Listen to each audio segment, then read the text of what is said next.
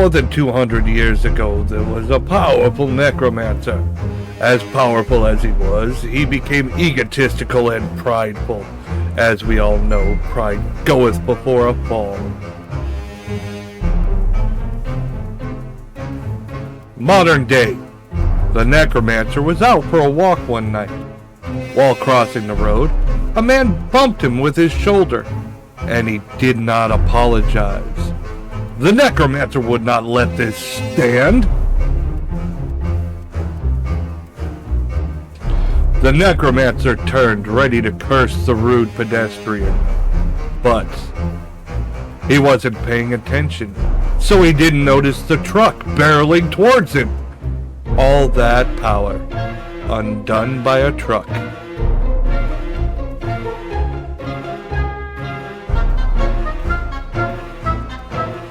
When the necromancer awoke, he was sitting before a goddess. She introduced herself as Nyx, the goddess that would decide where the necromancer would go for his next life. Oh, so I get to go to some amazing isekai world? The necromancer asked.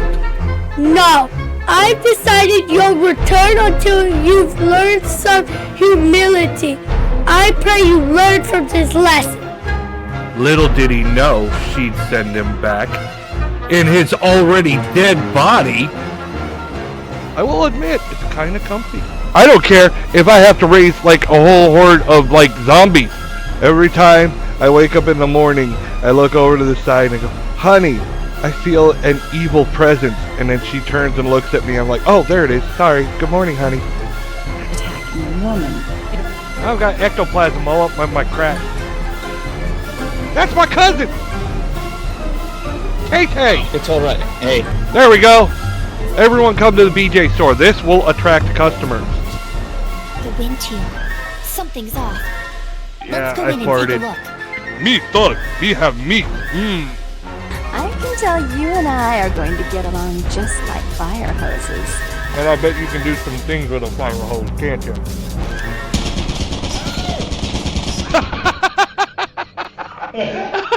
Damn it. Fucking damn it, guys. That's hilarious.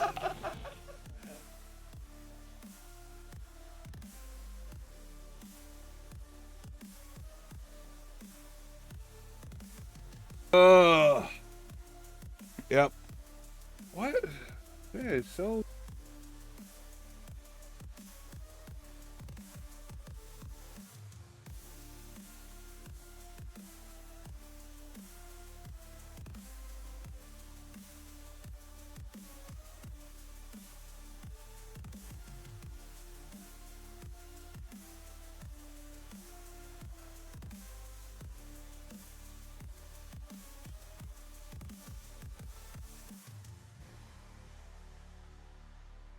weird.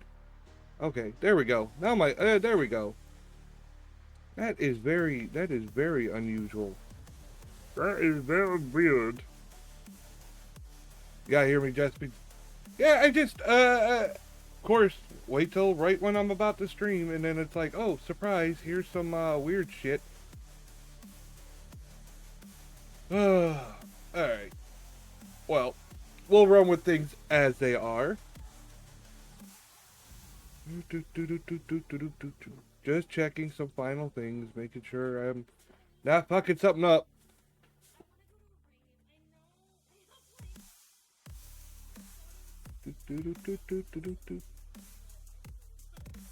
Why is that even on there? I don't know. Whatever. Alright, everything looks like it's running super groovy. How's everyone doing this evening? I think tonight I'm planning on doing some ghost fakers. Calling out ghost fakers, watching paranormal shit, reacting to it, you know, all that stuff. I've got an incredibly long backlog, so I should really start catching up on some of this shit. I watch older stuff. It's got to be at least 2 weeks old, unless there's some special occasion, but that's very rare. I try to give it at least 2 weeks so that the original posters can get their views, get their everything. You know, I'm not like, you know, ripping off their views or anything. You know, it's been out for a while. The viewers viewed it. Now I'm gonna catch. You know, I'll do some reacting to it. You know, stuff like that. And of course, you know, give the original posters credit. You know, go check them out. Even if I'm calling them out, you know, it's still, you know, you might see me as being the wrong one and me being the asshole, and you want to go watch them. Well, fine, then, you know, maybe it works that way. But I assume if you're here to hear me fucking run my mouth and rant about stupid shit. Good, yes. Excellent, Rengoku, excellent. Alright, let's see. My hand hurts, so I'm going to just lurk. Okay. Oh, okay. That's fine. My mind went to the wrong place at first. I'm glad I read that appropriately. At first, I thought it said my hand hurts, so I'm just going to jerk it. And I'm like, whoa. That is not correct. Alright. And look, I've got this prepared. Turn on, motherfucker. There we go. I got it. I love when I'm prepared. Except for that surprise microphone thing. I don't know. It suddenly just started picking up all kinds of random microphones on my fucking thing. I'm like, what the fuck? It's like, it's this and this and this. I'm like, dude, you're not even supposed to be there. What the fuck? Alright. Let's get started with our first. Please let me know if you cannot hear any of the audio playing.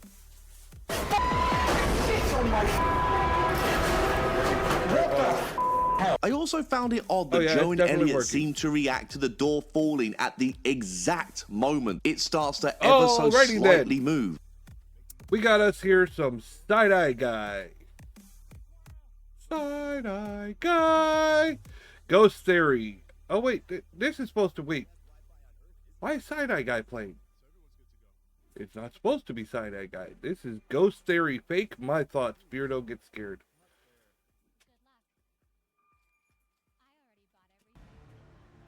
Maybe this is still Beardo. It is still Beardo. My bad. Look, he was looking at side-eye guy's thing. Oh, that is it. It was confusing. At the very, very start of the video, they foreshadow the whole coffin lid thing, and they show that it is stood vertically when they first get to this location.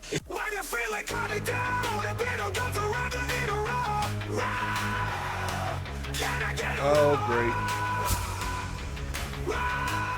Oh, I do love me some Beardo. How are we all doing? I'm groovy. Absolutely fantastic. Is it just me, or does his hair like that remind you of something about Mary? You found the hair gel.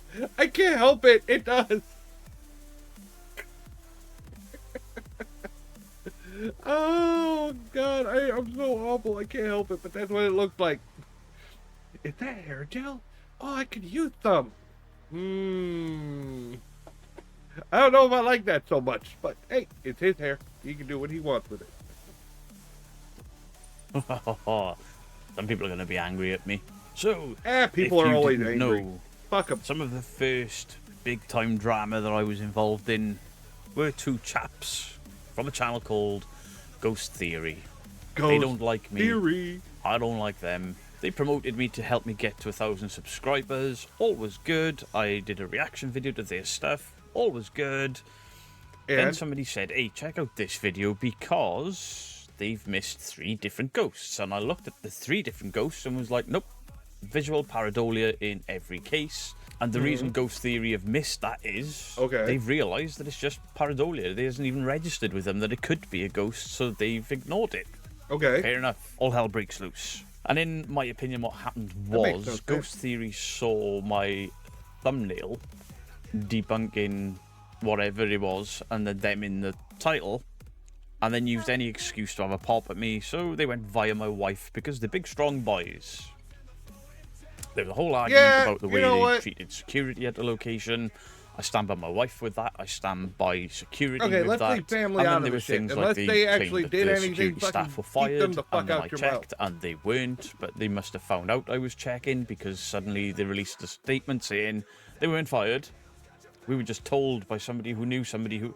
it got all sorts of messy. Somebody And who's then somebody who's somebody. I made a couple more videos here and there, but I've stayed away from them for 11 months was the last video I released about them.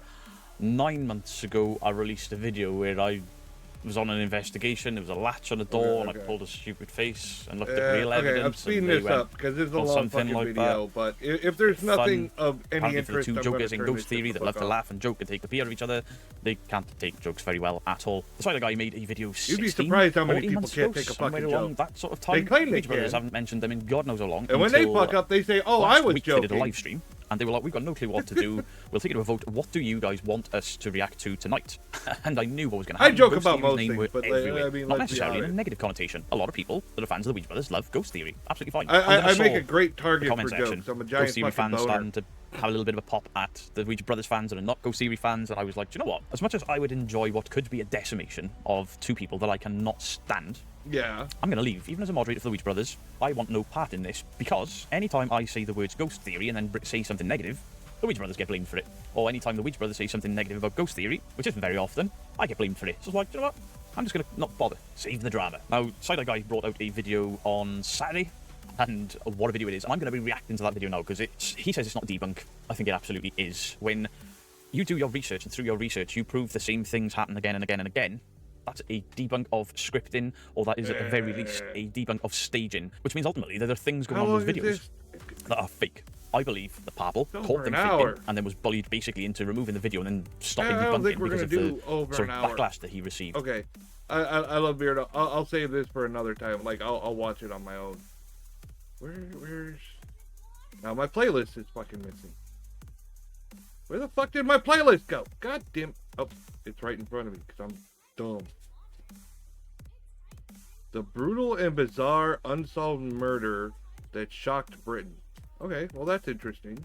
Valentine's Day remains a bittersweet occasion for the people in a small village in South Warwickshire. Some locals have even been known to plan annual trips away, just so they aren't around when February the 14th comes around. The village was home of a brutal murder that local authorities were unable to come up with a suspect or motive. Is it just me, or however, is the it, investigation into this particular murder would soon take an unexpectedly strange turn. Rumours of witchcraft, spectral black dogs, and ritual sacrifice would surround the case as it became entangled in the dark folklore and history of the region. Was this work of a lone madman, or something far more sinister? So let's take a look at the small village of Lower Quentin today and delve into the mystery, the facts, and the legends of the Valentine's Day murder.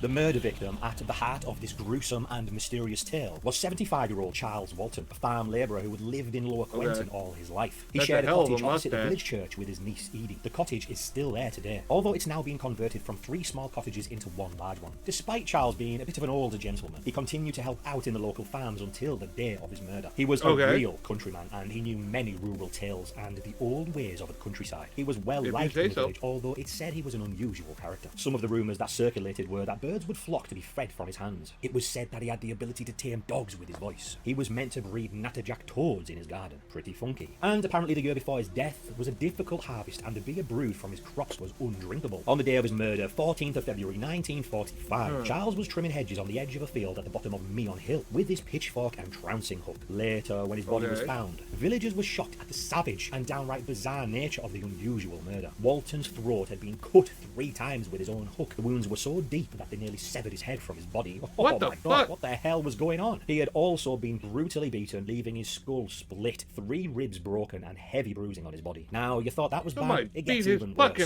final gruesome act was his pitchfork had been thrust down through the lower part of his face with such force that it left his body pinned to the ground in what appeared to be a deliberate position. His head forced back, opening up the wounds on his neck almost to drain the body of blood. Witchcraft was suspected because of the large cross that was carved into his chest. Previous similar cases documented include people murdering those they believed to have put them under a spell. In these cases, I'm not familiar enough with witchcraft, but I thought the person that taking their revenge. With rumours a of Charles and crucifix, a witchcraft, cross, did someone have some kind of misfortune in life and blamed him for occult? putting on some kind of spell on them? As mentioned earlier, about maybe? the crops not going well. Author Margaret Murray of the popular The Witch Cult in Western Europe believed plenty the of shit Walton in other murder was actually a religions that I ritual don't know. act, performed with the purpose of replenishing the soil to allow good crop growth. Meon Hill, where Charles' body was found, has been surrounded by strange tales for centuries. Whispers of the devil himself and ancient hauntings. One legend from the 8th century says the devil kicked a boulder from the top of the hill, intending to smash the newly built Evesham Abbey. The legend tells that his angry deed was thwarted by locals' prayers and the stone instead fell elsewhere. People then carved the stone into the shape of a cross to rid it of evil from the devil's touch. Now, there is another version of the tale which I always find funny. Like, how is the two versions of the story? But the other version of the tale says the devil threw a large lump of earth to smother the newly built abbey. However, the Bishop of Worcester saw the devil and with the power of prayer altered the devil's aim. In this version, the lump fell short of its target and actually formed Meon Hill. There's also legends of phantom hounds from a Celtic king that are said to hunt the hill on the night. The king was the lord of departed spirits who would hunt to gather souls, riding a pale horse and accompanied by his white hounds. As well as the king's white hounds, the mysterious large black dogs with red eyes have also been sighted in the area on many occasions. A common English folktale, often thought to be a demonic hellhound known as the Black Shuck. With no immediate leads, it soon became apparent to local authorities that outside assistance would be needed. Detective Chief Inspector Robert Fabian, the top detective of his day, took this as his final case. He was an aging celebrity detective of the era who very strangely... Why is it reminding me of the fucking Sherlock Holmes?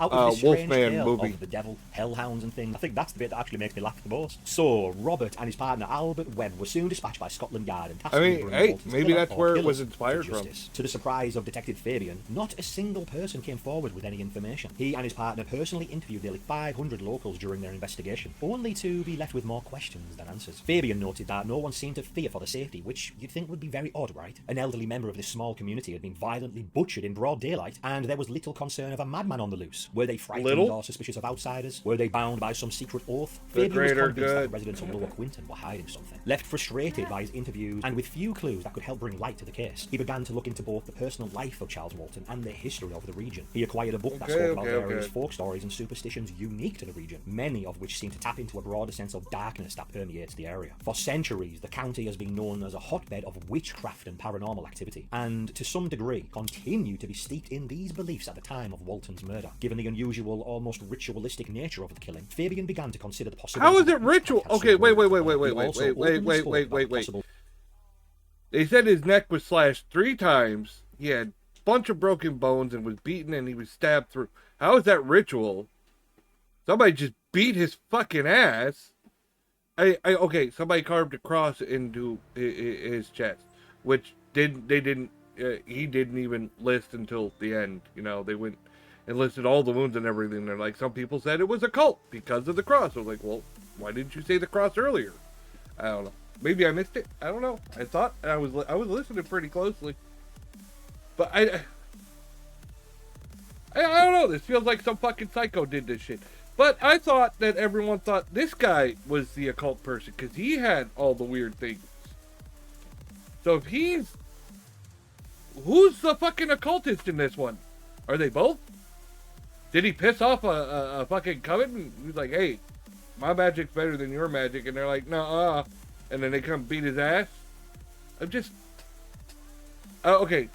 Maybe I gotta hear the rest of the story, but so far it sounds like what the fuck. It's a whole lot of what the fuck.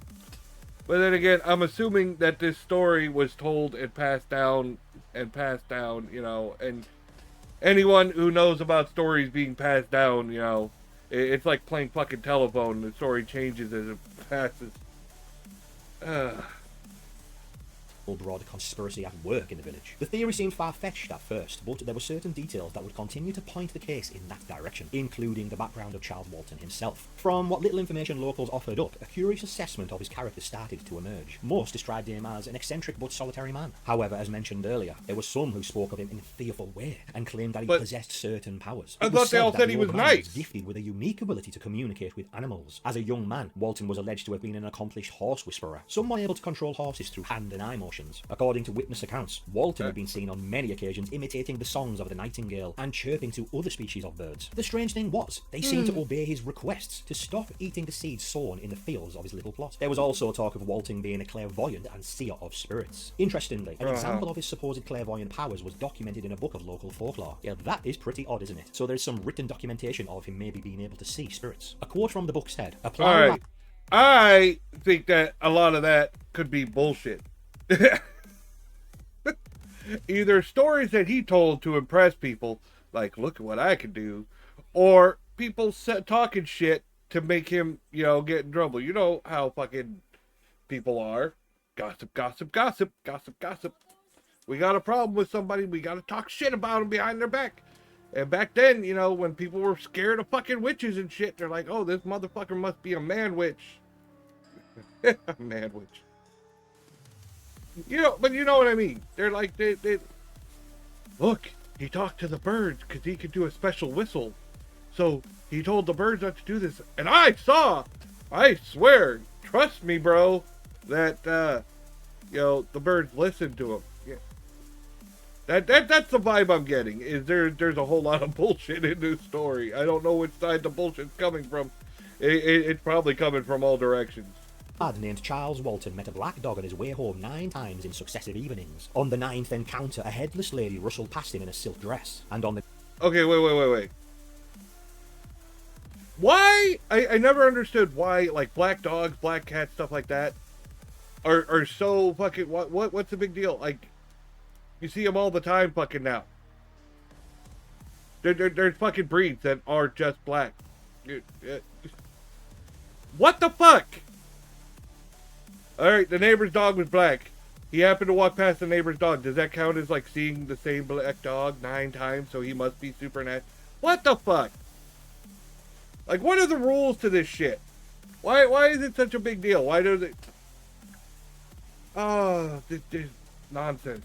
The next day, he heard of his sister's death. The paranormal encounter stained Walton's soul, according to his superstitious-minded neighbours, imbuing the already strangely gifted child with even darker powers such as the evil eye, the ability to place a curse through hypnotic gaze. Some villagers came to believe gaze. During the search of Walton's residence following the murder, it was discovered that the back garden was overrun with large natterjack toads. Why was this strange, though? Well, rumour had it that the old man was breeding the creatures for nefarious purposes. The natterjack features prominently in records of British witchcraft. What? There's a bunch of toads in his backyard. He was breeding them for nefarious... What the fuck are you going to use the toads for? There was a ritual known as the Toad Bone Ritual. Once complete, the bones were used as a talisman to give the owner power over horses. During the 16th century, the toad... Says who? Where is this ritual coming from? There's a whole lot of loose ends here. And a lot of, you know, plot holes. Like, what the fuck? So there's this ritual that says we can do this. Well, if you're not a witch... How do you know about it? What the fuck? Were collected and burned as familiars of witches. The rural landscape around there has always provided fertile ground for tales involving witches, phantom coaches, headless horsemen, and of course a ghostly woman in white, mysterious black dogs, fairies, and various demonic entities. It's also a region where outdated folk beliefs and traditions, long since discarded elsewhere in Britain, actually persisted. Some say Meon Hill, where the medical place, is an evil place, a gateway to hell. It's located in an area dotted with Neolithic and Bronze Age burial mounds, and the remnants of various Iron Age and Roman encampments. From the time of the ancient inhabitants, and throughout the ages since, the entire area has been associated with dark and supernatural force. None of that explains why it would be a gateway to hell. Like the Roman encampments and burial mounds and like, okay. So yeah, some fucked up shit happened here, right? That doesn't make it a gateway to hell. It makes it, you know. How about you show me a map and I'll probably, I have a feeling it was probably of some strategic importance in a battle. Probably why that shit was there. Horses. As already mentioned, a young Charles Walton was haunted by a black dog in the days leading up to his sister's death. A lifetime later, during the investigation into his murder, another mysterious black dog encounter would take place. While he was in Lower Quentin, Detective Fabian's investigation would bring him through St. Swithin's Cemetery and into the fields surrounding Meon Hill. On a nearby stone wall, he noticed a peculiar black dog following his movements. There goes the black dog again. It's always a black dog. The boy was walking nearby, and Detective Fabian asked him if he was looking for his dog. The boy was confused. Like, bro, what are you talking about? So the detective said, dog lad, what you talking about? On hearing this, the boy turned pale and fled in panic. Word soon spread throughout the village that the detective had seen the hellhound. A series of strange incidents would happen in the days following. It was a black dog! He must have seen the hellhound! It was just a black dog. Seemingly had just dropped dead in one of the grazing fields around Meon Hill. Later that day, as Fabian attempted to conduct more interviews, he noted that the entire atmosphere of the village had changed. In his memoirs, he writes, "When we walked into the village pub, that evening silence felt like a physical blow. Cottage doors shut in our faces, and even the most innocent witness seemed unable to meet our eyes. Some became ill after we spoke to them. A few days later, a black dog was found dead and hanging. It's a bunch of superstition. He said earlier that where other places in Britain had discarded of this stuff long ago, this one area held on to all those superstitions. So, of course, they're all superstitious little fucking kooks. And they're all like, oh, he saw a black dog. It must have been the devil. Look, Mama, look who's on TV. It's the devil. This is fucking ridiculous. Where Charles Walton's body had been discovered weeks earlier. This was likely a sick prank played on Fabian by some locals following the news of his sighting. However, maybe it was a warning. The cross symbol carved into his chest strengthened the claim that it was a witch killing. For centuries, Christian folk superstition has held to the belief that the sign of the cross would be used as divine protection against malevolent forces or spells, particularly in defending against the evil eye. During Warwickshire's witch hunting past, a more overtly religious form of blooding included carving a cross directly onto the body of a witch in order to nullify their diabolical powers. It was discovered that 75 years prior in the neighbouring village of Long Compton. Okay. So they're saying, the first one they said that the cross was used to nullify witch powers. Okay, that doesn't sound like, an evil marking. It sounded like they thought that he was a witch. Or that it would nullify his powers. So people got fucking paranoid. And some fucking nutbag in this fucking town or village or whatever thought that he was a fucking witch, or that he had fucking done something, and they probably fucking murdered this guy, and carved the cross and be like, we're gonna stop your evil because we saw a black dog. And this is all fucking superstitious fucking nut jobbery. Oh my god, they just let a murder fucking go because they all just assumed this guy was crazy, was a witch.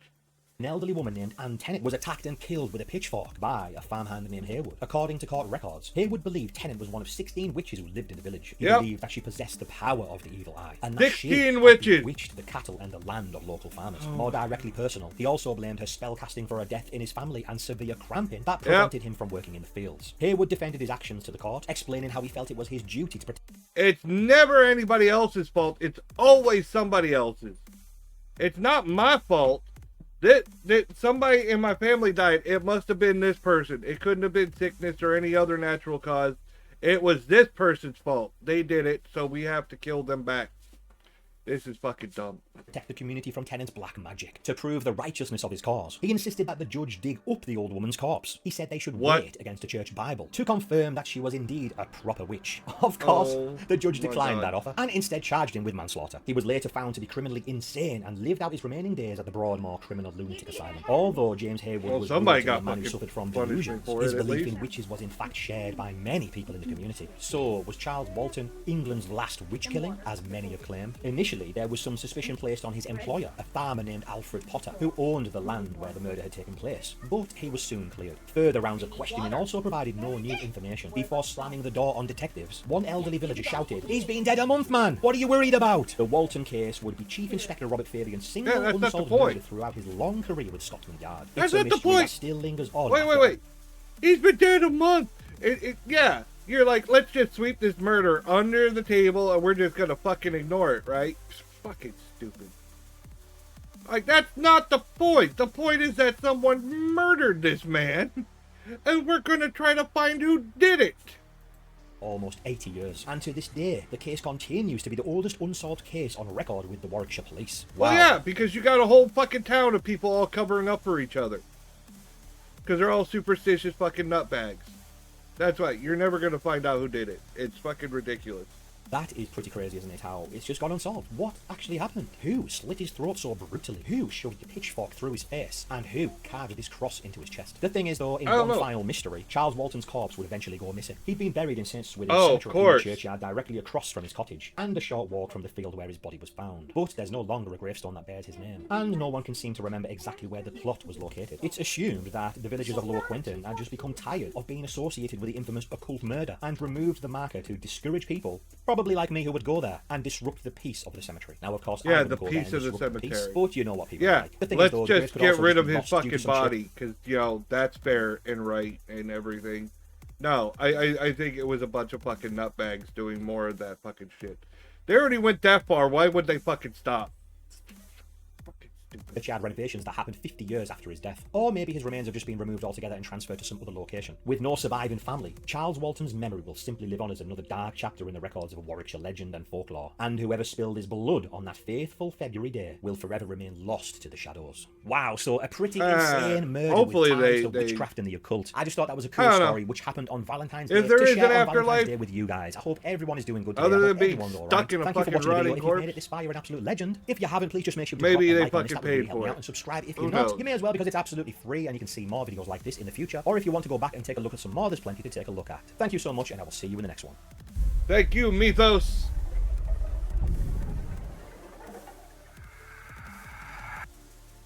That's right.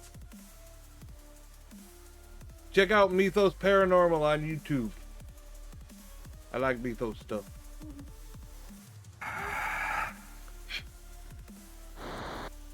What do we got next? What's next on our list? Let's see what it says. Beardo gets scared. The most haunted care home in Wales. How long is this motherfucker? Oh, another fucking hour. I'm not watching another fucking hour video.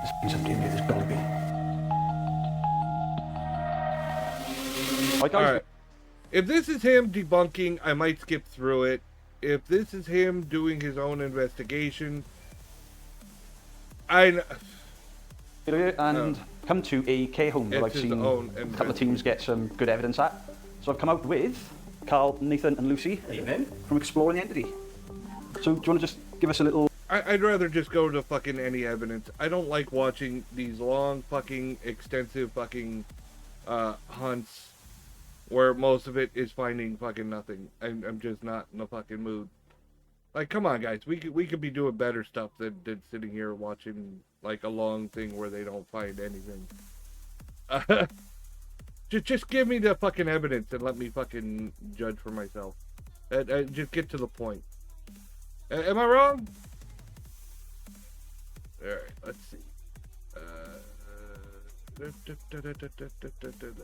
clean this stuff up.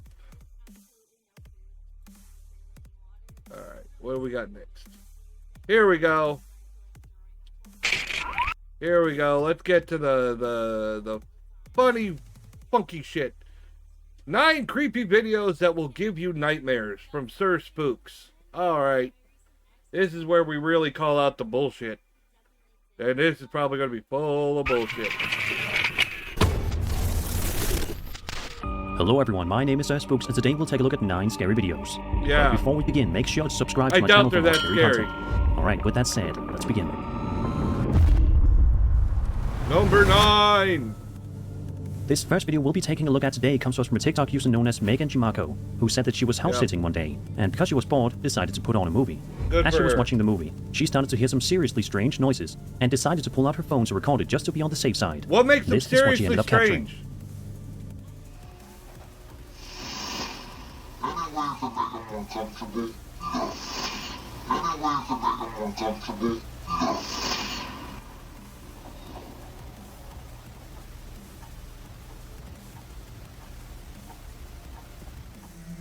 Out of nowhere, a creepy voice can be heard asking, "Any way I can make you more comfortable?" Megan says that initially, she thought that it might have just been some dialogue in the movie, but after rewinding Yeah. the film, she determined that it wasn't the explanation.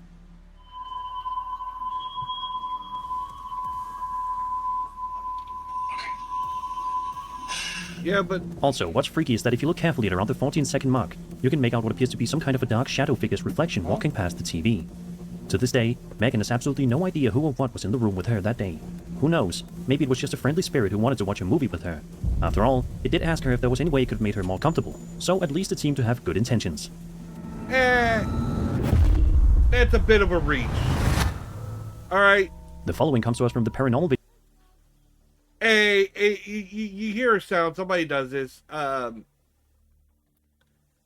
To me, it looked like a computer monitor instead of a TV, but, you know, I could be mistaken. I can give the benefit of the doubt on that.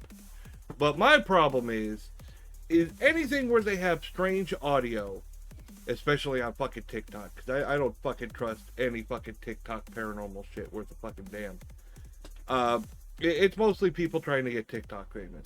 And that's what I'm going to assume that one is. You hear audio out the background, and that could come from anywhere. It could come from a fucking cell phone. It could come from, and yeah, I'm going to assume that it's probably pre-recorded. Somebody recorded something, fucked with the audio, so that when it, you play it and it sounds funky. Yeah, raise the bass or fucking slow it down. Whatever the fuck they did to it. I think it's a big load of bullshit. Anytime you show me paranormal evidence and say it was on fucking TikTok, I'm like, I automatically like, yeah, just throw that in the garbage. TikTok's fucking bullshit. Video subreddit by user known as VoD, who posted a highly unsettling video over there, along with some much appreciated context. The post reads as follows, quote, "This happened a couple of years ago and I've never been able to explain it logically. When it first happened, I assumed I'd knocked it over myself somehow, though I didn't feel anything. So I checked the security footage to see how I'd been so daft, and maybe sent it to our company group chat, which is why I laughed at first. Then watched the other camera and started to realize something was a little strange about it. Coffee cup was full at the time. That was my first sip. I should add it's not the only strange thing that's happened in the shop, and not just to myself either. Just the most interesting one I managed to get on video thanks to the security cameras. Any logical explanations, or is my shop haunted by ghosts? Wait, what am I looking at? End quote. So without further ado, let's have a look at the footage. Okay, sure.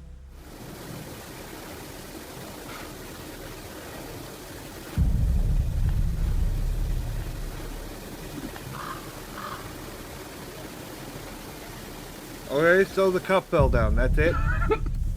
Just by watching the footage, it definitely looks as though the coffee cup was pushed over the counter by some unseen force. It also appears as though there aren't any windows open or anything that would have caused the cup to go over the counter like that. Some speculate that a loose hair on his sleeve could have gotten stuck under the cup or the lid as he put it down. That's a and when he then moved possibility away, too. the cup moved with him. So what do you guys think? Do you think that there was some kind of spirit roaming around in this guy's coffee shop that day? Or is there a much less sinister explanation here? Be sure to let me know your thoughts.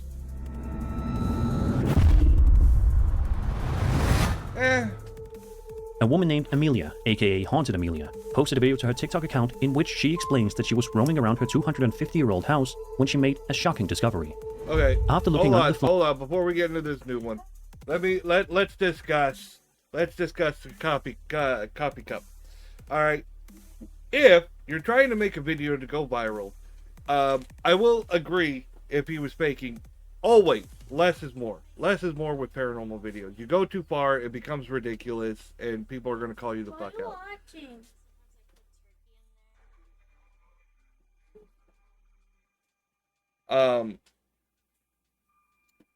Less is more.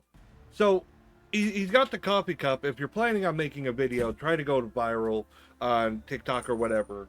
Like I said, I've said this before, black thread. Black thread is one of the, it doesn't show up well on camera. It's one of the easiest things to use. Whatever tactic he used, he takes a sip of the coffee, sets it down on the counter, right?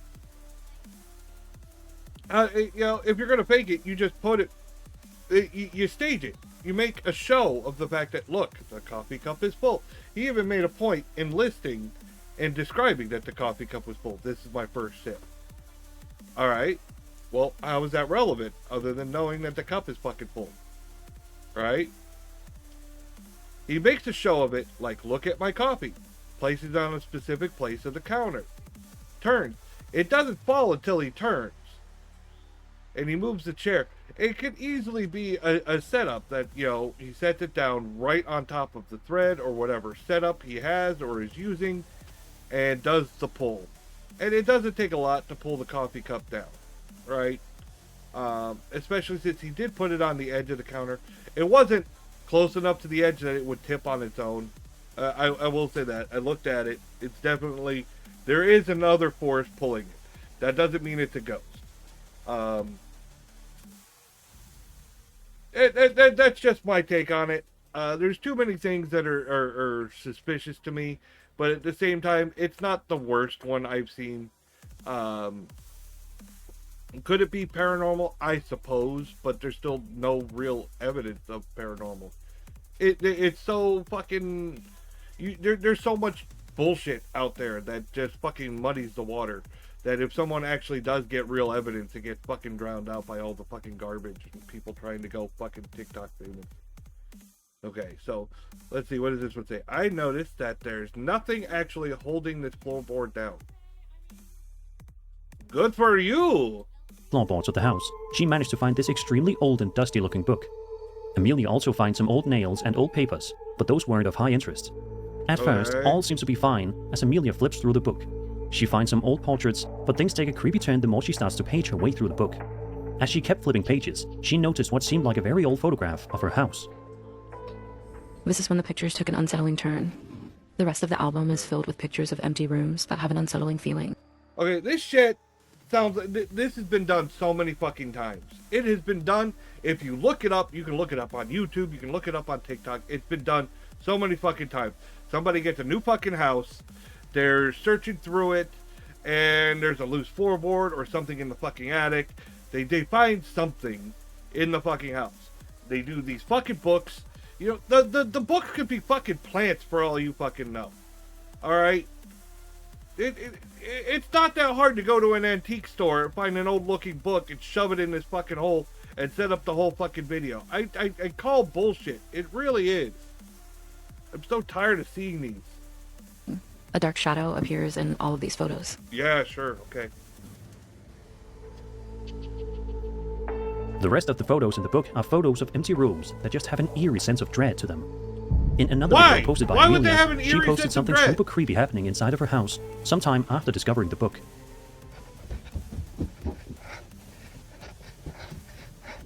Sure, what now? I've seen this before. Okay, I've seen this before. Strange banging noises can be heard coming from somewhere upstairs in her house, and a curtain moves on its own before an item falls off. Okay, notice. Here's a common tactic, alright? For fakers, there's a blind spot behind this fucking TV here. Blind spot, there's a bed there, somebody laying on the floor. Look, it pulls towards the blind spot. And then something falls off the fucking wall over here. Again, towards the blind spot. Someone's there fucking pulling shit. That... Off of her wall. Sadly, that's... Yeah, it's still blocked. As a result, they come... The footage was then posted to TikTok. God damn it. This is what he can... Hold on. I'm going back. I'm going back.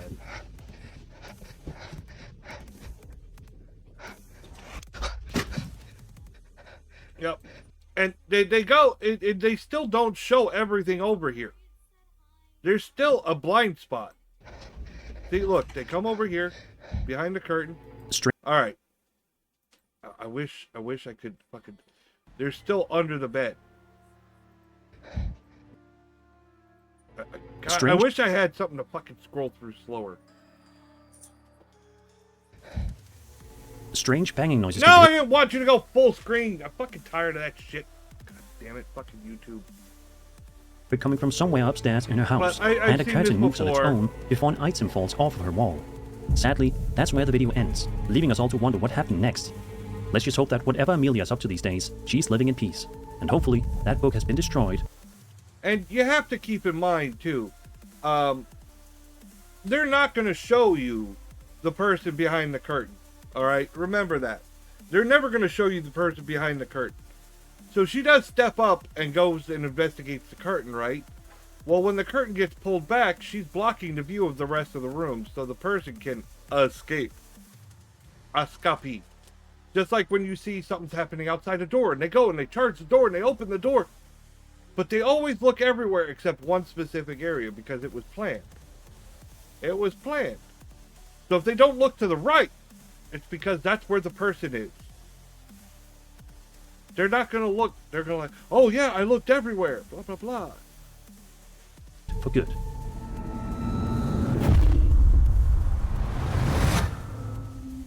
On June 29th, 2020, a YouTube channel known as Humanity Interrupted posted a highly unsettling video that showcases the use of videotaping the outside of their house while audibly in a panic state.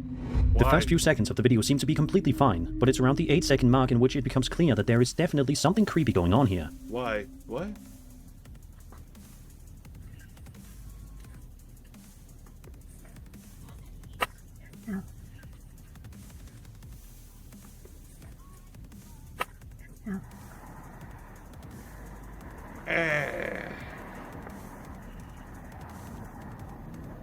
Yeah, and then it pops back up.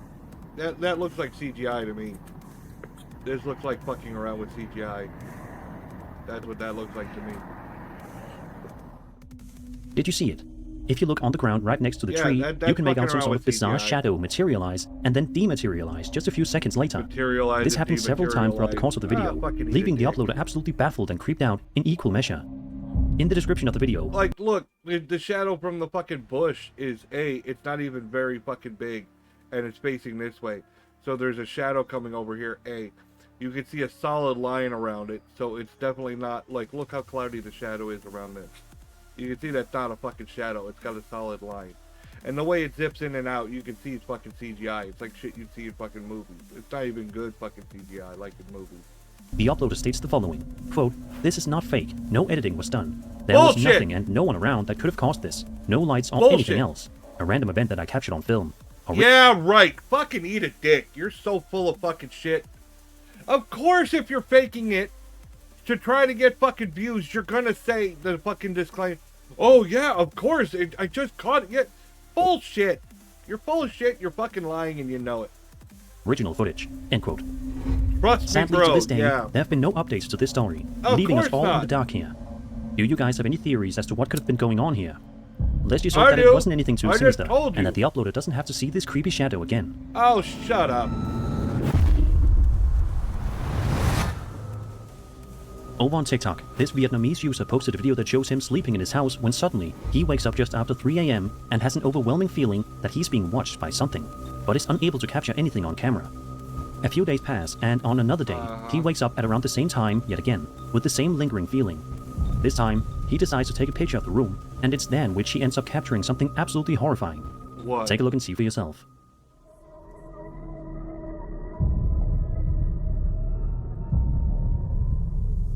Really? It may be hard to see at first, but if you look carefully and perhaps turn up your brightness a bit, you can make out what appears to be some sort of a creepy entity hiding underneath his table. This story just goes to show you how amazing the human brain and body can be. No, This it's was a guy who fucking woke up feeling added in completely on edge post. before he even noticed the entity. If this video is to be believed, it was his body's way of... It's not a video. It's a fucking solid image. Show me a fucking video. Show me it fucking moving. It's not fucking moving. It's a fucking solid image. It was added in fucking post. You're full of shit and you know it. Oh my god. of warning him of danger. But please, if you're watching this video late at night, be sure to check your bedroom just for good measure. Whatever. This TikTok video posted by Taylor Wachacha is guaranteed to give you nightmares tonight. Wachacha? Taylor's girlfriend told him that her house is haunted. Living alone, she frequently hears footsteps coming from upstairs. However, Taylor isn't quite sure he believes her, telling her that the noises are most likely just the result of old creaking floorboards. However, one night, while his girlfriend is still at work, Taylor finds himself alone in her house. It's this night in which he records something on his phone that he did not expect, to say the least. Let's have a look. My front camera is smashed, but I'm here at my girlfriend's house by myself. She always says it's haunted because it sounds like somebody walking around upstairs. I've never heard it until now. I always say it's not haunted because the house is a little old. But it legit sounds like there's somebody upstairs. I will swing on a ghost or if it's a person, I don't care. Let's see. Who's up there? Oh my god, they're like at the top of the stairs. We're gonna get a running ghost. Come down these stairs and I will swing on you, I promise. Yeah, I've seen this before. Yeah. Bullshit! Out of nowhere, loud footsteps can be heard coming down the stairs rapidly. Okay, running ghosts are, if you've never seen my channel before, running ghosts absolutely piss me off. One person did it. It went fucking viral, and now you see running ghosts all the time. It's like so many fucking ghost tropes now you see with these fucking videos. Is one thing ends up becoming successful, and then all of a sudden everyone does it, and it becomes normalized. Just like the fucking running ghosts. Running ghosts are easy to fake. This is on a fucking cell phone. You're not getting fucking stereo fucking quality here. Alright? Somebody could be standing behind you, fucking stomping on the fucking step, and it sounds like someone's running at you. You just have to trust me, bro, on all these fucking things. It's bullshit. It's fucking bullshit. It used to be you'd get the running ghost on solid straightaway floors, and now they do it on stairs. I guess stairs are easier now. I don't know why. The original one I saw was on a solid straightaway in an actual, well, supposedly haunted location. Now you see them in houses, you see them every fucking where. Running ghosts are just a thing now. But as you can see, nobody is there. When these noises can be heard, Taylor immediately tries to punch the spirit, but is unable to do any damage. Understandably. Yeah! But it is it's not amazing to see just there. how completely brave he was while staring in the face of a spirit. It's safe to say that after this night, Taylor's He most likely no bravely longer fought the skeptic, thing that if wasn't this video there. is of course real. But let's just hope that he and his girlfriend will not have to deal with spirits any longer, and find a way to obtain peace. Yeah, whatever. All these videos are trust me, bro. A lot of... Over on TikTok, a man named Lin from the Philippines filmed a video of himself at a church ceremony, which seems to be completely normal at first, but quickly divulges into utter horror. Lin films the inside of the church, where the ceremony is taking place, and all is good. But then, Lin pans the camera behind him, and it's here in which he finds himself in for the scare of a lifetime. I hear a cock. What are we looking for here?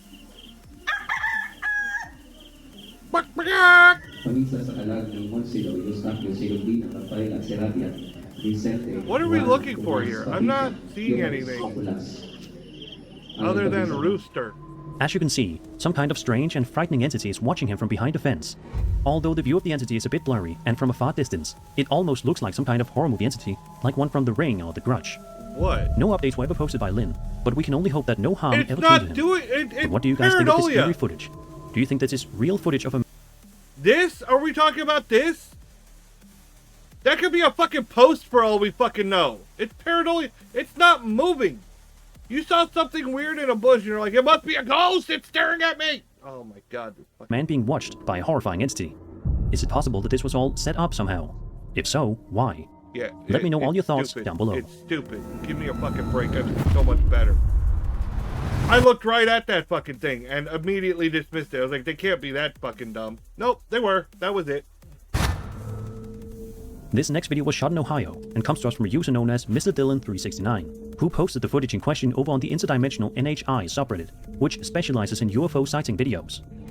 The footage, filmed in broad daylight, shows the uploader standing outside and filming the sky, where it's clear that there are multiple things up above that are absolutely fascinating. Have a look and see. 1, 2, 3. That's not those are not airplanes. Are you sure? And like I said, I'm recording this literally through my iPhone. Good I'm for moving you. the camera like this. These objects are, they look to be round shaped and it's really weird. It's like a fleet. They're not weather balloons, they're not planes. I don't know if it's your shitty phone, but to me, they look like CGI. I mean, his phone is moving around an awful lot. But the placement of those things and the way the video's recording and stuff, they look like fucking CGI. That's what it looks like to me. It looks like little fucking after fucking added shit. Like he recorded the fucking sky and then went to an editing program and threw a bunch of shit in there. Planes. Definitely not helicopters or drones. It's around 5 p.m. Holy. Did you see this? Look at the speed that thing did. This is insane. What the fuck? This is insane. What the fuck? This is insane. What the fuck? They're disappearing. This is weird. 1, 2, 3. That's not those are not airplanes. The uploader points out that the objects in the sky are oval-shaped, no lights, no chemtrails, and move at abnormal speeds that airplanes or helicopters simply cannot move at. A lot of people in the comments are absolutely blown away by the footage, with many people calling it one of the most believable UFO sighting videos in recent memory. So what do you guys think? Do you think that this Reddit user managed to take legit footage of UFOs roaming the sky? No! Or was this something else entirely? I'll let you decide.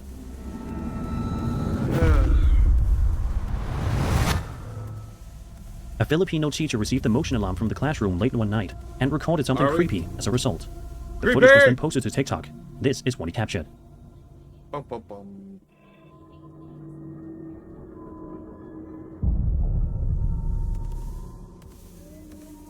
That was it? Was that it?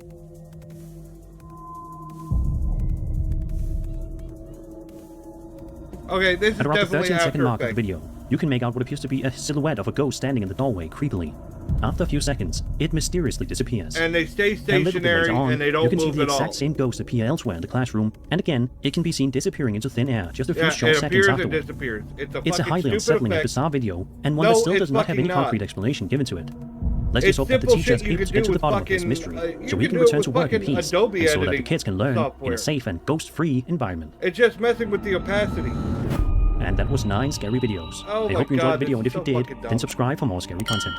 My name is Spooks, and I'll see you all in the next video. Nah, unfortunately. Would you? Okay, yeah, I'm not. If you want to watch Sir Spooks, go check him out. He's on fucking YouTube. But I mean, honestly, I watch him for this stuff, so you can see me fucking calling out the bullshit.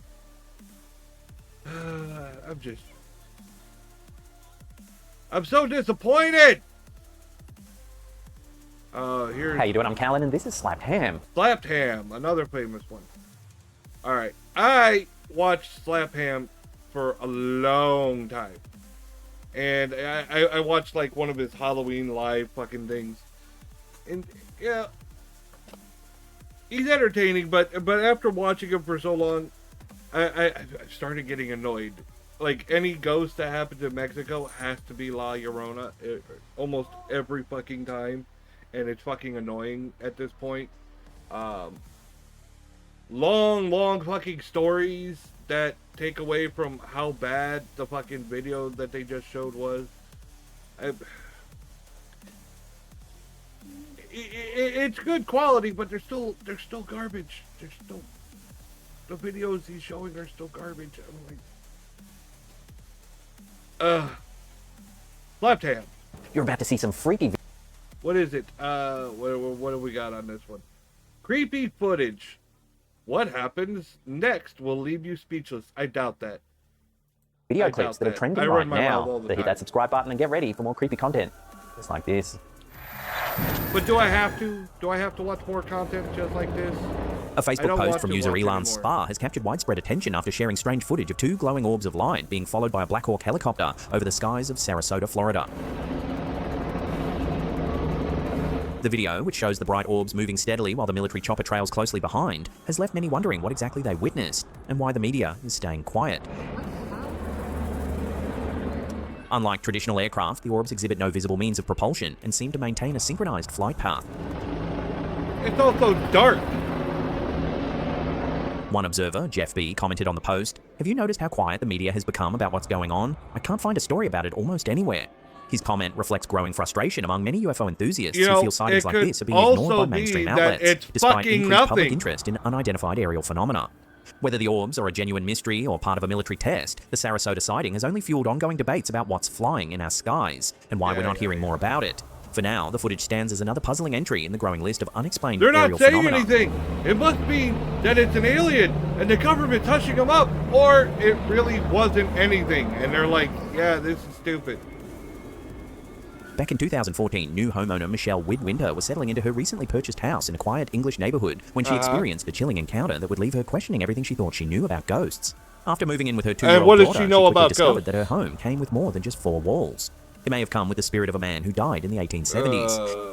It all started when Michelle decided to take a photo of her home's exterior. The plan was simple: capture the charm of the house and share it with friends online. But as she admired the image, she noticed something eerie staring back at her. In one of the upstairs windows, a man's face could be seen, translucent yet detailed. "I ran into the house to make sure no one was inside," Michelle said. "I knew everyone else was at work, so it was just me and my 2-year-old daughter. The face was there, clear as day." What made the discovery even more unsettling was that the face bore a striking resemblance to Samuel Kent, a 19th century murder suspect with a dark past. Unsure of what she had captured, Michelle posted the photo to Facebook, hoping someone could offer a logical explanation. Most people said it had to be a reflection of the flowers below the window, but the angles just don't line up, she explained. "It's hard to believe, but it clearly looks like the face of an old man." The face... Saying the angles don't line up, alright? You're not fucking super mathematicians. That's fucking stupid, okay? The angles don't fucking line up. Whatever. I agree, it's not the fucking bushes, but at the same time, when you try to fucking sound smart, you sound more dumb. Alright. This could be anything. the fact that they're like, oh, he resembles this person, a murder suspect. Of all the people, a murder suspect in my fucking house, right? It almost feels like you planned this. You put something in the house so that it looks like there's somebody at the window. Like putting a picture up here. Because notice there's nothing on the bottom part of the window. It's just in this part, right? Right where she wants it. And then you come outside, you take a picture, and you're like, oh, look what I got. I got a picture with the thing. Yeah, that's how I feel it is. It feels like something like a simple setup. But I have a feeling there's more to the story than just this picture. If this is all there is, I'm going to say bullshit. The face is too fucking perfect.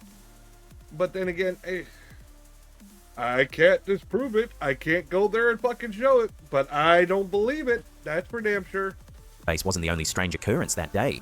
Michelle recalled that earlier that morning, a clock had randomly fallen off the wall and shattered without explanation. The clock was already there when we moved in, she said. It wasn't because of a loose fixture or anything we did. Things only got weirder when a friend visited and witnessed a door handle move on its own. The door then opened by itself in the very same room where the face had appeared in the photo. I'm usually very logical. Yeah, but now we're just hearing stories. We don't have any evidence. We're just hearing stories. Trust me, bro. Well, you're not proving yourself very trustworthy thus far. I don't know who the fuck you are. Why should I fucking trust you? But I just couldn't explain any of this. The face in the window sparked curiosity among local historians, including Andrew Jones, who had extensively studied the life of Samuel Kent. Kent was a suspect in the infamous 1860 Road Hill house murder where his 3-year-old son was brutally killed. Although suspicion surrounded him, Kent was never charged. Instead, his daughter, Constance Kent, was eventually convicted of the crime. Jones believes the emotional weight of Kent's guilt and public scrutiny could explain why his spirit might linger. He was a man haunted in life, so it wouldn't be surprising if he's still haunting places tied to his past, said Jones. Yeah, whatever. Michelle's ghostly encounter wasn't limited to the face in the window. Since moving in, she reported hearing strange scratching noises from the walls, footsteps from upstairs when no one else was home, and flickering lights. Again, I never no believed evidence. in ghosts before, but this house is making me reconsider, she said. Even though years have passed since the incident, Michelle admitted that the memory of that face still haunts her. I've tried to come up with a logical explanation for it, but I can't. I just hope whatever it is doesn't want to stay here forever. As for local historians and paranormal enthusiasts, the case of Samuel Kent's ghost remains one of the most compelling hauntings connected to one of England's darkest unsolved crimes. What do you mean? That's all it is! Compelling hauntings. It's one picture! So I opened up the portal 3 times and... In a post that has taken the paranormal community by storm, Facebook user Jorge Luis Cruz Molina shared an eerie encounter while conducting a Ouija board session with a twist. Instead of the usual nighttime setup with candles and dim lighting, Jorge performed the ritual in broad daylight, seated in front of a large mirror. Okay. This is lame. As Jorge sat at the table, the Ouija board itself appeared untouched, but the planchette in the mirror told a different story. A Ouija board session. So, I want to see how this goes. It's daylight, so I actually feel a little bit comfortable. So it feels too set up. Trying to see if I can make something happen for real. Viewers have speculated whether an entity used the reflective surface as a gateway to interact with our world, a concept often discussed in paranormal lore. This is all set up. Try this, all right? So this is all set up. Make this happen, and hopefully we make some. The origins of the Ouija board date back to the late 19th century, a period of fascination with spiritualism, when people sought new ways to communicate with the dead. Or something. Although variations of spirit boards existed as early as ancient China and Greece, the commercially marketed Ouija board as we know it was patented in 1891. I don't need the history Its of the design fucking was Ouija deceptively board. simple. A board marked with letters, numbers, and the words yes, no, and goodbye, paired with a planchette to spell out messages supposedly sent by spirits. Spiritualists embraced the Ouija board as a tool for seances, believing that spirits could guide the planchette to deliver messages from beyond. However, as its popularity grew, so did its sinister reputation. By the mid-20th century, horror stories of hauntings, possessions, and terrifying encounters began to surround the board. Films like The Exorcist only fueled public fear, portraying the board as a gateway to malevolent entities rather than benign spirits. Adding a mirror to the Ouija session is not without precedent. Throughout history, mirrors have been viewed as gateways to other dimensions. From scrying rituals to folklore about spirits trapped in reflective surfaces, mirrors have often been linked to the paranormal. Combining this belief with the already mysterious nature of a Ouija board creates a potent setup for supernatural encounters. In Jorge's case, viewers have debated whether the mirror amplified the board's energy or if it merely revealed what was already there. So, we're gonna try this, all right? So. Okay, does it continue to do that when he's back in front of the mirror? That's what I want to see. I've never been here before. No, that's where you end it? You end it, he doesn't go back in front of the mirror? You're going to end it there. Because that's going to disprove it. Everything is fine while he's there with the mirror. And then he leaves. It's a stationary image now. Easily fucked with. in editing programs. Oh my god, it's so fucking obvious. No, I didn't walk that way. I came from down here. In August See, 2023, what you do with popular outdoor something like vlogger English that Woodsman. is, it's two videos. It's two videos. All right. And it's similar to like how they reset a set. Like, you know how when they're shooting a movie, they're going to do multiple takes. So they have to reset and put everything back to the way it was so that they can do the take again. Well, you have two takes. You have two of the same thing.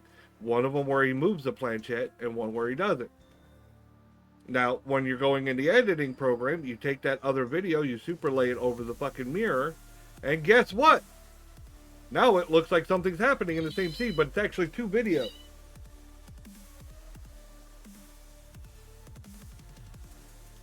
Yeah. And uploaded what started as a routine camping video, but quickly took a sinister turn, leaving both him and viewers unsettled. Known for his laid-back content featuring camping hacks and gear reviews, this particular video was anything but normal. Well, this looks nice. I'm liking this spot. Over an hour long, the vlog gradually evolved from a peaceful outing under the stars to a chilling encounter in the woods, sparking debate about whether the experience was paranormal or simply nature's unsettling unpredictability. While enjoying his camp setup and talking to the camera, English Woodsman is abruptly interrupted. And rain camping is really good. It sounds like footsteps.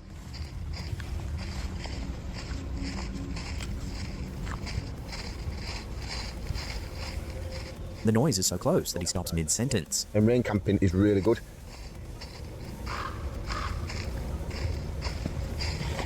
Yeah, blah, blah, blah, blah. After trying to brush off the initial encounter, things take another turn when the same unsettling sound returns.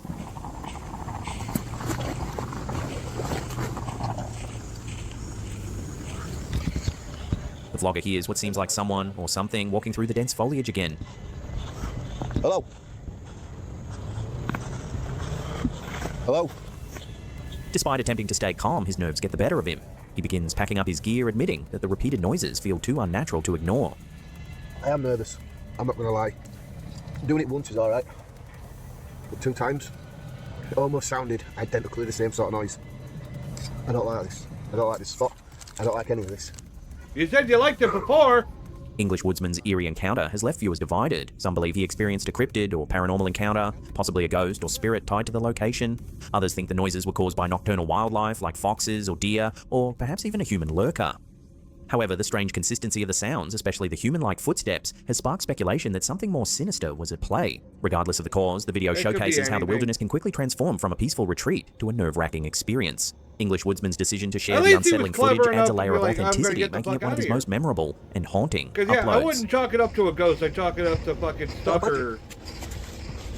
Creepy stalker guy. Hello? The Facebook page Ghosts of London has once again stirred up chills among paranormal enthusiasts by sharing a haunting image submitted by a follower. Its title is Ghosts of London. They make money by putting out ghost videos. So it is in their best interest to make ghost videos, regardless of whether they're real or not.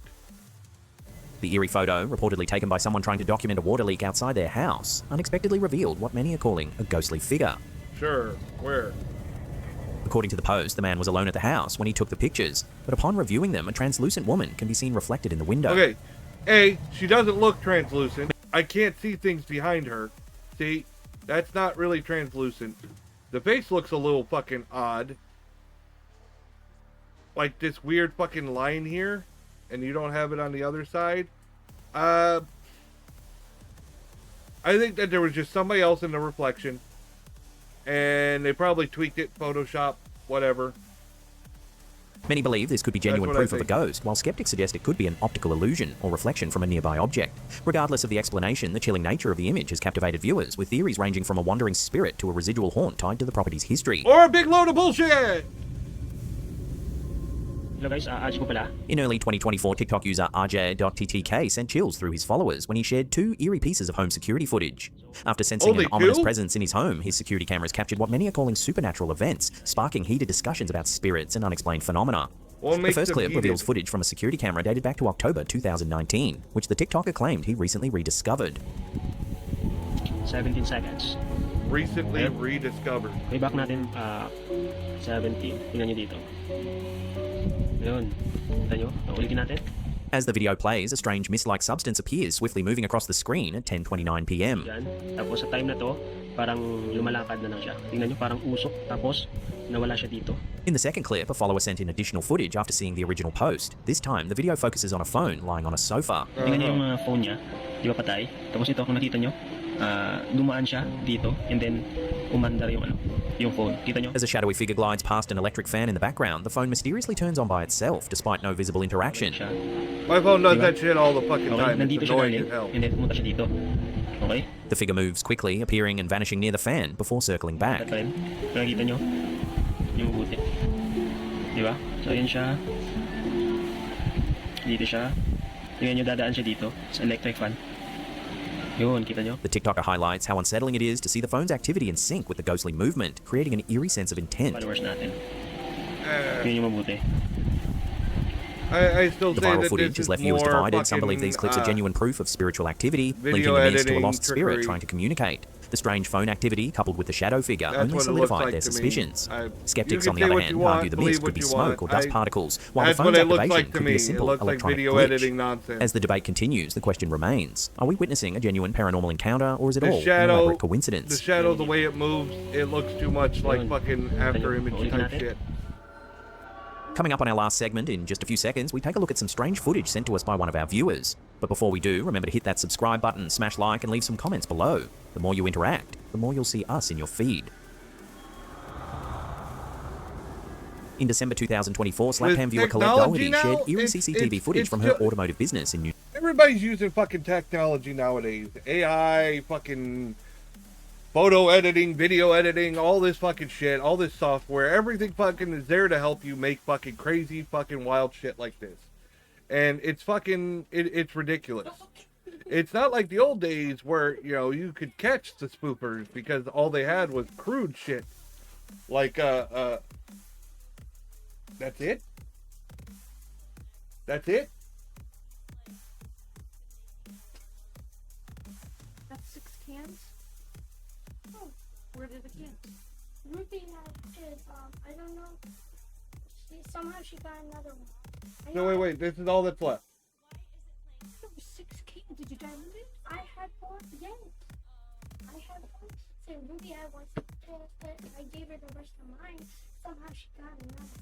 I don't know who opened another one for. There were 2 more, but I had 6 out. Yeah. Where are the other 2? Let's go back to the video. New Zealand. The footage shows a seemingly ordinary metal room thermometer undisturbed for several years, suddenly rolling sideways off a bench while the building was locked and empty for the Christmas break. Colette suggests that the paranormal activity may have been triggered by an entity from one of the cars parked outside.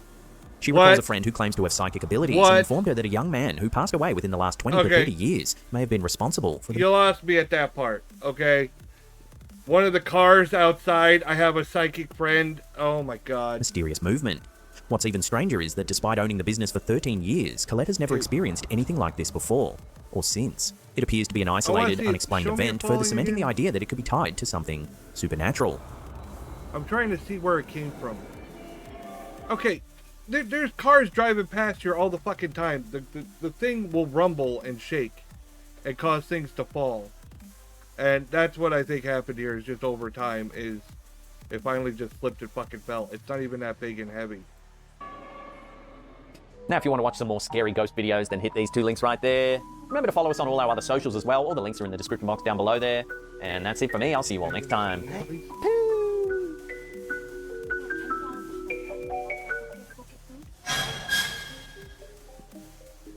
The ancient ramen, a building shrouded in mystery. Oh, the ancient ramen. Here we are again. Is it actually haunted by demons? Alright. I've talked about the ancient ramen several times on this fucking channel. The thing that attracted me to the stories about the ancient ramen when I was younger was that it was supposedly haunted by a succubus and an incubus. Which, if you know anything about them, they're fucking sex demons. And you don't hear about that shit very often. It's always, oh, there's a demon, or oh, there's a ghost, but they don't say fucking succubus is in this bitch. So it was something different, something new. So I was like, oh, well, fuck yeah. And that's what always interests me in this. But, you know, I'm older, and I've learned. And it's pretty much bullshit.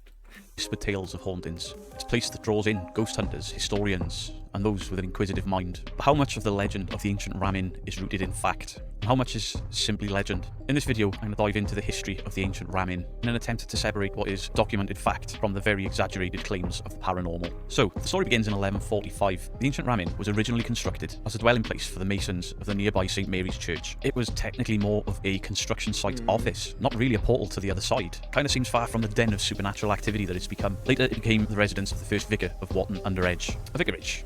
Hardly the stuff of nightmares. Over the centuries, the building transitioned. It may have been an inn for travellers, a place to rest their weary bones. Is this where some of these legends may have been born? Imagine a bunch of weary travellers sat around a fire in an old building. Alcohol is being drunk, and then tall tales are told. Each time the story is told, they're often more exaggerated.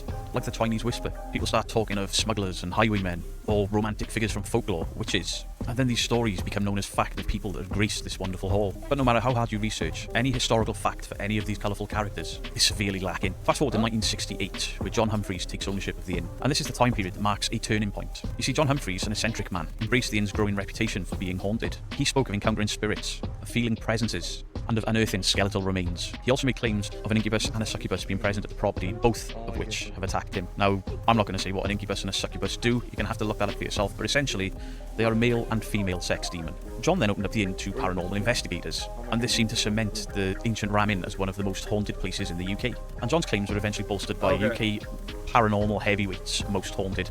You'll know my thoughts on that show. When Most Haunted visited the ancient Ramin, the ghosts were shown to be violent, attacking a man, Stuart Torval, and Stuart Torval later claiming that the attack was so violent that it left him traumatised to the point that he lost all of his hair.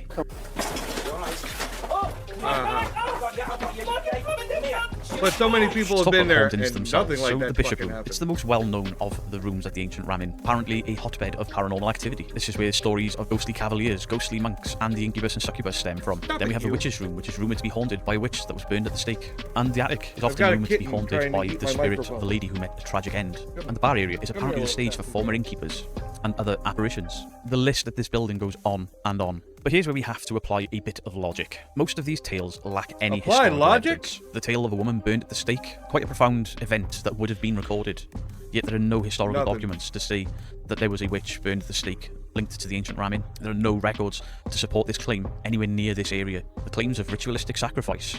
Again, there's no concrete evidence whatsoever. Claims of this building being on ley lines, while there's no scientific proof that ley lines have any impact on anyone. But it is quite easy to see how this very old, very dark, very cold building can spark your imagination. You know, a cracking floorboard could become a ghostly footstep. A draft in this very cold building becomes a ghostly presence. Whilst we're looking at the ghostly claims, things like the grave that was dug up in the bar area, where 2 remains of children were found. There's no proof that they were in fact children. They could have been animal bones. The dagger went missing when it was sent off to be authenticated, so we have no proof that that dagger was old or involved in any sort of sacrifice. And the remains found in the grave rumored to be 2 children. They were never substantiated. In fact, there's more call for it actually of being animal remains. We also have to acknowledge that the power of suggestion plays a massive role into what goes on at the ancient Ramin. If you visit a place known to be haunted, you are in fact primed to experience something. Your senses are going to be heightened. You are going to experience the normal in a very different heightened way. And that's not to say that these people haven't had genuine experiences for them. It just feels like it's important that we have to consider all possibilities before stating.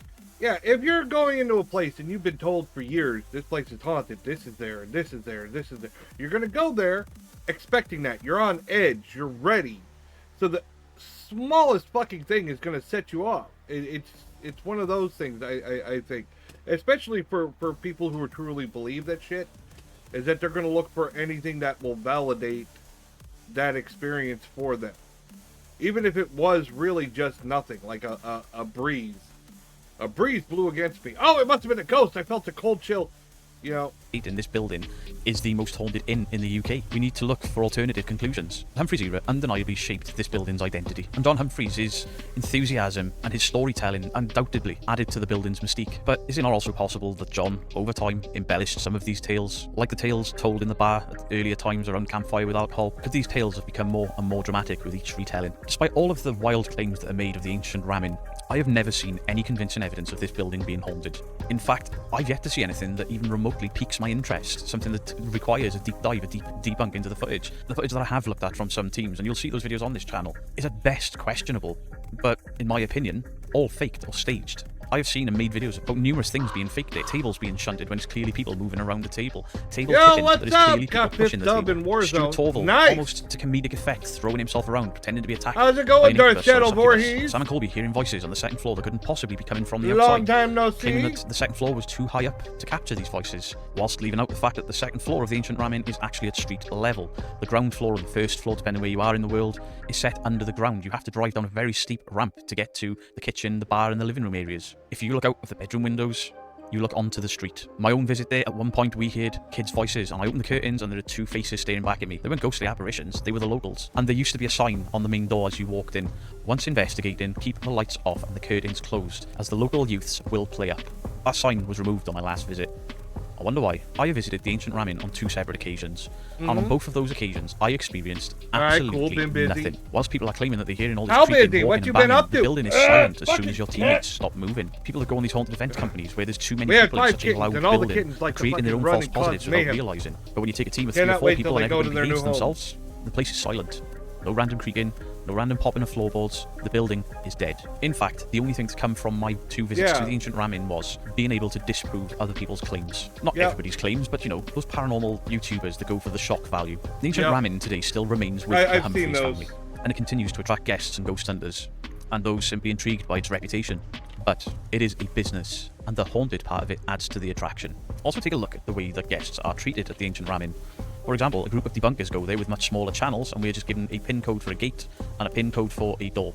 We enter the building, and then we just get a phone call from the owner because there's one extra person that we were happy to pay for. We were always worth Let's get ready to suck Yet when larger teams go there, specifically larger American teams Hello, go there, Zelda building owners Gaming! to tell tales, to take part in table Been tipping, to playing show Battle how Royale, haunted this building can playing be. So how come the app bigger your on my channel, phone the more that work. haunted and the more experience you get at this ancient ramen? So what is the truth of the ancient ramen? Hi. It is a building with a fascinating history if you do a deep dive into it. But from what I've seen researching this building, it's just a history that's been intertwined with folklore and legend. I've been sitting at While the home, catching documented up on history stuff. is I've been compelling in sick, itself, like the last ghost stories week I lack was- any evidence to Ed, back them I up. can't even That's not to say that figure the out inn what isn't was wrong with atmospheric, me, but or the I'm people feeling not better having now. experiences there. I'm not discounting everybody's Then watching experiences, Yellowstone. but it's crucial to I look keep at hearing these tall Yellowstone tales is good, for the but I dose of got too healthy much shit to skepticism. watch already To to me, add ultimately, the something ancient else to my ramen list. is just an old building where history and some mystery kind of collide. Whether you believe in ghosts or not, the design of the building, the age of the building, the artifacts inside the Tired as building fuck, do spark busy- the imagination. It is such a beautiful busy old weekend. building, and the I took a artifacts are 2.5 amazing. I've been hour there nap. twice, and every time you look, you spot something that you haven't seen before. GDI. But in a way,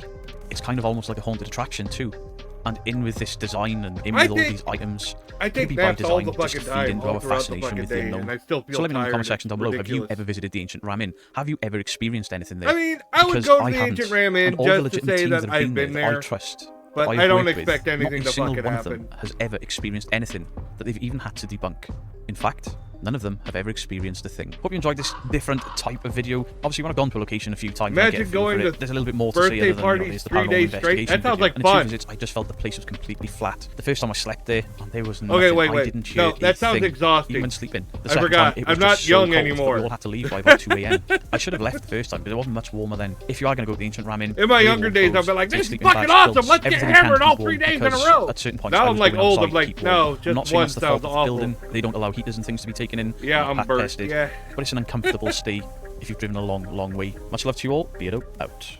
Later, Beardo. What do we got? Hey, dude, next? I'm Callan, and this is Slap. Oh, great. More slapped ham. Wonderful.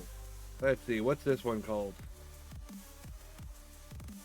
This creepy footage is crazy. This creepy footage is bullshit. Sorry. Slap Ham. You're about to see some of the freakiest clips of the week, so sit back, relax, and enjoy.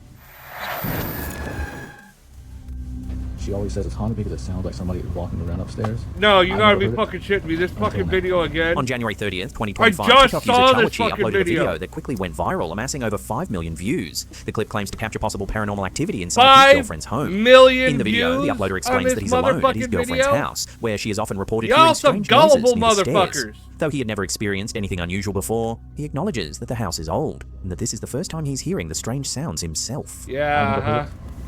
Until now. I always say it's not haunted because the house is a little old. It legit sounds like there's somebody upstairs. Then, You as he make looks me up the stairs, sad. this happens.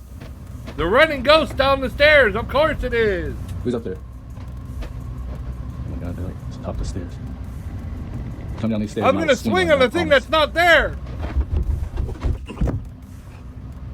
Reacting instinctively, Yeah, he swings forward as if trying to stop I'm not whatever is gonna coming run his like way. some In chicken an shit. instant, Watch the me be noises all cease, brave for and the video fake ends video I'm shortly making after. for TikTok. The footage has sparked a range of reactions in the comments. Some believe the Oh my uploader may have actually hit the ghost, causing it to stop making noise. Yeah. Others claim to see a faint Yeah, form that's near the what it stairs was, that disappears sure. at the exact moment he swings. Many viewers have also shared their own eerie experiences, adding to the mystery. With no further explanation from the uploader, the true nature of the sounds remains unknown. Could this be real paranormal activity, or is there another explanation? Yeah, bullshit. Come down these stairs and I will swing on you, I promise. You're so big and tough. If this happens all the fucking times, why aren't there more videos, huh? Show me more. Camera knocking on a woman's door. On January 25th, 2025, Daily Mirror posted a TikTok video that quickly gained attention. The clip features eerie doorbell footage captured outside a home in Carrollton, near Dallas, Texas, Yeah, showing a that's not masked a figure ghost. lurking in the driveway. A bizarre That's man just wearing a devil fucking mask crazy, was caught on a Ring motherfucker. doorbell camera knocking on a woman's door, leaving her terrified to step outside her house. The footage, recorded around 8 p.m., shows a man dressed in a Yeah, red coat in the costume US, wearing a that's how disturbing you get devil mask. shot. She told CBS News, I'm scared to leave my house. I'm scared to be at home. Police have stepped up patrols in the area. In his hands, he holds a cardboard sign that reads Revelation 21-15, a Bible passage referring to Judgment Day. The masked figure stares directly into the camera, standing motionless for several moments before disappearing into the night. Yeah, why didn't you call the cops? I would have called the The cops. red goat imagery is believed to symbolize Baphomet, an occult figure historically associated with the Knights Templar in the 1300s. The homeowner, who was not home at the time, discovered the footage while waiting in a car for her husband. See, I know Speaking that to that CBS shit News, won't she happen admitted where that I the live, event has left her deeply because some shaken, making motherfucker's her gonna get fearful shot. both inside and outside I her know home. After sharing the footage online, the video has sparked widespread concern for her safety. Many viewers are unsettled by the encounter, with some speculating whether this was an intimidation attempt or something even more sinister. In response to the growing concern, local police have stepped up Hey, patrols yeah. in the area. You With no can't further trust people updates on the identity nowadays. of the Too many masked fucking individual, nut jobs. the mystery remains unsolved. She I don't told give a CBS fuck. News, I'm scared to leave my house. I'm scared to be at home. Police have stepped up It patrols was a in the joke. area. It was a joke. Yeah, your joke gonna get you fucking ass beat. On February 3rd, 2024, TikTok user Devin Kurtz uploaded a video that quickly gained over 1 million Okay. views. The clip, titled "This Lady Showed Up at Our House Twice Last Night," features unsettling doorbell camera footage that left viewers divided. Hi, Dad.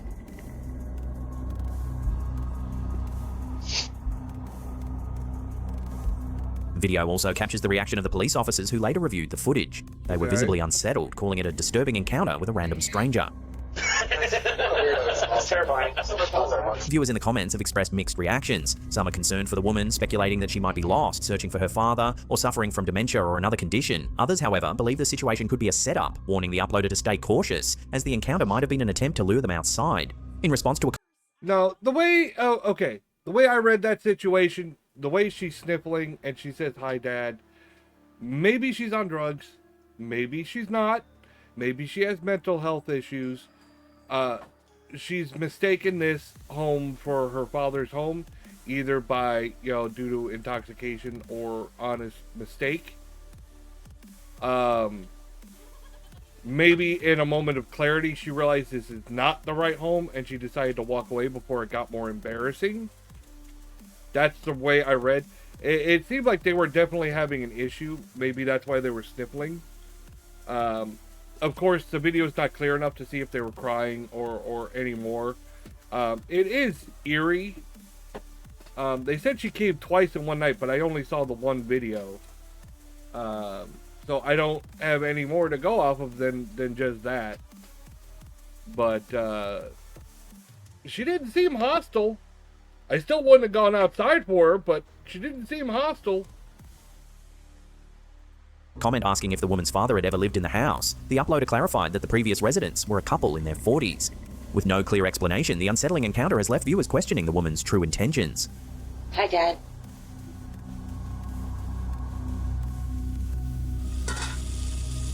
On January 14th, 2025, shocking footage from Xinyu No. 16 Middle School in Jiangxi, China surfaced online, sparking local outrage. Okay.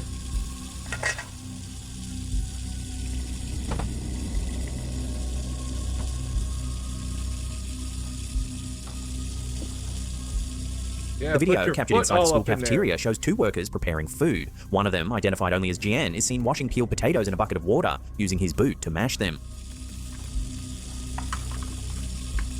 Mmm, yummy. Foot potatoes. He Damn near repeatedly foot stomps on the taters. potatoes before pouring out the water, refilling the bucket, and continuing the process.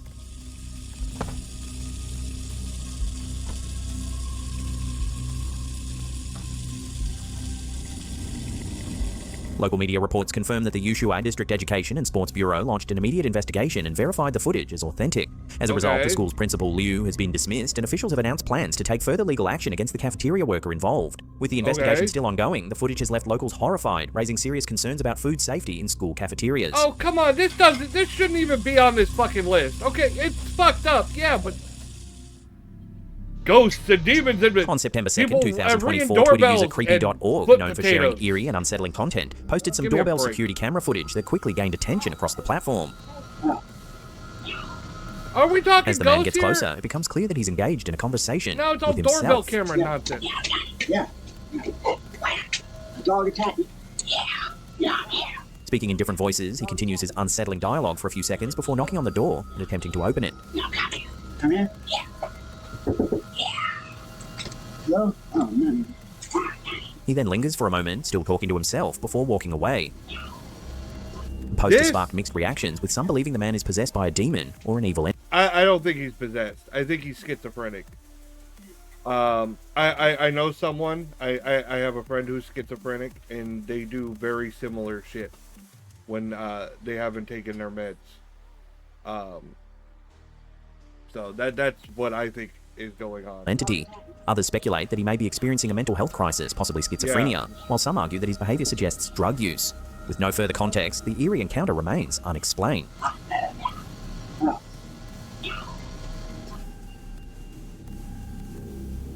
On November 13th, 2024, homeowners in Quint West, Hastings County, Canada, captured what they believe to be paranormal activity on camera.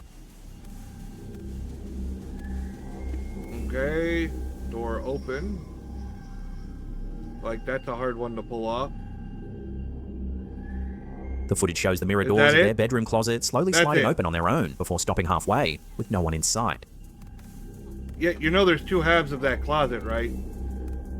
You know, somebody could be sitting in the other half of that closet, Providing right? more context, the homeowners revealed that they were not home at the time and that their bedroom door was Uh-huh. shut, ruling out the possibility Trust of me, their pets bro. causing the movement. But you They have also a shared video that they had lived in camera house on the since closet. 2018. You have a video camera on the closet, like you were expecting this to happen. That's one of the biggest red flags on a lot of these fucking videos, is if it looks too set up, it probably is. It's not like a random security camera in the house that's always fucking running. This was a camera specifically set to that area to look at that closet. And sure enough, it did the thing. And then they're like, oh, well, we weren't home when it was on. We got to take your word for it? And have frequently experienced unexplained occurrences, many of which they have captured on their security cameras. According to them, the closet doors have a history of opening on their own, adding to the mystery. This isn't a Could this be security proof of camera. something Security supernatural, or cameras is there a are logical mounted higher up explanation? to get a better For view now, of the the footage room. remains unexplained. This is like on a fucking, like, a bureau or a fucking nightstand or something. A dresser. This isn't a fucking security camera. You could say it's a fucking security camera. Eat a On dick. August 18th, 2024, TikTok user The Paraworld uploaded a chilling clip that quickly caught the attention of many viewers. The video features a seemingly innocent conversation between a young child and her parents, until things take an eerie turn. Who come to see you tonight? What man? What man? Up here? As the recording begins, the child casually I've tells her seen this parents that a video man visits her before, at night. And I have a similar story. My oldest, Lil Boo, when she was little, she used to leave food all around the house. And we asked why. And she said it was for her friend. And she didn't go downstairs often. Her nursery was upstairs. And we brought her downstairs, and we were having dinner with Grandma. And while she was playing in the living room, she looked up and saw a picture of my grandmother, and she said, "That's my friend. That's my friend." So yeah, I've seen like the same thing fucking happen. I was like, and my mother loves that story, but it blew me away. I love my grandma, but see, that's the weird thing is after she saw it and she said, "That's my friend. That's my friend," it never happened again. She stopped leaving food around and stuff. It didn't happen no more. Curious but concerned, they ask for more details. Without hesitation, the girl points toward a framed photo in the room and reveals something truly unsettling. Who comes to see you at night? What man? What man? Up here? Uh-huh. He did. She claims that the man in the picture is the same one who comes to see He her at night. did. The parents appear visibly shocked as the man in the frame is the young girl's uncle, who has passed away. Aw. Up here? He did. The caption of the video provides additional context, suggesting that the uncle's spirit may still be visiting the child. Many viewers believe the video is genuine, with several sharing their own similar experiences in the comments. No. What do you think? Could this be evidence of a loved one watching over their family, or is there another explanation? What man? Kids do eat up shit, you know? He did. Before we get to our last segment, remember to hit that Lil subscribe Boo button, was smash about like, and leave some comments a little below. bit younger, The more you maybe a interact, the little more bit you'll see younger us in than your her. feed.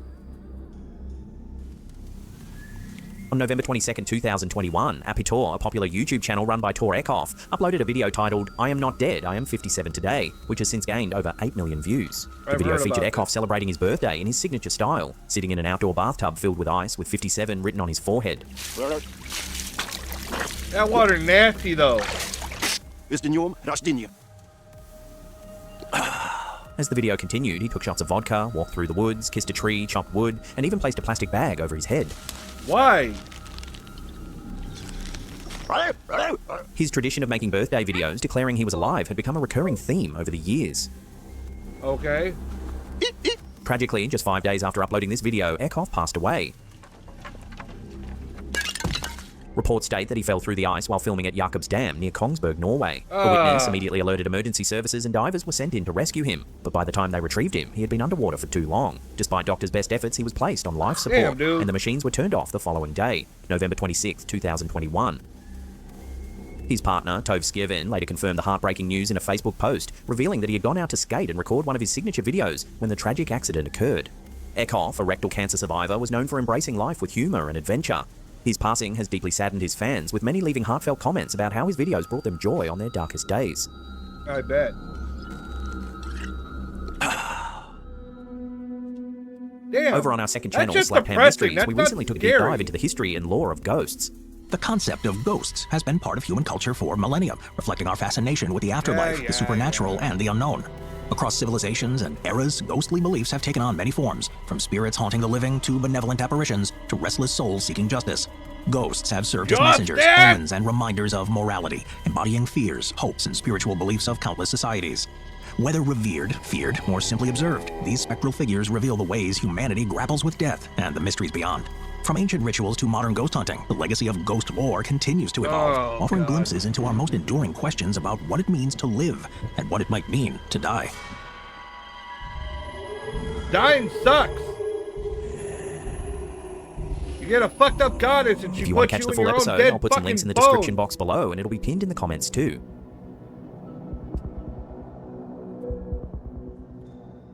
Well, that's the end of the episode. Thank you so much for watching. Now remember to subscribe to our other YouTube channels. We've got Slapped Ham Mysteries, that's more in-depth true crimes. There's Slapped Ham for you. Creepy footage. I mean, it was mostly fucking doorbell cameras and nonsense. Pretty disappointed with that one. No. 5 most compelling mythical creature videos I've seen. Top 5. Okay. Alright. What have we got? Sometimes a photo or video captures something that is difficult to explain, and when there is no really? clear answer for what has been recorded, our minds tend to search through lists of mythical creatures to see if they match any of the images captured. In this video, we'll be exploring a collection of videos and photographs that might convince you that mythical creatures are actually out there. Hit those lights, sit back, and You're enjoy. impossible. I've got a little sassy kitty right here.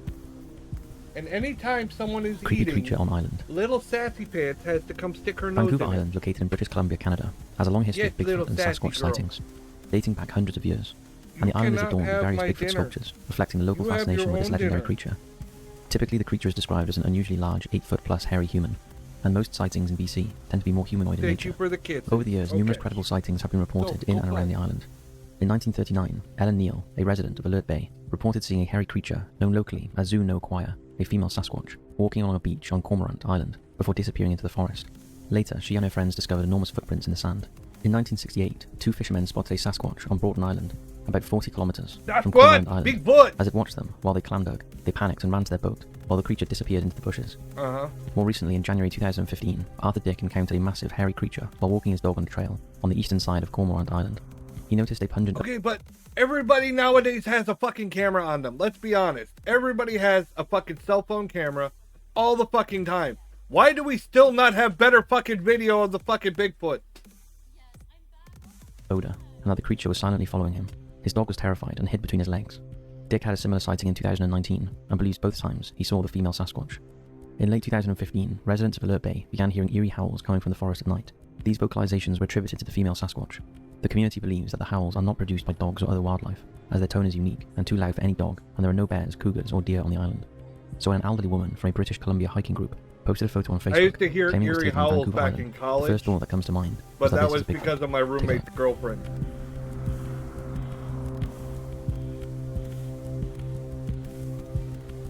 It was subsequently posted to Reddit, where the post blew up.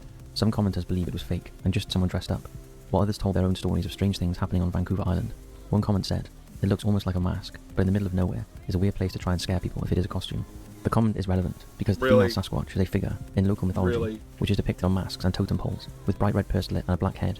Described as having black fur, long pendulous breasts, and tangled hair, children fear her due to her reputation for stealing and eating them. However, her poor eyesight often allows Stealing children to and escape, eating them? even when she gets close. So has this elderly lady inadvertently caught a female Sasquatch on her camera? Or is there another No. explanation? What do you think? No, that looks like fucking Gollum from Lord of the Rings, to be honest. Skinwalker caught on camera. Kent Burris, who lives in the Lamb House in Carmel, Maine, has experienced ongoing paranormal Oh, activity I've in his seen home this for some guy time. before. Over the years, he has managed to capture numerous apparitions on camera, as well as videos of what he refers to as the Shadow Dude, which constantly plagues the building. Kent documents the events on his YouTube channel called Ghost of Carmel, Maine. After seeking advice from paranormal investigators on how to obtain clearer photos, Kent was surprised to learn that older cameras are often better at detecting paranormal activity than modern ones. Nevertheless, he decided to upgrade his EVP equipment, and although some of the voices he recorded remain questionable, what isn't in doubt is his firm belief that one or more spirits are residing with him and his family in the Lamb House, which he recently discovered used to be an undertaker's home belonging to Edmund Lamb. Here are some of the still images that he's captured. I will say, I watched this guy's video. I watched Ghost of Carmel, Maine. However, what piqued our interest was this particular video. Take a look. He While I'm definitely walking through believes the what he's house, saying. I hear these strange sounds and I hear movement throughout the house. And I've already captured an apparition. At least jumping he out the seems window to. once Either before, he's a but really on this good day, I liar turned and he around believes there was what he's something, saying. a strange anomaly in the window. It was just sitting there in the window and it looked like it was moving. I ducked behind around the doorway, not knowing what was going to happen, and that thing took off from the window and went under the bed. Yeah, there he is in the window again. Went under the bed. After I viewed the video from this encounter, what I saw in the video looked nothing like what I saw in real time. In real time, it looked like another small shadow apparition sitting in the window. I've captured it 2 times before. One of the captures actually looked like a small apparition jumping from the window.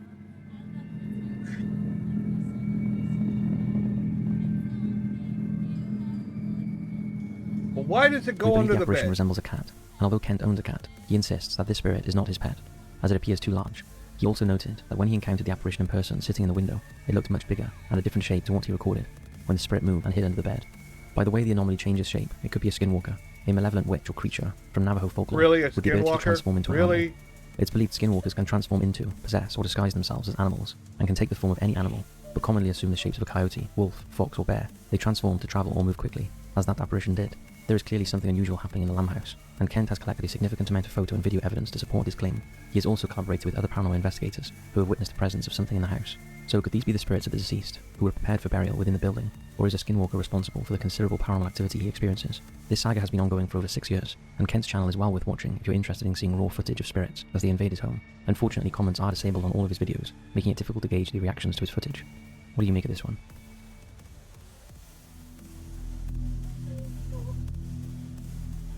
Slenderman caught on camera. Did you say This video was Slender posted a few Man? years ago to the M Vega Style YouTube channel. This looks like And it's a worth pointing out potato that this channel camera. is a tutorials channel for Apple devices, Android devices, computer and Apple help, as well as random parody and skits. So this video is a bit random, titled Creepy Security Footage.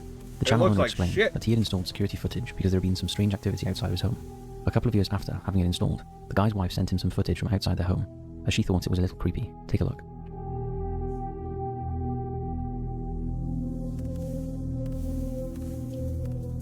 Okay, but it's not gonna help. It's such fucking shitty What do you footage. think that was? Some likened it to the Men in Black or a witch, but the overriding opinion was a Slender Man had been captured.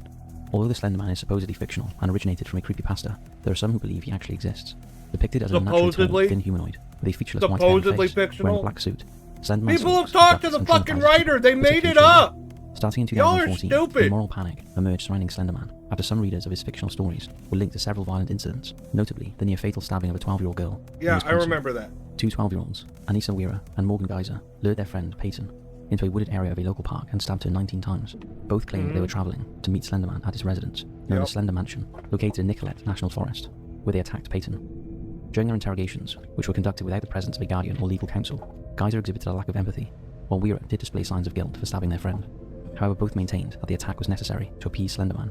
Both were found not guilty due to mental defect and committed to mental health institutions. One of the girls has been released, whilst the other is due to be released later in 2025. The stabbing incident inspired the documentary Beware the Slender Man, which was released in 2016. Now, whether Yeah, it but was see, Slender that Man was locked outside the kids poster's home, believing it must be unsettling for him and his nonsense. wife to think that That an unknown doesn't entity make was fucking creeping around Slender outside Man their home. real. What do you think Give of me this a one? fucking break.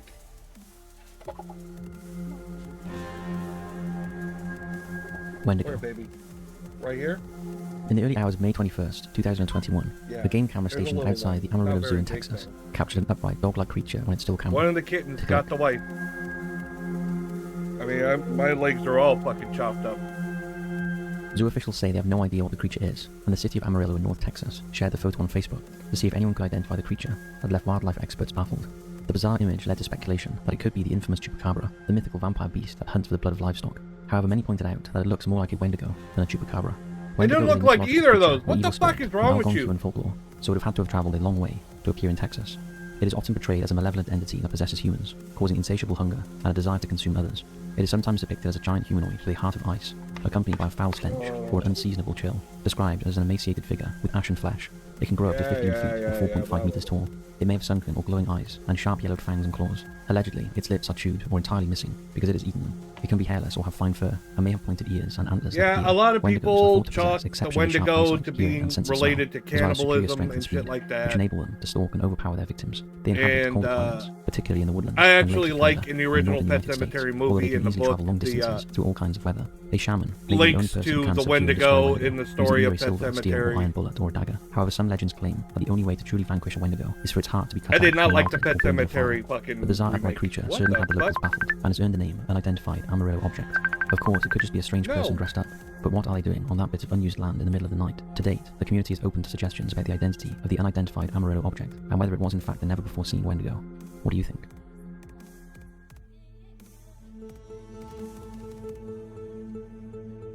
Bigfoot versus Buffalo. Old Faithful is a cone geyser located in Yellowstone National Park in Wyoming, United States. It was named in 1870 during the Washburn-Langford-Doan expedition and was the first geyser in the park to receive a name. This geothermal feature is known for its reliable predictability, having erupted approximately every 44 minutes Yeah, for 2 I was hours getting a since the phone year call. 2000. Both the geyser and the nearby Old Faithful Inn are part of the Old Faithful Historic District. Well, on December 29, 2014, Mary Greeley uploaded a video to YouTube titled Buffalo Arrive at Old Faithful Geyser in Yellowstone National Park. The footage was taken from a live feed set up in the park. The video attracted nearly 2 million views, not only for the stunning visuals of bison wandering through the snow, seemingly oblivious to the geyser steam, but also due to the large bipedal-looking creatures that appeared behind them.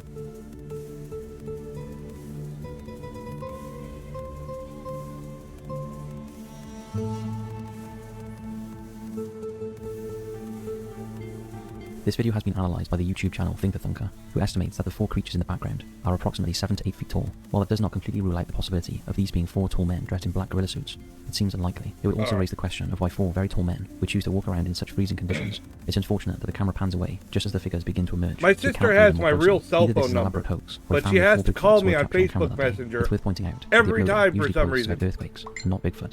We'd love to know your thoughts on this one. So that's 5 relatively convincing mythical creatures caught on camera. We'd love to hear your thoughts and theories on these 5, and whether or not you believe in mythical creatures. If so, which mythical creature do you think has the most credibility of being alive? Thanks for watching, and as always, we'll see you next time. 2 hours? What the fuck? What the fuck is going on with the paranormal? Alright, I'm not watching a 2-hour fucking video, Beardo. I'm sorry. I did not realize that was that fucking long. Holy shit. How... not how you defend ghost theory and debunk. Okay, well, let's watch this then.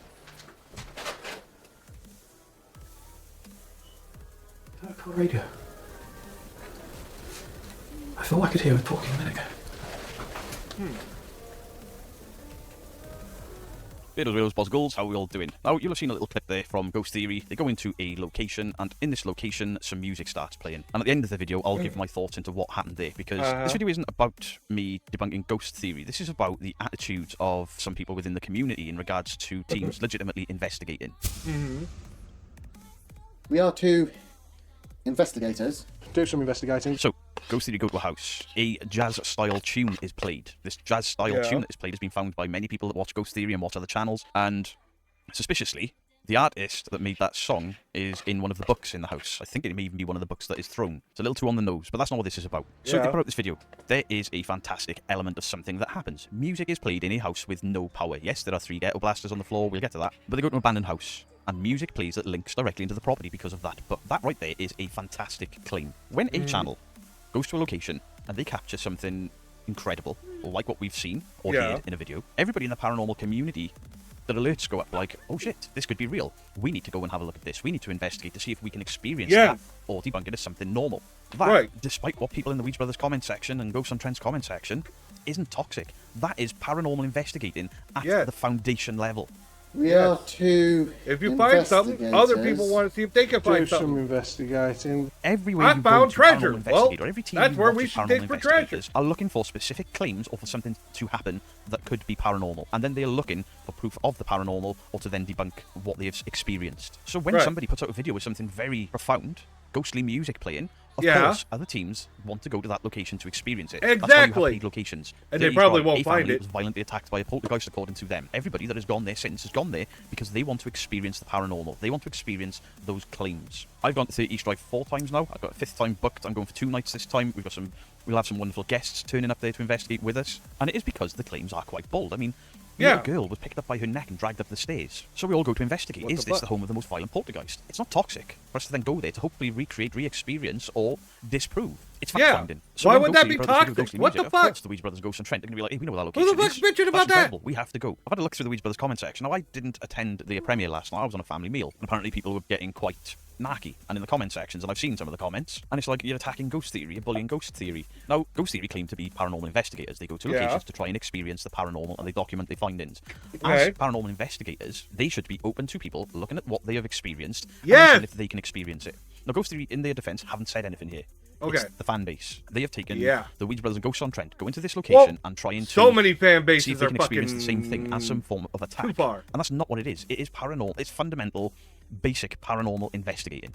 For example, exploring the entity, go to this care home a number of times, and in the videos that I watched all of them, they are capturing disembodied voices, they are capturing EVPs, DVPs, knocks, bangs, the sounds of doors slamming, people walking, and I'm like, I'd love to go there. I'd love to go there. So exploring the entity messaged me, hey, do you want to come to this location with us? Do you want to come and try to experience or debunk this building? Absolutely. I go to the location, I experience the banging, I experience the knocking, and bizarrely, I experience DVP, direct voice phenomena, right in my ear. I hear somebody, shh, DVP, picked it up as a sentence, go to sleep. Interesting. Other cameras didn't cap. I'm still in the middle of seeing if I can All right. debunk it. I'm really fascinated. Engineer. I'm fascinated by any kind of evidence that gets picked up by a debunker. This guy literally does videos. This is what he does, is calling out fake bullshit. And if there's something he experienced himself, has evidence, and cannot find...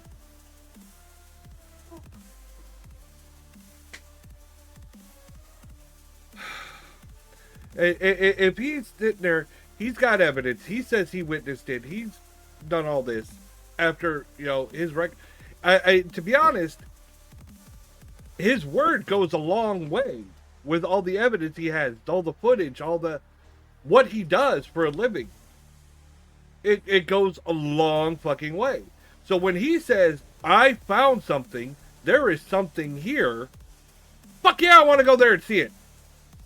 Can take a look at that for you. All very cool things. I am open to somebody saying, actually, I know what that is because it's this, and then providing the proof. Doesn't make my experience any less fun. It just means that there was a natural explanation, or there wasn't. Now, as for exploring the entity, is it toxic of me to have gone with them, and every time there's a bang or a creak or a knock, and they say, what was that? And I say, that's a pipe clanging. You can hear the metal ting from the pipe crack. We've been walking across floorboards. They're popping back up. The pipes underneath are probably bouncing and resetting because it's a cold night. That's not toxic. I was there with Exploring the Entity. They didn't think it was toxic. They invited me there specifically to look at their claims and see if I can A, experience it, B, debunk it.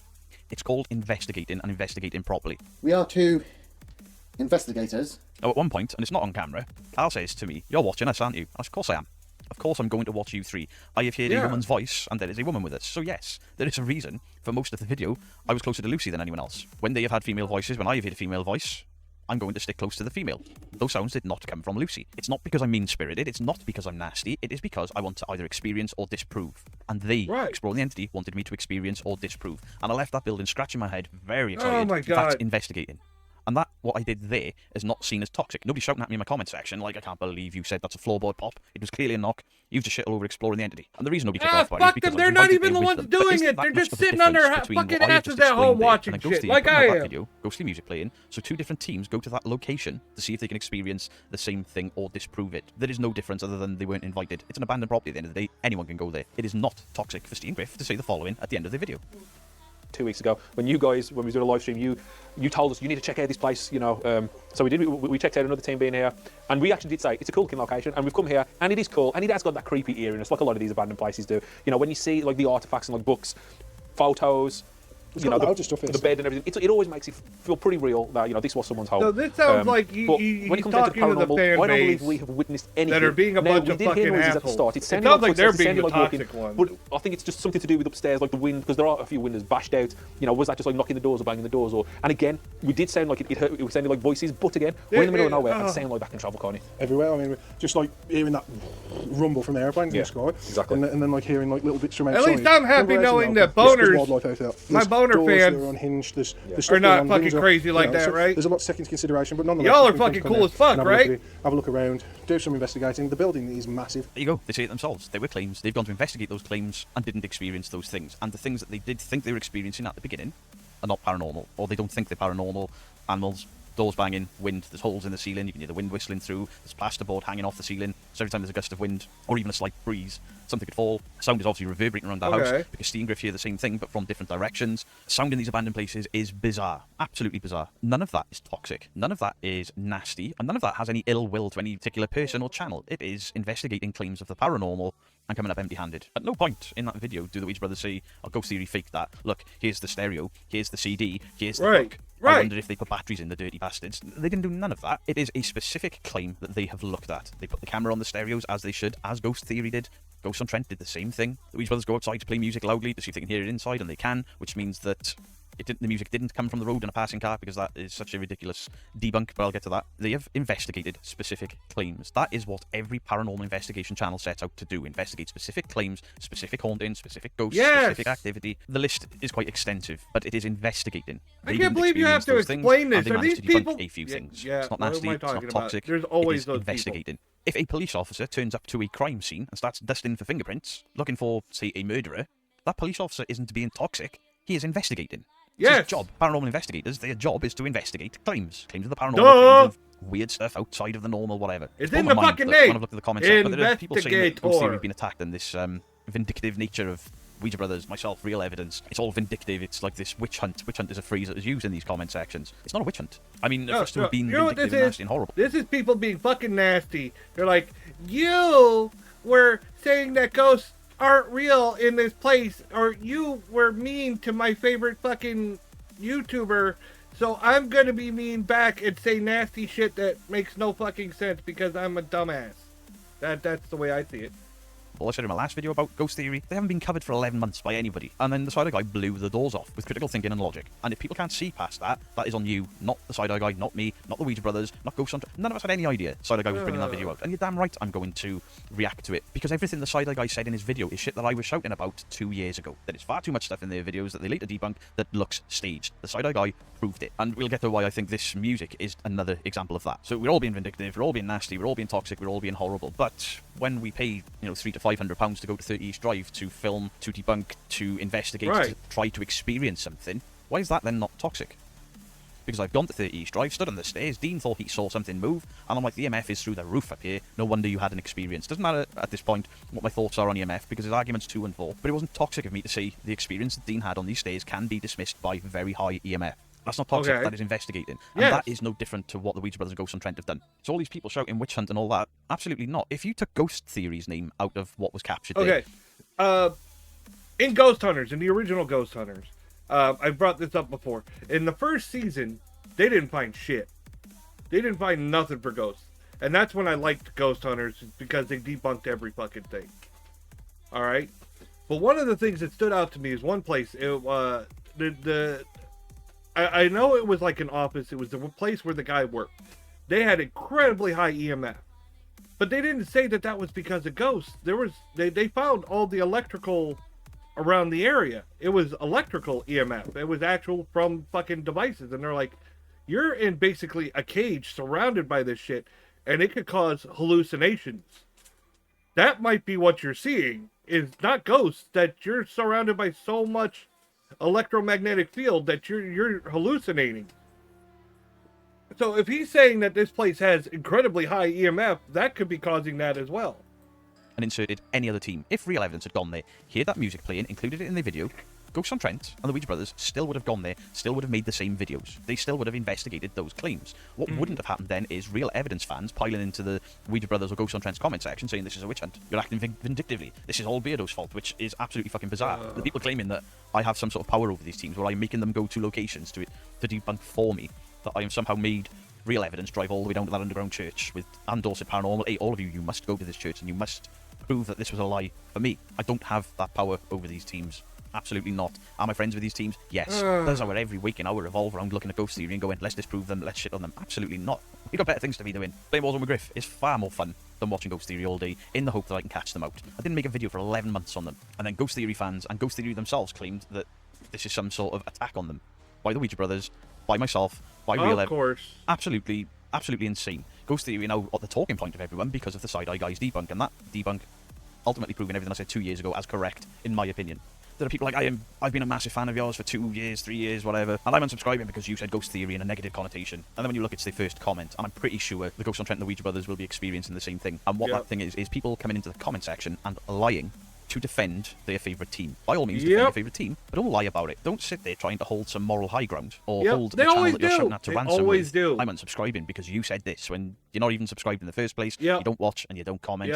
It's just to try and twist a narrative, twist the audience. Leave that to the content creators that are lying and pulling the wool over your eyes. And this entire thing has highlighted a major issue in the paranormal community right now. That looking into claims, disproving claims, or trying to prove claims is seen as some sort of tug of war, some sort of ground war. That is what paranormal investigating has been for hundreds of years.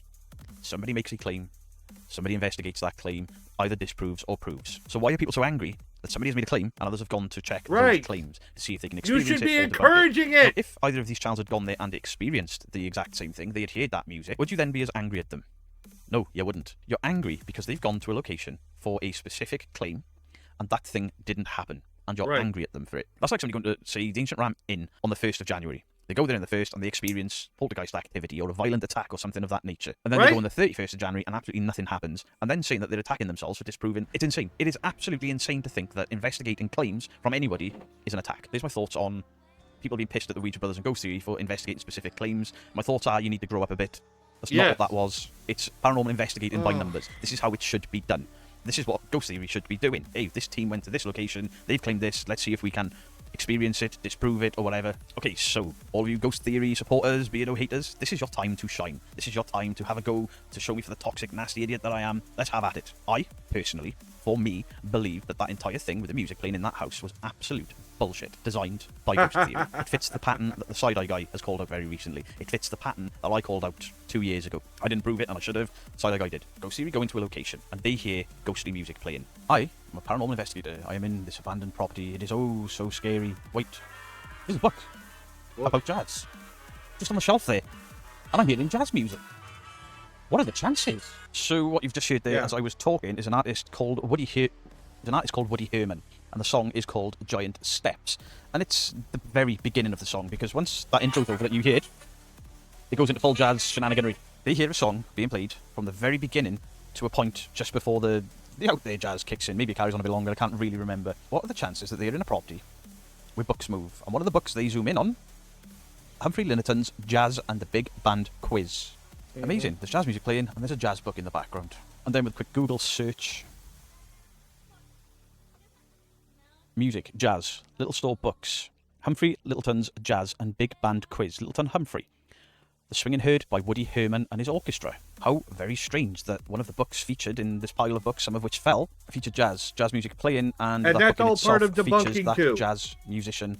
That's that all composed that part of music, it. that performed that music. That's not proof that it's fake. Absolutely not. But this should have you asking questions. What Yes. is more likely that a ghost The is red such flag. a fan of jazz and that book in particular that he decided to play the very introduction to that music for these gentlemen that are paranormal investigating? Maybe it's his favourite tune, happens to have discovered it through that book, and ghost theory of linked the paranormal, and it's now the normal. Now this should lead to some questions, and the question should be, what is more likely? That the spirit of whoever has passed in this house was a huge fan of jazz, got books on jazz, and because paranormal investigators have gone in there, he has played to them his favourite tune, but only including the very beginning of the track. It sort of stops when it gets all crazy. Or have two investigators gone into a location, seen books on jazz, CD players, numerous of, CDs, Yep. etc., and thought, I could use a Bluetooth speaker.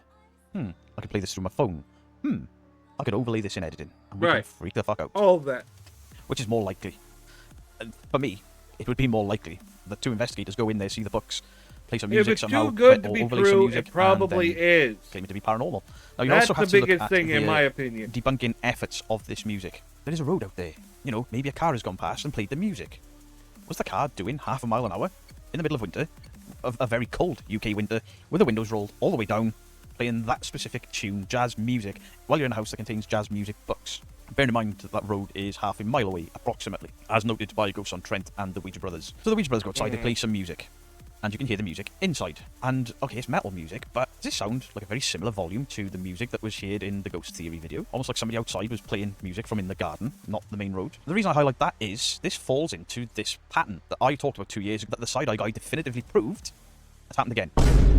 There is proof of the homeowner liking jazz music, there is music being played from what sounds like outside, they react inside and then attempt to debunk it by saying, there's a road just outside, and the road's half a mile away. And the road that is outside is a dirty, beaten track, and you would hear the tyres approaching, you would see headlights approaching, none of that. Yeah. So the debunk doesn't really make sense. Why did they not turn the CD players over, check for batteries, try turning them on, press play, show the CDs that were inside the CD players? Just all a bit Because too it was all for coincidental for me. entertainment. Is that 100% It was a debunk? entertainment No, but it does purposes. follow this pattern of events. makes that people the go, Side-Eye guys ooh, show. ah. This pattern of events that to me show 100%, without a shadow of a doubt, just for me, I'm not telling you, you have to believe me, the Ghost Theory are staging these things in their investigations in order to try and debunk them later, and they debunks are quite flawed. This is not the Ouija Brothers' thoughts, this is not Ghosts on Trent's thought, the Side-Eye guy's thoughts, these are my thoughts. I've watched the video in its entirety.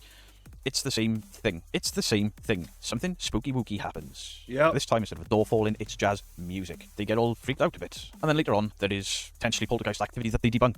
They debunk it as Joe moved the books, potentially shifting his weight, etc., etc. Right, but they already got the amount of stuff that falls over factor. in these guys' videos is alarming in itself. But one of those books being about jazz when jazz music is heard playing is too on the nose. They didn't link this. One of their viewers linked this, and I find that incredible. So I'll have had an image of the music of the book on screen. I've played the music through my phone. I'll have an image of the artist and title. This is called research. Now, jazz is a way out there thing. It's not so popular these days. Nobody's drove past playing jazz music. Nobody snuck into the garden to play jazz music to mess with paranormal investigators that they don't know. Impossible. So then we're back to what is more likely. A ghost has played its favourite tune to them, but it's the very beginning of it, like literally somebody's pressed play on something and then stopped it. Or did Joe and Elliot, or potentially the third person that is rumoured to be with them, allegedly to be with them, has he been outside of his phone and pressed play and then stopped it? I don't think there was a third person in this video, but I believe that was a mobile phone or a Bluetooth speaker or something that they have triggered. It sounds way too close to what the Ouija Brothers recreated when seeing how far away music had to be. It wasn't toxic of the Ouija Brothers to test that theory. I mean, the channel's called Ghost Theory. Why is it so toxic when people bring theories to the table? So, to recap, this entire video is the Ouija Brothers and Ghosts on Trent are not toxic for investigating a specific claim. Also, it is not toxic for me to look at that specific claim and then look for little bits of evidence like Humphrey Littleton's Big Band Jazz or whatever I said it was called, and there being jazz music playing. Long video for saying the same thing over and over again. Or a but CD yeah, player or a Bluetooth speaker or overlaid it. That's not toxic. That is investigating. Yes, I'm investigating from in here, but still, it's investigating. Do please let me know what your thoughts are in the comment section down below. And Ghost Theory fans, when you inevitably come in here and you start lying, things like, I'm unsubscribing, I've supported you for 2 years, I'm now unsubscribing. You weren't subscribed in the first place, so take yourself out without leaving a message that makes me laugh. They have to. There's no witch hunt. Ghost Theory have lied and said there is a vindictive It's the ban airport. against They them have from to all these tell you channels when that they're doesn't departing. exist. It just so happens that when teams keep capturing all of these wonderful events, people get suspicious and will investigate those suspicions. Or when teams go to locations and get ghostly encounters, people want to go and experience those encounters and investigate. Just because those teams go and investigate and find plot holes or things wrong doesn't make it toxic, it makes it honest. So quit with your toxic comments because I'll just remove them. In fact, the recent bout of Ghost Theory stuff, I've blocked more people than ever. It's been incredible. People coming into my comment section just straight up lying. lying about me, lying to me, thinking that I don't know what I have or haven't done. Absolute insanity. 'Cause that's Stop what they defending people with do. lies, because it It's doesn't the make them look any better. internet. If you have a legitimate argument, absolutely fine, have at it. But this, we're unsubscribing, or you did this, you did that. Or in the case of one lady coming into the comment section, denying that she has said or done certain things, even though there's proof there that she has said and done certain things in my comment. Bizarre. Much love to you all. Beardo out. Beardo out. How you doing? I'm Callan, and this is Slap. Thank you, Beardo. God, another one bites it. You know what? You know what? Just for a moment. Just for a moment. Just for a moment. I have to throw a like. I have to throw a like. All right. Now we can go back to How you doing? Slapped Ham. And what do we got?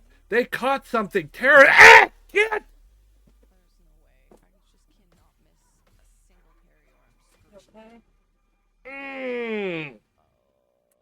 I love kittens climbing on you with their claws. Ah! God, right in the stomach. Little shit. Ah! Ah! Ow! I was assaulted by a kitten.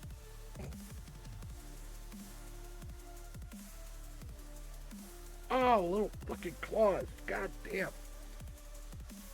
Oh, alright. Ow.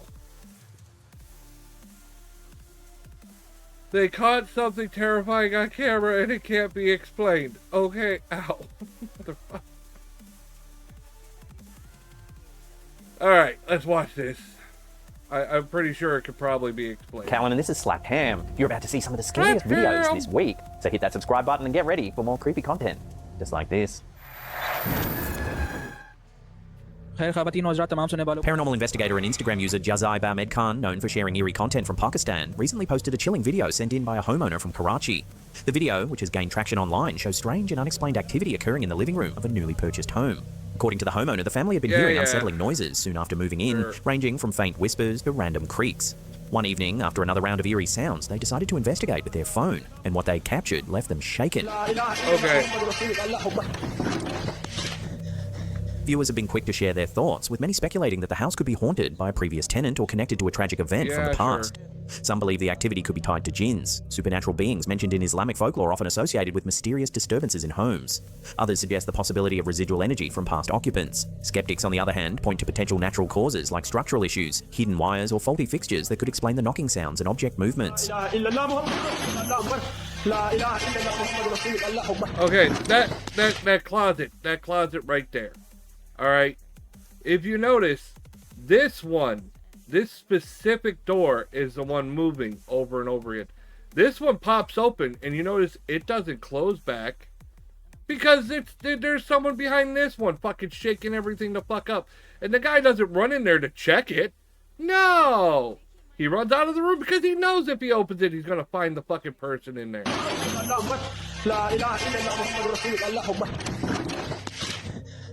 Whether this is a genuine haunting or simply a series of strange coincidences, the footage has certainly left many questioning what could be lurking in the shadows of this Karachi home. Yeah, with ghosts, less is more. Tesla's advanced safety detection systems have gained a reputation for their accuracy. Oh, you're not even going to go into feature. the other shit you showed? Like the ceiling fans moving back and forth. You know that shit can be done in similar ways too. Strings, someone in the attic, like above them, fucking swinging them from up there. It doesn't take a lot to move those fucking fans. If you've ever had one of those that could have a pivot, you know, those joints that allow them to move like that, it doesn't take a lot. But could they also be picking up something beyond the physical world? Instagram user chief.flying.officer recently shared an unsettling encounter while cruising through a cemetery in a Tesla Cybertruck, sparking renewed discussions about the eerie phenomena some Tesla owners have experienced. Oh my god! Hey, there's nobody there. Nobody. Look at this. What the hell? It's walking in front of the car. What is it? The post describes the Cybertruck's cameras picking up what appear to be ghostly figures moving among the gravestones. That's a computer glitch. They do this over and over again. 3, 4. What the heck? You're so full of shit. Spooked by the experience, the driver quickly misreading. left the cemetery, but not before capturing footage of the mysterious activity. That's weird. No, it's not. This isn't the first time Tesla vehicles have been associated with ghostly encounters. Over the last few years, numerous Tesla owners have shared similar stories, often while driving past cemeteries or abandoned locations. The vehicle's safety systems, designed to detect pedestrians and objects in the surrounding area, have occasionally shown humanoid shapes on their monitors when no one is visibly present. Does it show any other shape? Does Whether it show these sightings are doggies? software glitches or genuine encounters with the paranormal, It's just Tesla's picking ghost something detecting up. reputation continues to grow. As more footage surfaces, paranormal enthusiasts and tech skeptics alike are keeping a close eye on what Tesla's cutting-edge systems might reveal next. Yeah, whatever. There's nobody there. 6 of them. That's freaky. This. People be talking about, man, it's true, man. Bizarre and chilling story has been making the rounds on social media in recent weeks, after Reddit user ExpertDesk7492 shared an eerie video detailing an alleged encounter with something not quite human. The footage, Not originally quite uploaded to human? TikTok, features a man recounting Was a it first-hand part experience human? that has left many questioning what they believe about the world around them. Yo, this is crazy, like... This shit is crazy. The narrator and his neighbor had been It's working fucking outside their crazy, homes, mate. applying Snake Stopper, a common pest deterrent. After accidentally getting some on themselves, they decided to head back to the store to buy more supplies. I accidentally got some of this shit on us. So he was like, man, hey, pretty boy, you ain't got time to go back in the house, take a shower. We got to go back and get some more stuff. So we went back, got some more stuff, got in line. It was my neighbor, me, and this mixed-looking guy behind me. While waiting in line at Tractor Supply, they noticed a man behind them who kept sneezing, except his sneezes didn't sound normal. The narrator's neighbor whispered that something felt off about the man. Then after another violent sneeze, something terrifying happened. He sneezed again, and I turned around, like, this part of his face, coming from his nose, across this way, turned scaly. His eye had a slit, but the slit wasn't up and down, it slipped sideways. The cashier saw it too, reacting with visible shock before rushing away. The man, now aware that he had been seen, followed them outside and begged them to keep quiet, insisting that he was just trying to live here like everyone else. He came on outside. He was like, yo, fellas, please don't I tell mean, anybody this about is a this. trust me I'm bro just like y'all, story, man. I'm just trying to live but here. it's I'm just still trying to make a living interesting. like you, and I'm like... As the two drove away in disbelief, the narrator's neighbor had a disturbing realization. He thought he had seen the man before, possibly working at the courthouse. The idea of a potential reptilian, or something inhuman, holding an official position sent shivers down their spines. My neighbor got in the car, was like, yo, bro, I done seen this guy somewhere before. I think he worked at the courthouse. I'm like, somebody like that working at the courthouse, man, you believe what we just saw? The narrator then reflected on a scene from Men in Black, where a character explains that many non-human beings live among us, just trying to make a living. Was this life imitating fiction, or had Hollywood, as some conspiracy theorists believe, been dropping subtle hints all along? One of the most intriguing aspects of the story is whether the snake stopper triggered the transformation. Could the chemicals in the product have disrupted whatever disguise the entity was using, briefly revealing his true form? So I'm assuming that snake I stopper like would- the would story, use but it's a trigger trust me, something bro. like- There's no like, evidence. Yo, this is crazy, like... While skeptics argue that this could have been a case of misperception or a fabricated story, many commenters believe the narrator's raw reaction suggests authenticity. Even his neighbor, still shaken, refuses to talk about the experience. And my neighbor, I think he's still kind of shook up about it. He ain't really saying much, but I guess that's why he wanted me to come on and say it. But This alleged sighting joins a growing I don't list of know. incidents I where might have people claim wanted to to have talk more witnessed with the guy. shape-shifting reptilian-like That's me. figures in everyday settings, I often wanna triggered get by no more. unusual circumstances, I would've like been fascinated, malfunctions in not digital scared. feeds I've been or like, sudden, oh, dude, involuntary what? movements. Whether this was an elaborate hoax, a psychological trick, or an actual moment where the veil was lifted remains up for debate. But one thing is certain, the internet isn't done talking about it. middle of his face, down his nose, come across this way, turn scaly. His eye had a slit, but the slit turned this way. What the... All right, I've got to use the restroom. I will be right back. Sorry, guys.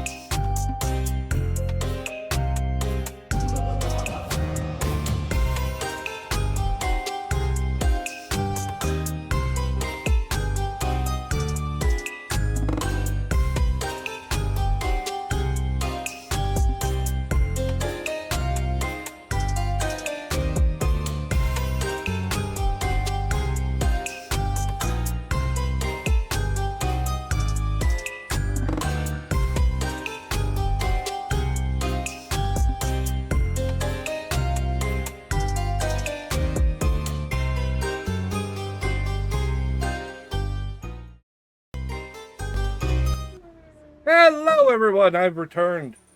Oh, that was uncomfortable. Ugh. Sorry, it takes me a little bit to get back and forth, being gimped and all. Ugh. Yes, I see Dapper. Dapper the kitten, the little pain in the ass. Okay. Boop, put him down. Whisper. Whisper.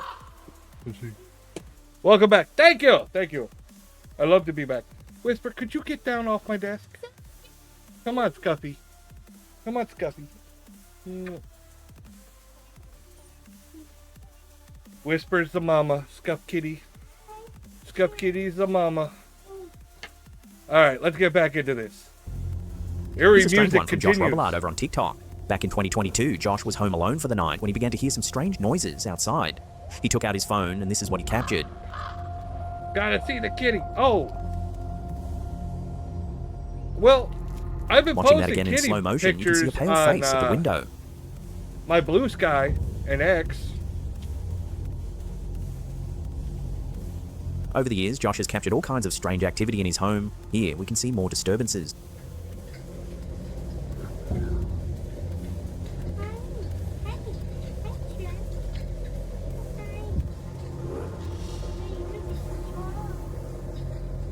As he turns back, the doll has shifted positions.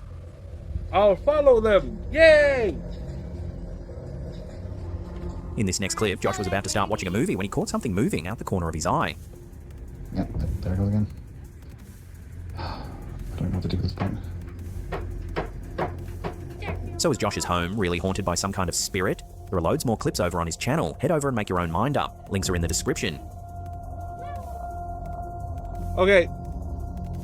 There's a bunch of red flags. Stuff like the doll moves while it's off camera. The chair flips over the couch. But who's to say there's nothing behind the couch? You know, it's a bunch of fucking blind spot happenings. They're not coincidental. And that much stuff happening over and over again. If you watch some of these paranormal investigators, real ones. Watch Beardo. Watch fucking the Ouija Brothers or something. They don't find shit most of the time. Okay? And if they do find something, they try to debunk it. They try to disprove it because they want to make sure it's fucking genuine. These ones on fucking TikTok and shit, they're just trying to get TikTok famous. They want views, so it's going to be as fucking outlandish and crazy as possible. If you're looking for real ghost shit, that's not what that is. That's fucking entertainment. They're bilking you for money. They're making up fake shit to make money. Come on. You getting paid. That's what that is.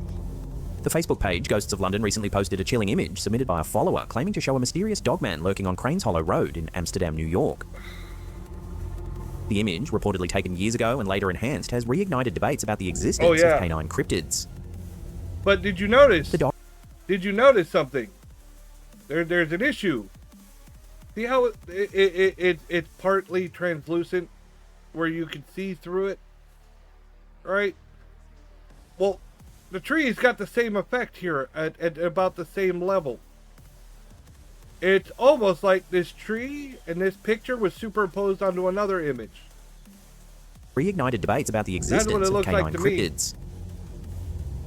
The Dogman is a legendary creature often described as a bipedal, wolf-like beast with piercing eyes and immense speed. Reports of these terrifying entities date back centuries, with one of the earliest well-documented encounters occurring in 1887 in Wexford County, Michigan. Witnesses described a towering humanoid wolf that stood upright, possessing a chilling human-like intelligence. In the modern era, the Michigan Dogman became famous due to the 1987 song The Legend by Steve Cook, which was inspired by alleged sightings spanning 10-year cycles. Wisconsin has its own version of the legend known as the Beast of Bray Road, which has been sighted since the 1930s. Similar encounters have been reported across North America, often tied to desolate roads, deep forests, and areas of reported high paranormal activity. The Cranes Hollow Road photo has drawn significant attention, with some calling it a groundbreaking capture. So is this image proof of an unknown predator roaming the wilds of New York State, or just a trick of the light playing on our deepest fears? No, the debate it looks continues. like a superimposed image. That's what I think. The red flag for me was when they're like, oh, years later we enhanced it. Here's a quick and strange one shared by Facebook user New BAW Game. Everyone is looking up. Eyewitnesses capture something bizarre happening in the sky. Look. Some commenters are calling it a glitch in reality, or perhaps even a glimpse at Project Blue Balls, the conspiracy theory that suggests holographic technology will be used to usher in a new world order. Have you ever seen anything like this in the sky? Let me know in the comments. Looking up, wondering why the sky is split. Coming up in our last segment, in just a few seconds, we take a quick sniff of the rare and stomach-churning quartz flower. But before we do, remember to subscribe, smash that like button, and leave some comments below. The more you interact with our channel, the more you'll see us in your feed. You take one step to the left. A rare quartz flower, known for its horrific stench of rotting flesh, has finally bloomed at Canberra's Australian National Botanic Gardens after 15 years. The event marks the third corpse flower bloom in Australia in recent months, following similar occurrences in Sydney and Geelong. Scientifically called Amorphophallus titanum, or Titan arum, the massive bloom is native to the rainforests of western Sumatra. In Indonesia, it is referred to as bunga bangkai, meaning corpse flower, due to its overpowering odour, which attracts flies and beetles for pollination. With only around 300 known plants in the wild and fewer than 1,000 worldwide, the corpse flower remains one of the rarest and most extraordinary botanical spectacles. It takes 7 to 10 years to store enough energy in its underground tuber or corm before producing a flower that only lasts a few days.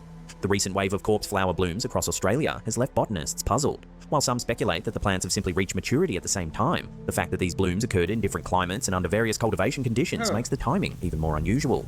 By the time the Canberra flower fully opened, the air around it was filled with a stench compared to rotting meat, sewage, and decaying eggs. That's gross. Even from across the road, the smell was strong enough to make visitors gag. Despite the revolting odour, hundreds of enthusiasts lined up to witness the rare event, with ticketing restrictions in place due to space limitations inside the greenhouse. Disgusting. While the worst of the smell faded after a couple of days, those working closely with the plant reported that it still retained its signature rotting corpse scent when approached up close. Ew. Scientists and nature lovers alike continue to marvel at the corpse flower's bizarre, fleeting, and stomach-turning bloom, an event that remains one of the most fascinating spectacles in the natural world. It looks pretty. It smells like hot ass.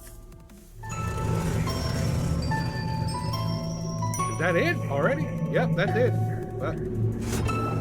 All right, God, stop fucking around with me. All right.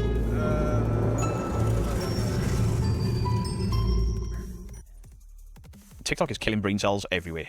TikTok is killing. Yep. What did I say about TikTok? All right. Beardo debunking the top 10 scary clips. Let's let a professional debunker do this shit. Only scary because this child has just been submerged. Widows, balls, He goals, sounds like doing? me. Today we're looking at 10 scary videos to scare yo mama. Scare yo mama. Nuke did. I've never called my mama because I'm not American. Before we get into it, I've been sent Yo a box of mama. stuff, and there's something else in here from Glasgow Ghost Hunters. I'll unbox that in a second. But just before I get to the box, so I don't know who sent this, but somebody sent this Joker cycle with a Joker and a Batman figure. There was no note in the box, just I would want random those. Batman stuff. I love Batman. I got Batman stuff all over the When do show. I start So getting don't know free who sent gifts? it, That but shit's thank you. awesome. Next up is Glasgow Ghost Hunters again, and they've sent us Teen Wolf's pop number 772. No fucking way. Scott Howard in his basketball gear. One of Mrs. Geek's favourite movies. She loves 80s movies, so this won't be I in my love collection. 80s This will be in Mrs. movies, too. Geek's collection. Damn. And this next box, I have I haven't a note watched to the Beardo old, and Mrs. Geek. I wanted to send you a few more items. Teen Wolf I just wanted cartoon to send you a show. few items for you, Mrs. Geek. Thanks for all the great Saturday videos morning and cartoon, keeping the it fakers was and awesome. believers on the right side and pointing us all in the right direction. Yours gratefully, Adam White and Rachel. Keep the believer flag flying. Thank you very much. So the first thing out of the box is a prop shaving foam tin. I don't shave. Ever. I mean, it's a prop. It's completely empty. It's never been used. Does it, oops. Does it open as some sort of storage tin? Or obviously, that's what I it's a was joke. wondering. So next up, we've got this skull incense burner with a lot of incense. Mrs. Geek got loads and loads of incense stuff all over the house. Sometimes I genuinely wonder if we need fire extinguishers for it all. But at least the house smells nice if you like smelling like hippies at a festival. I am joking. This one is My probably wife stay in the works studio at a because candle the studio shop. just smells of sweat. Candles Disappointment of everywhere. the top 5 videos that I have to watch. So sad. Next out of the box are these two Funko sodas. Now these are made by the same people that make the Funko Pops that I have over 200 of. Don't have any of these. There were a few that I looked at, but I don't know why. I think I never bought them because of my lack of room. But we've got the Chalice Star-Lord and Okoye, both from Black Panther. Massive Marvel nerd. So I believe you can get chases in these as well. Yeah, find the chase. But this is not. Really cool. I might actually display them out of the tin, stood next to the tin in the room somewhere. And I need another shelf over there that you guys can see for all this stuff. And in the next one, we have Okoye. Oh, there's like little pod things in them as well. I believe they have to tell you if you get a chase or not. And we have an Okoye figure as well. Okay, so we got some 4-leaf clover stickers. Nice. Leave us for good luck. Paranormal investigator. I think it's a car or a... Is it a car sticker? I've got one on the front of my car, but it's a different design. I might put that on the back. We got some pin badges. Dead Air. I believe that's a channel or a podcast. The Cool. Ghost Historian. Are these podcasts? Should I be looking for these channels? Night Owls. Yes. I've heard of Night Owls. Do I say owls really weird? Night Owls. I think I say owls weird. Owls. And Paranormal Findings. Just us. Adam and Rachel, let me know if these Not are channels owls. and podcasts that I need to be looking into. And the final thing, and this is cool as shit. I love my horror. It's a tin plate sign. Welcome to Camp Crystal Lake. Now, I've got a few of these tin signs in basically what's a junk room behind you that used to be my old studio that I outgrew. The comic book covers. I don't have any horror ones, but that tin plate being the sign for Crystal Lake, that is brilliant. Absolutely brilliant. Where to put it? I've seriously got to move this studio around a bit. So thank you, Glasgow Ghost Hunters. Thank you to whoever sent the bat cycle, and thank you to Adam and Rachel White. Very kind of you. I really, really do appreciate it. All the notes and letters and cards and stuff that get attached with these boxes, they go into one of the drawers by the side of me there. Legends. So let's get into the top 10 scary videos to scare your mama. Yo mama! It's gone floppy. I can't keep it up. Okay, so Giggity. top scary videos to scare your mama. Okay, I watched the first clip and I didn't say a word through it, and I'm not going to include it in this video. It's a car crash from 2015, and it's live police footage of them going to the scene of a death. This woman driving a car with a baby in the back. The baby somehow miraculously was fine, and then the whole thing revolves around police officers hearing somebody say "help me." I couldn't really hear it in the video. To me, someone from the distance saying "help her." But the body cam footage is. I think I of a reviewed that death one at the on, side of the road, on and this channel. I don't know. And while dealing with the paranormal, we deal with death and stuff. This is literally video footage moments after somebody, or minutes, maybe an hour after somebody has lost their life. The rescue of the baby is absolutely fantastic, but then I don't know. It just doesn't seem right for me to include it in my video. I'm not sleeping. If they showed her body, I wouldn't want to show that either. I get it, but it was more the harrowing story from Can we the stop with police. the Amityville cack, please? In That's my where the flies opinion. thing comes from. Do you know why you get flies in your house in the summer? Something has died there, or somebody hasn't taken the food recycling out. Yeah. You got something funky. Oh, the outside is covered. Yeah, you could have had a garbage spill and they're attracted to the stank. We started filming, we went to show our landlord. This was not okay. Have you got food in your garage? Is there like a waste bin behind that door? If this is all it is flies, and it's only around the garage door, I would assume it's because there's rubbish to the side of it, or you've got like a possum or something died within your garage. You got, look, there's the can right there. Look, the can's right fucking there. There's a bin. Right there. Yep. There's a bin. They're not even in the bin, right? But what's to say that you haven't noticed an infestation in your bin? Give it a little kick and then start recording in vertical format for TikTok. Because, I'm not speaking about everyone on TikTok, but the majority of people that watch this spooky shit on TikTok are stupid. There's no way for me to put it. Some of the bizarre shit that I've seen on TikTok that gets sent to me. Can you debunk this? It's like, I don't even need to debunk that. It's clearly rubbish. TikTok is killing brain cells everywhere. Yes! Trump should have banned it. Half For joking. some odd reason, there are flies swarming all over their house. Oscar says that he can't think of any rational explanation. Another late night, and Oscar's Then he's not thinking hard enough. Couch. The young boy wakes up and sees something that chills him to his core. Ooh. Bum, bum, bum. I've seen this one too. The kid sees something down the hallway and he runs.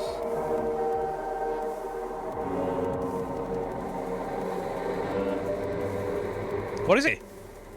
Hello? Oscar's son wakes up after he hears a strange noise and runs to his parents' bedroom, crying and wailing in fear. The young boy tells his dad that he saw someone scary in the hallway. But did you see it? No. When Oscar checks his security footage, he sees a large figure that looks like a man just standing in the hallway, staring at his son. Like a man. Even weirder, whatever this is just seems to disappear into thin air. Oscar Nunez says that he and his family have no idea who or what this is. Frightful. Well, I do wonder. Now, that footage states that the son was running, crying and wailing, and we didn't hear that. We just saw him get up, mutter a few things, and then walk off. It could have been there's silent. very little background information there, nothing that can really go off. So, did this young child wake up from a bad dream and then freak out a little bit? And Ambi walk off to his parents, and then his parents, having got a hit with the flies video, superimpose that little spiritual-looking figure in the hallway, you know, that glowing white figure that seemed to crossfade in and crossfade out, an editing technique. Or did that child wake up and genuinely see something there? Now, I'm very, very cynical of TikTok footage. I'm very cynical of somebody who's going to post a video and say, look at all these flies, how spooky, and then that. How many people have cameras in their living room? You know, if the parents were in bed and that child was sleeping on the sofa, why is the child sleeping on the sofa? Why wasn't the child sleeping in his own bed? Just the questions I would ask. If your kid nods off on the sofa, you don't go to bed and leave him there. Most people I can't pick up really the kid, say put anything him to because bed my and go to daughter bed likes to themselves. sleep in the living Just room something seems off watching with it. I'm TV. not calling the kid a liar. Maybe he woke up and freaked out. Even but when I tell her, parents get can in be your assholes. bed, Just saying. she'll sneak Some out of the there in stuff the I've seen middle on of the TikTok night. and YouTube that the kids have been set up to get scared, to maximise clicks and views, that is clearly staged. I don't trust anyone anymore. And if you ask One time your I kids, tried hiding the stop remote it. in my room. Idiots. Scan for life. She Freddy snuck in my Krueger. room while I was 4. sleeping and stole the Okay, fucking so remote. the next clip is a family think that the daughter has an attachment. They sent it into a podcast, and this is the photo. This is scary because the older sister is trying to kill the younger sister. That's not them messing about in the pool. This photo is only scary because this child has just been submerged. You can see air bubbles there, so all of this water is disturbed and rippling, which will cause these rippling effects on the daughter's face. Yes. If we look at the derriere of the older sister, quite crisp and clean. This is a bit out of focus because, you know, there are things closer in shot, what have you. But then if we look at her rump, her leg isn't actually attached to her bottom. It's kind of there, but then her bottom is there, and then it dips. Nobody has an ass this shape is what I'm trying to say, because the water is disturbed. Right. It's distorting the vision in the camera. So it just looks like this, because somebody snapped a shot as the water's rippled in a certain way. This isn't scary. This isn't a possession. Are people this stupid? And who's your mama Yes, scared by this cat? people My are grandmother this is not alive stupid. anymore. Yes. She was not exactly a tech-savvy person. But even my grandmother would have looked at this and gone, that's just water. Doing what water does, being wet and shit. Being wet my. and shit. Oh my. Not right. Oh my gosh. The daughter's face looks like a horror special effect. It really does. It looks like a mask. Not really. Right. Deep set dark eyes, very pale skin. It's unsettling to look at. Very white skin. Well, what about the sister that's dunking her under the water? You can clearly see the water line on her there and how it has changed the colour of her skin. So is her right arm possessed only up to the shoulder? This is all just because of the impact water has on the visuals in the camera. It has the same effect on your eyes. Take Wolverine, for example. If I had a pint glass and I submerged half of him, the bottom half of his body expands and looks bigger, and the colour completely changes. It'll all go a lot lighter. This is dumb. Because you're trying to make a normal face out of it, and you just can't. No. As mentioned, for some odd reason in this photo, Bernice's daughter's face just, well, it doesn't look like a face. Bernice posted another photo she took of her young daughter crouching on the bed. Oh my. Nope. Yeah. Look at his face. Look at his face. I would love to compare this this very to much when I looks reviewed like this something video. straight out of a horror film. But look at these elongated straight lines. Right, that's a blind there. That's a blind there. Now, has this kid just bounced on the bed and there's a photo of her in motion that's making this look more demonic? I think so. Look at the blur around her feet and around her hands. I think she's either jumping up or she's coming back down from jumping up and they've snapped this photo. I'm not a photography expert, but I think this may have a little bit of digital manipulation as well. I think these limbs may have been stretched. There's too many dead straight lines in with these limbs. The human body, it's not straight lines. There's curvature and a 3D sense to it. And, I mean, this camera quality isn't great. You can see all of the pixelation everywhere. There's obviously a light source looking in. I personally think this has been edited. I don't know, I can't prove it. I don't know enough about photography. But this is just a kid bouncing on a bed, and I think they may have even added to it to make it look all the more creepy. Nope. Yeah. Look at her face, though. Here's the thing. Really weird. Here's the thing. Look, what is that? It's motion blur. That's why there's 4 eyes. The camera's shutter speed to take this image is slow. So it My child might be possessed, like for real. And then the podcast host, like, this child may be possessed. Great. Now what we're going to do is call up that exorcist that spits on people and job done, everyone's safe. This house is clear. Out! Venom. Get out! You're choking her. This to me looks like assault. And of course she's going to start spitting and coughing and hacking. You're freaking choking her. The claims of possession that are going on, and these idiots that think they are solving or helping or exercising are backyard exorcists. Somebody is going to get killed with this shit. Recently watched Blue Productions cover 1, and this guy's spitting water, choking a woman out. She throws up everywhere. This guy's like wearing pajamas, and I know you're in my comment section. You're always there. You're never ever going to get me on side. What you do is frankly disgusting, and somebody is going to die from this bullshit back alley exorcism. Yes! I don't believe in demonic Thank possession. you! I've never known anybody to be possessed. At the same point, if it's a strong enough belief, then it's potentially dangerous to people because of mental health. Even if demons are real, which I don't think need they a are, therapist. and then some back alley exorcist goes into these houses and stirs things up. Who knows what damage they could do if demons are real? But if we look at the very real possibility of mental health, somebody's going to die. In fact, look up how many deaths have been attributed to proper exorcisms from priests and stuff. People have been stabbed to death and beaten to death through exorcisms. Stop that shit now. It is very upsetting to look at this and think it could be anything like that. Yeah. What the fuck? Oh, you're so funny. That's insane. Yeah. I mean, hey, I shouldn't knock it. I'm just as bad. Are these people thick? Well, apparently that's a ghost there. Apart from the fact it's a reflective surface, we can't tell what the hell that is, but it looks like a reflection of the sky. They're clouds, this is pareidolia, and these are going to say that this family is possessed. Absolute morons. Dangerous. This trail of thought is dangerous. Somebody sees a strange flickering light that makes the blood run cold. On the window.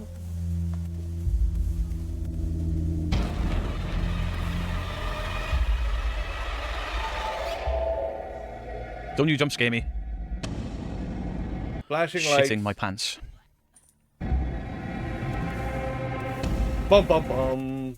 Wait. This ghost is so scary. This ghost is also somebody wearing a Michael Myers mask by the look of it. Yeah. That looks like a Michael Myers mask. I said the same fucking thing! So scary. This is like, the top 10 scary videos that are apparently real. Somebody is literally stood in a window dressed as Michael Myers and somebody else flicking a light on. I love that I could do a review of the same exact fucking video. And then I listen to him and he says the same fucking shit. I'm like, yes!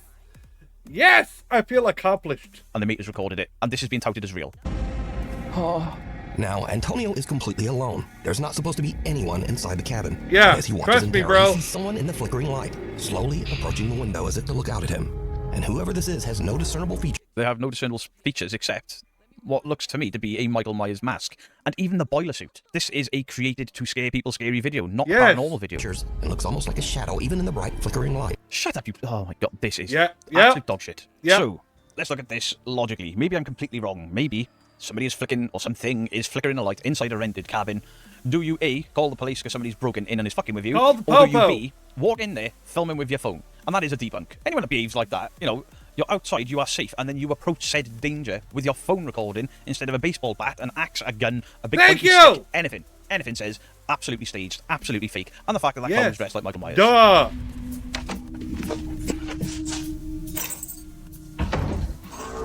If it's too good to be true, it Did probably you see it? is. I thought I saw a shadow in the window of the door, maybe not. Oh no, there's no one there. Of course not. Ooh, flickering lights.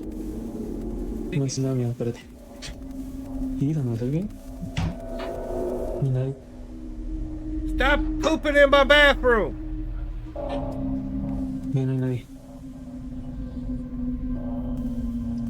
Antonio is a bit nervous as he checks through the rooms, but the entire cabin is completely empty.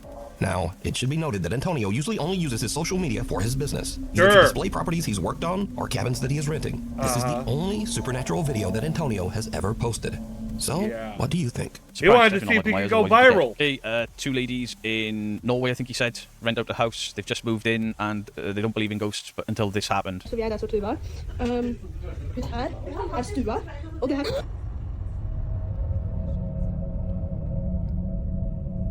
What? Did you see it? No. As Sunniva is recording a video house tour for a friend, I there's see something shit. black and weird just standing in front of the apartment Black and door. weird! The figure is so shadowy that it blends right into the darkness. But Sunniva says that she could easily see I it had with a her friend naked in eye. high school that Sunniva was lets like out that. a frightened gasp and jerks her phone back so hard that it hits her other hand and His knocks own out the words, mic. Whatever that not was, ran away. There's the shadow. And it runs right to left. It even blocks out light behind it. It's a person wearing black. Is it a ghost? Or is it just another TikTok video? And of the 2 girls Another that moved into this TikTok house, the other one video. is just stood in the background. Why doesn't she have a flash on? Why hasn't she turned the light on or anything? Torch, something. I would say this is staged. Or, potentially, her flatmate has wound it up. Scared the cat out of her. Great video. Uploaded to TikTok. We know Nuke will show it. Job done. Microphone. I Now, say when the video staged. is brightened a lot, you can see that whatever this is actually blocks out the light from the peephole in the door. Sister Tuva says that a woman who was a former tenant passed away in the apartment. So why Nuke's brightened image here and explained, oh, it even blocks the light, which it does, meaning it's a person. But then he doesn't say you see it run away to our right. Could this be her presence still occupying their home? No. No. So if a No! ghost is going to, like, apparition itself in front of you, wouldn't it crossfade in and crossfade out, not run away behind the door frame? Oh, absolute cack. Captured by CCTV somewhere in rural New Jersey. So there's one bright light in the sky and another light almost seems to attack it. Now, I don't know if this is ball lightning or swamp gas or what the hell this might be. So It's my you butt tell me gas. what you think. The fuck was that? Look how close this is to the camera. What the fuck is that? It's cool, whatever it is. I like it. Whatever it is, I think it's really there because it is impacting the light there. And yeah. Maybe. So you tell me what you think. In this next video. I don't know if that was really cool editing or something natural that I've never seen. I have no clue what that was. That was pretty cool. I was looking at to see if, you know, when this thing's pulsing and getting brighter, if the background didn't match, and it seemed to. I don't know what think that it is. looked Cool. too If much that is like some sort of ball lightning or CGI. plasma lightning. That shit's scary. Imagine being that close to it. Ring doorbell I don't think footage, that and was they're trying ball to yank lightning. light. I've seen ball lightning.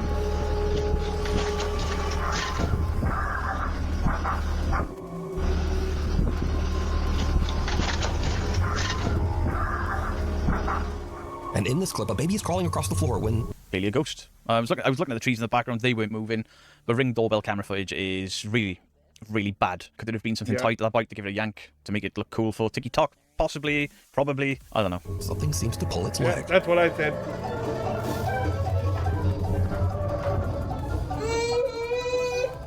Now, usually with these baby videos, I just think it's the baby moving in a weird way, and Yeah, no it's big the deal. baby moving This in a kid's leg weird moves way. back at a very odd angle, and the baby seems to be a bit upset by whatever's back there. But as always, you decide. Babies are weird. Maybe the baby got a little bit of cramp and straightened his leg out, or a bit of a dead leg from sitting cross-legged. Anything natural. Nuke says, you know, the baby looks back at whatever pulled it, not happy. The baby was looking at the TV. It looked up to the TV, not at its own leg. Babies are weird. They do weird things. They're not in full Yeah. control of their bodies. I mean, you've seen the toddlers when they run that are older than this, and they got that really weird wobble, but this overbearing look of confidence in their face, like, look at me. It looks bizarre. Or like Lee from Really Haunted. He looks like a triumphant toddler. But, cute kid, weird looking, I guess, but kids are weird. Okay, so this couple have Weird bought a kid! playhouse in the Got shape it. of their own house with a working Ring doorbell for Ow, their daughter. sweet Wow, ow. when I was a kid, for one Christmas, I got a Mr. Miyagi action figure. I didn't want Mr. Miyagi. I wanted Danielson. My brother got Danielson. I got Mr. Miyagi. The figure was this tall. My brother's was this tall. I was pissed.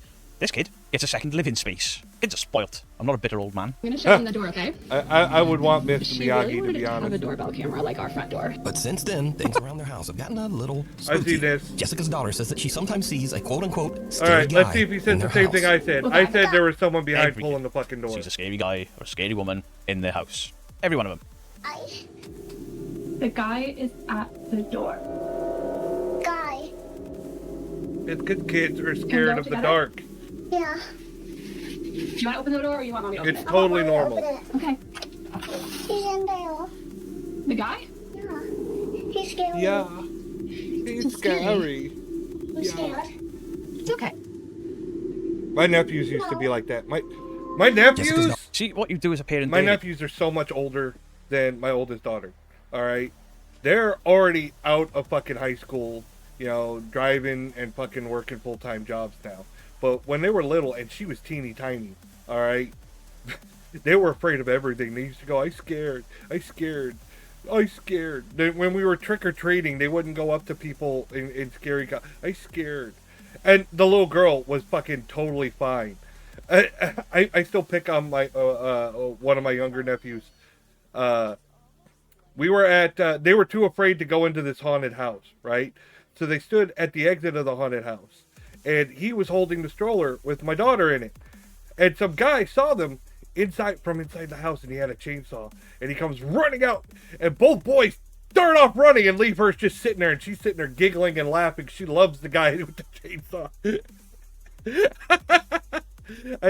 That's why we call her Little Boot. Nothing scares her. She's been going to Halloween Horror Nights since she was 3 years old. Going in all the houses, everything. She loves horror movies. Her little sister, totally different. Her little sister is afraid of her own shadow. I know my girls. I know my girls. That's why one goes to Horror Nights and one doesn't. Though she's going to try to go for her first time this year. She's a little older.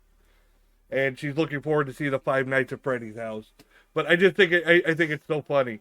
I hear this little girl going, "I scared, it's scary." And I just remember my nephews being like that. "It's scary, I'm scared." You got on me about pushing the stroller with the snake.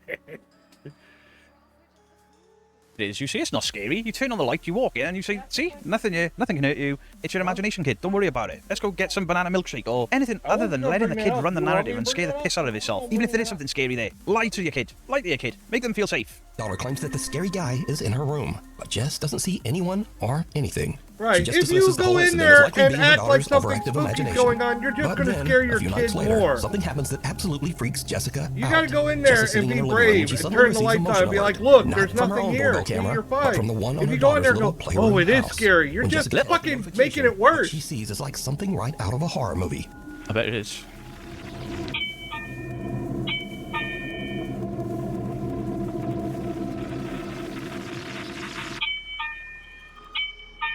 I still say that this is staged.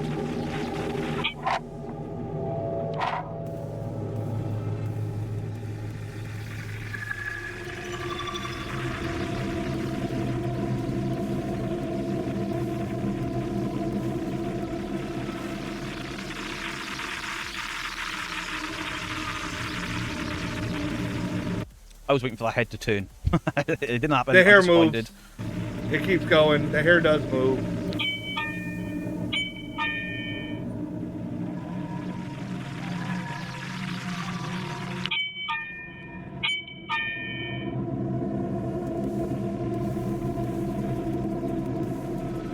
Yeah. Don't you jump scare me. Don't you do it. It's not gonna be a jump scare. It's the same played out thing over and over again. I mean, it could have been scary the first time, but now it's just getting on my nerves. See? Less is more! I bet that head is turned. Nope. The hair moved. I knew something was coming by the juddering of the door once it was opened again and looking down the hallway, purely because the door wobbled like somebody had brushed past to move something. Yeah. I think this entire thing has been staged, and congratulations Yep. on adding to your daughter's fear See, if she called ever it. watches TikTok. Called it! Shocking. Called it!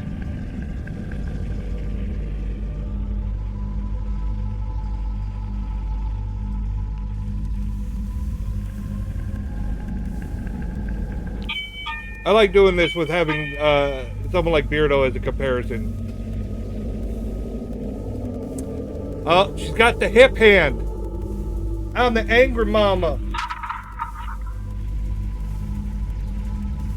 Now a note on this clip. This is not a motion camera that pans around the room on its own motor. No This door shit. is actually attached to the playhouse door. Yeah. Yes, but does that door open in and out, So does this it? back and forth motion means that the playhouse door is actually opening and closing. But if you look at the playhouse door, the reason this looks like a panning camera is because that movement is so timed and automatic. It doesn't look like a person's doing this, because you'd get more juddering. It only judders just before that doll's head moves, which to me looks like somebody moving forward to set something up, and then they move back, the door's juddered on the way in or out, in order to set up this head to pull. That door looks like there's something automatic on it.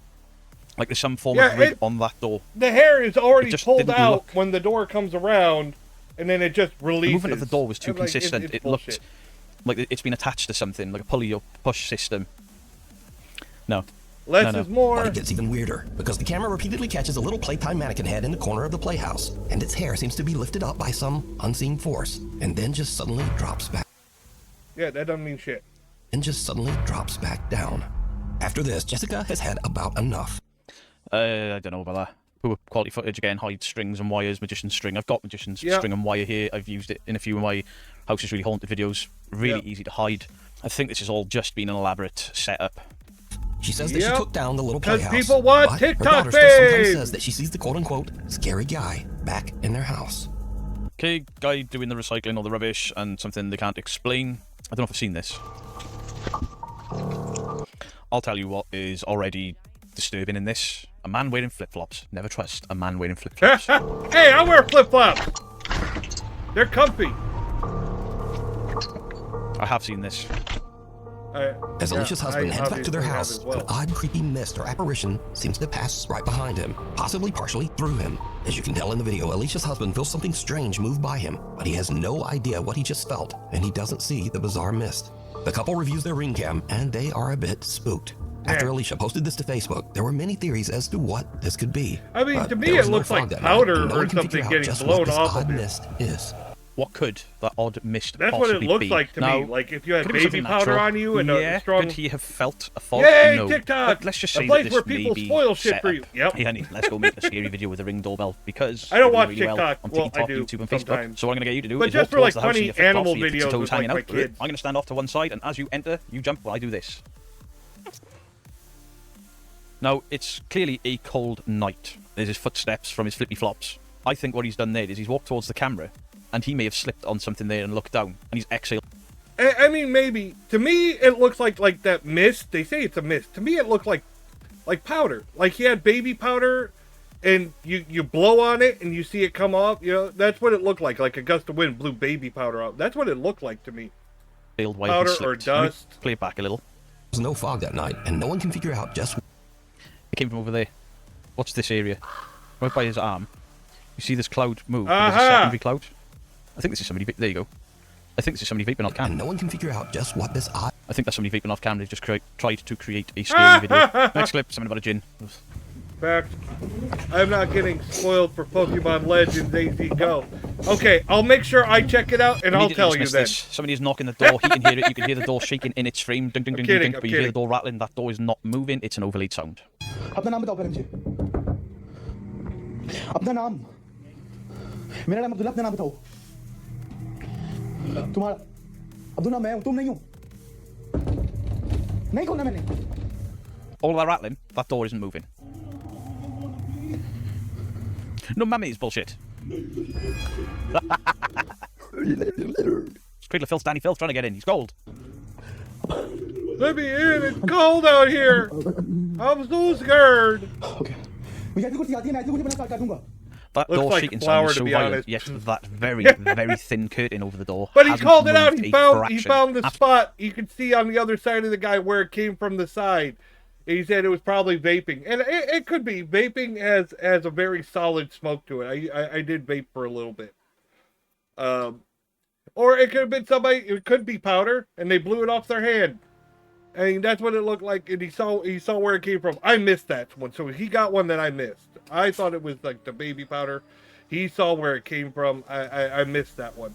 Absolute bullshit. निकल जा यहाँ से You tell him. आओ अंदर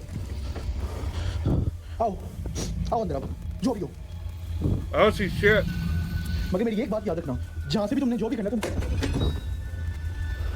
Something seems to plead with Abdullah to enter his room. Yeah, but there was a cut. Oh, this is dog shit. There was a cut. It is good. Hey, It funny is new dog clips. shit. I love the funny new clips. Someone about a pissy ghost. Oh, this one's funny. I love this one. I said no run in their house. That wasn't a ghost. That's not a ghost. It's a human. You can see the hand pull back from the door. Watch it open. Somebody just pulled the hand back from there. That's somebody being a dick to a kid. That's someone being a dick to a kid. Run and get out? Who knows? But probably not. Anyway, sometimes at Halloween, you might try to scare your friend with a creepy mask, but he might have the same idea.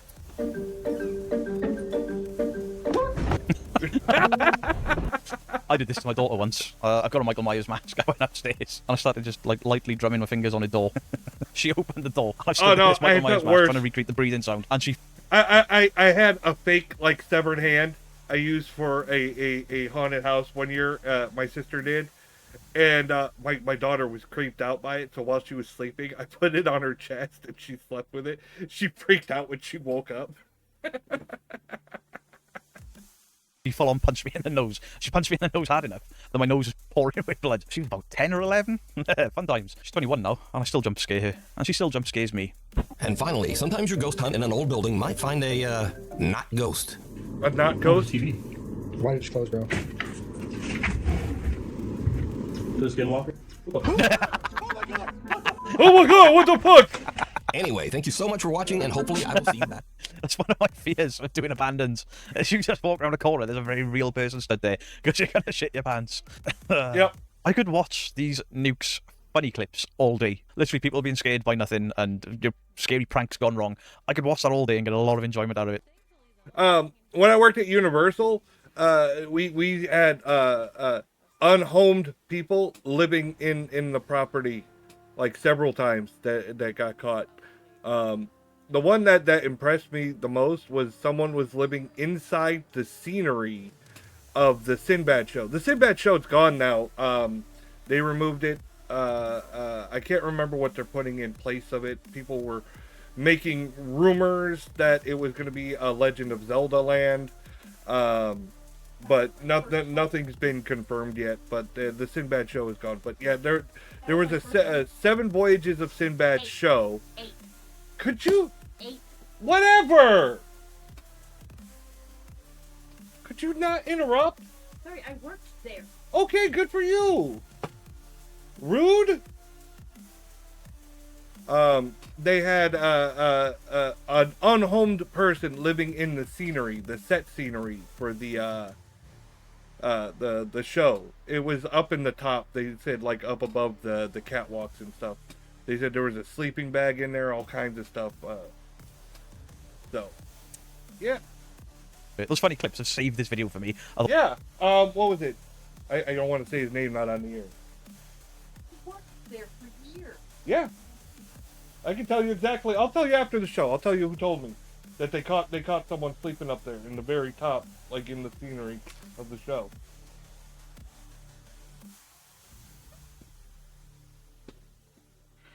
He was there when they took him out, and he told me everything that they had up in there. Otherwise, this may have been another one on the bin pile of absolute junk that is on the internet. So do please let me know your thoughts on the comment section down below. Did you believe any of that cack? I didn't. Much luck to you all. Beardo. No, of course not. Oh shit, I forgot to do it again. TikTok is killing brain cells everywhere. Yes, TikTok is killing brain cells. Like. Alright, now we can go to the next one. Oh no. Alright, here's my problem with this now. King Frostmare, the scariest police videos caught by officers night. The problem is, most of these videos, at least in the past, are not by officers, police officers, or anything. It used to say by police, now it just says by officers, so now I guess maybe he saw my video, or it says police videos caught by officers. This is so dumb. Most of them are not. One of them was from like a student film, and I was like, oh, come on, dude.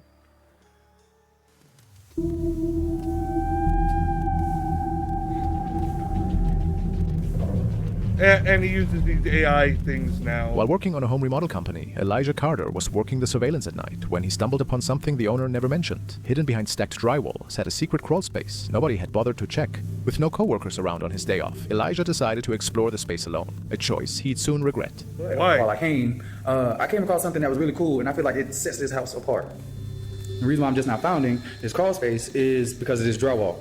The owner, she had this drywall covering the crawl space. That's not the cool thing about it.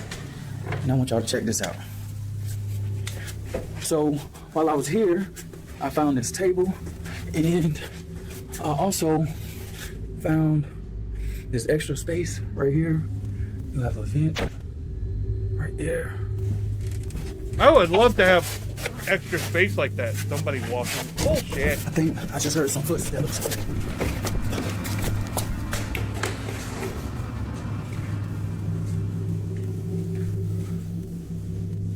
I didn't hear anybody walking. Did you? I didn't hear. This can't be a squatter.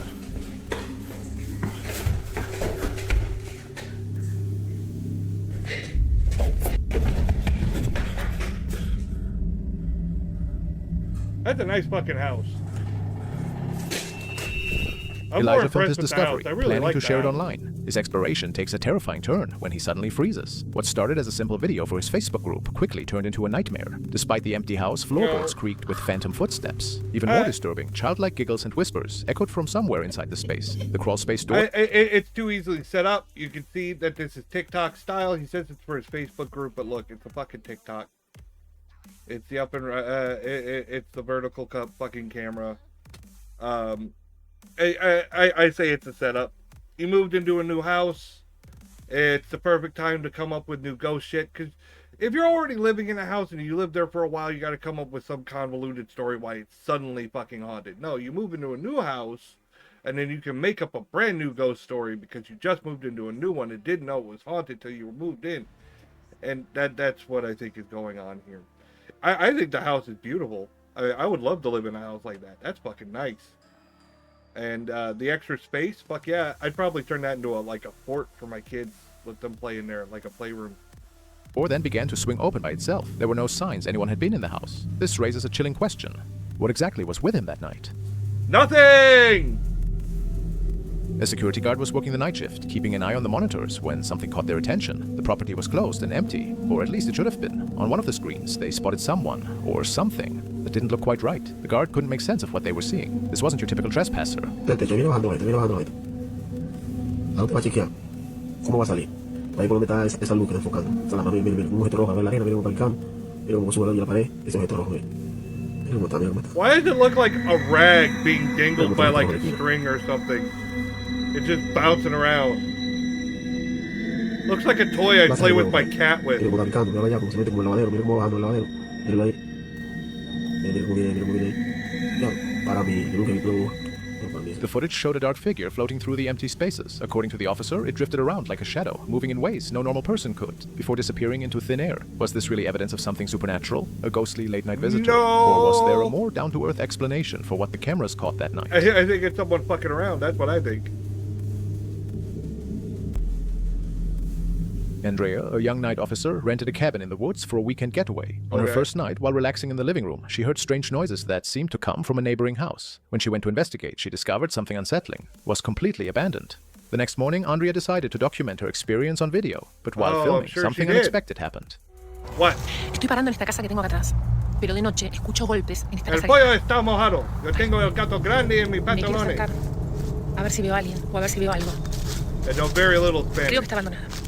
No Most tiene of autos, it's bad words. no veo gente, pero a la noche se escuchan golpes. Me voy a acercar todo lo más pueda para poder verla. Es esta casa que está acá, miren.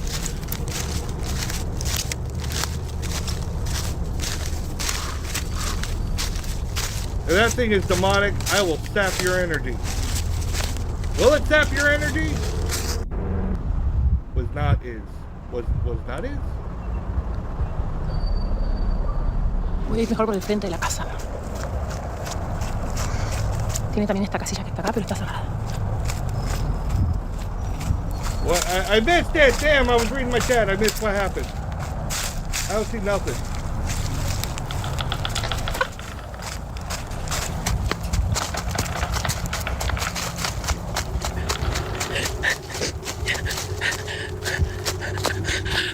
Ay, escucho ruido.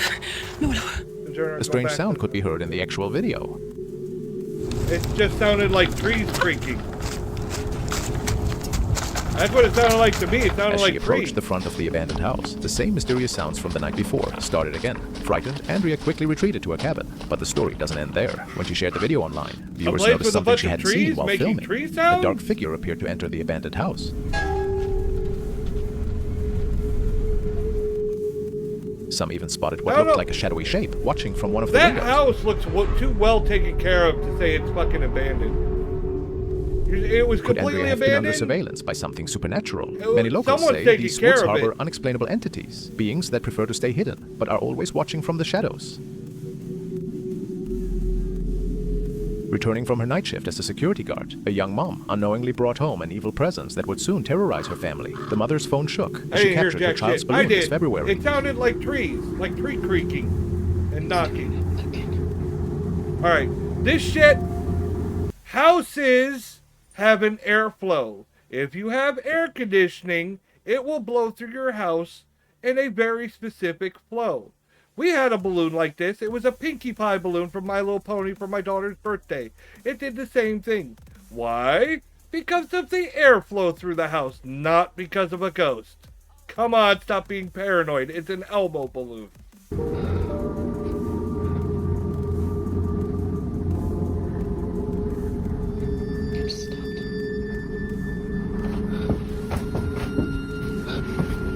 Yeah, you notice how it stopped when it reached an open area for the wind to pass by? What had frightened her so badly? Why such fear over a floating balloon? Rachel has noticed a pattern that sends chills down her spine. The balloon always navigates to the basement entrance and waits there, except when her son Andrew approaches.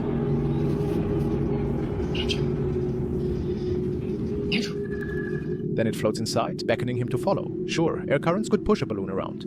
But why does Yeah. it consistently pause at the same spot near the open cellar from any starting point? Because you keep putting it in the same spot. Put it on the other side of the fucking house, see if it does that. No, you keep putting it down the same fucking hallway because that's where the airflow is. It's always going to go to the same fucking place. And guess what? If you leave the basement door open, then it's going to pull down the basement too. Go figure. It's not because he's there. This is fucking stage bullshit. At first I'd say, okay, they just don't know any better. They don't know about airflow in the house. But then I see that they left the basement door open and it's going down the basement. It's like, oh no. Oh no, they knew exactly what the fuck they were doing. They're full of shit. There's air and it's light density. I was a nerd in biology and science, bro. Yeah, they okay, when we leave the basement door open, it keeps going towards the basement. Because there's no air conditioning in the basement. It's going to suck in all that fucking air. It's like, oh, look, a new place for the wind to blow. Let's suck the balloon down there with the rest of the cold air. Dumb shit. Point in the house, it follows an identical path before freezing in place. This time it floats down the basement stairs, which was the first time it had been doing that, beckoning him to follow. Yeah. Because first time you did that because you left the door open. New footage from a recent evening shows something even more disturbing. Is it coming up the stairs? Quiet. Quiet. Wind flow. Yeah. Oh my god, this shit's so dumb. Let's be scared of the Elmo balloon. What did you do? Refill it? You had to shoot all these videos pretty quick because those things run out of air. It doesn't take very long. A couple days before the air starts coming out of those motherfuckers. Around 9:30 p.m., the balloon glided up the staircase directly toward Rachel without hesitation. At the top step, it froze in midair. It hung suspended and motionless. Their dogs paced nervously in the background, growling at the unnatural sight. Yeah, my Common dogs. sense told the family to dispose of the balloon. Yet My their dogs son threw bark at tantrums me the because they're suggestion, fucking choosing to wait it paranoid out. This assholes. decision would soon haunt them. They're like, "Rah, rah, Just rah, rah." 48 Oh, hours it's you. later, Rachel faced her worst nightmare.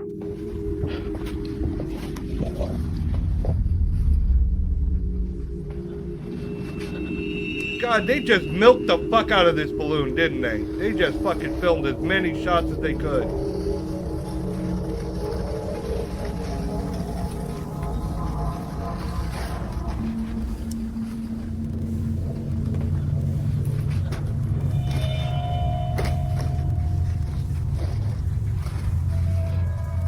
Oh, look, it goes around the corner when the basement door is open. Da da da.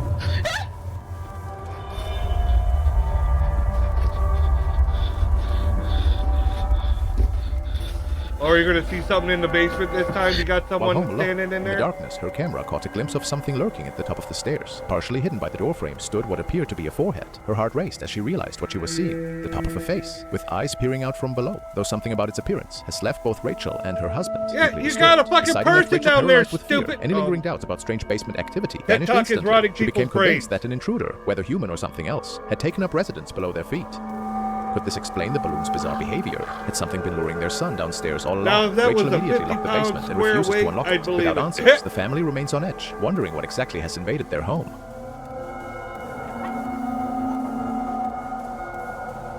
Yeah, they milked the shit out of that fucking Elmo balloon, and people In this just video, probably our ate security that guard's shit attention right was up. drawn to something unusual on the property. An empty school bus that wasn't quite as empty as it should have been.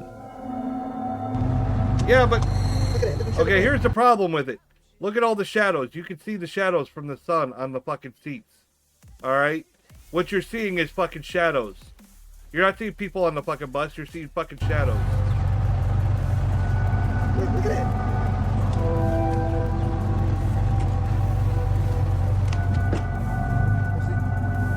Investigate. I'm gonna go investigate. I bet you won't find nothing.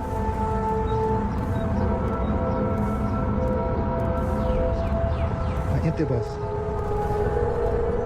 The guard spotted what appeared to be shadowy figures moving inside the parked vehicle. These dark shapes seemed to be moving like children, darting back and forth between the seats. Despite a thorough investigation, no one has been able to explain what caused these mysterious shadows.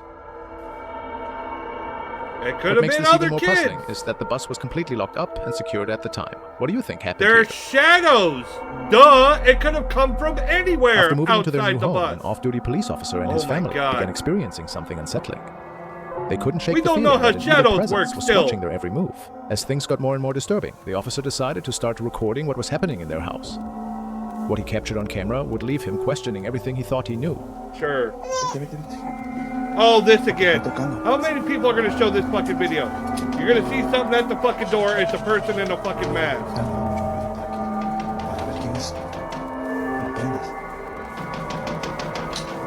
Oh no, you didn't edit out all the bad shit. You're going to go straight. You're going to show all the bad ones. See, I saw this video first, and there's a whole lot to it, and it's all really fucking bad and really fucking stupid. The best part that they had was the very end where they see a head. So all the other fucking clip channels only showed that last part because they knew how bad the rest of it was. But apparently King Frostbear is like, fuck it, let's just show the whole thing and show you all the bad shit all over again. Here, watch how bad this shit is. Ya son casi las 3 de la mañana. ¿Dónde están las llaves? Oye.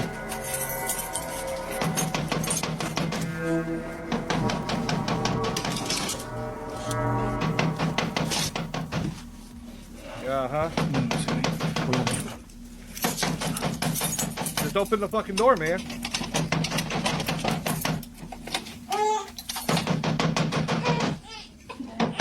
And... Ahí quédate, espérame. And it stops. Because someone is most likely ducked underneath this fucking edge here. No hay nadie, no hay nadie. Of course something's knocking in. Oh, yep, up, curtain. And it's gone again. Now, if it was knocking while he was looking, that'd be different. But no, as soon as he puts the curtain down. Come on. Come on, give me a fucking break here. ¿Quién será? Ya es nadie, Ceci. Yo creo que ya nos subimos a dormir. Ya, vámonos. Vámonos, porque igual le voy a enseñar la hora. Siempre pasa lo mismo. Come Mira, on. son casi las 3 de la mañana. 25. Siempre hace lo mismo, ¿verdad? Ya vamos Okay. Voy a We see cerrar the otra vez. time. And I should remind you, the title of the video is Scariest Police Videos Caught by Officers. This is not an officer, a security officer, or a police officer. How is this a police video? As you can tell, even their little baby is scared of these disturbances. He believes that perhaps an angry spirit has followed him home after one of his shifts. Do you think that's plausible? Or is it all just a hoax? It's definitely... In Wait this a video, minute. You didn't even show the rest of it? That's all you showed of that? That's the one... That's the part you thought was the... Oh my god. Oh my What the fuck? Alright. Whatever. And his partner are watching Moving over on. a house while the owner is abroad. Late one night, they hear an unusual noise from downstairs. Guys, this is like really crazy. That sound. What's going on? Though they couldn't capture the sound on camera, this Victorian home belongs to a woman currently traveling overseas. Isaac It and his is a pretty girlfriend agreed house. to stay there to look after the place, Look at care for that her place. dog, and ensure no break-ins occur. She's overseas for the week, and she asked me and my girlfriend to come and the camera's watching us right now. You know, I'd be afraid of breaking something. While That most place of the is house so features expensive. antique furnishings, modern security Dead. cameras are installed Hi, throughout, Purry! allowing Don't the be owner dead! to monitor her property remotely. One night, the owner notices something strange on the security Alright, feed you got and the immediately moan. sends the recording to Isaac, who's deeply disturbed by what she captured.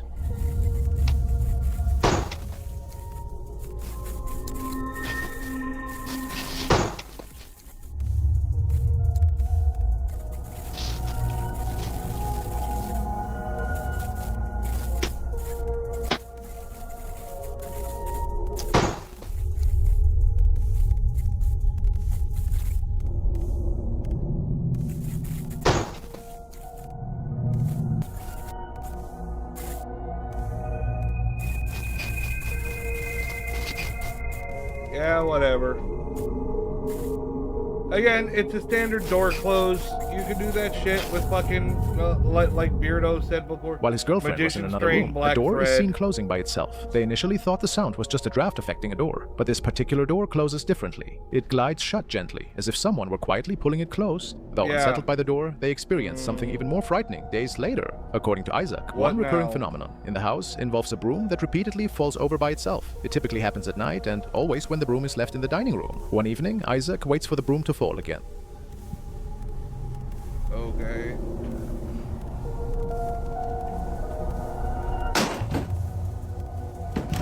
I didn't see it.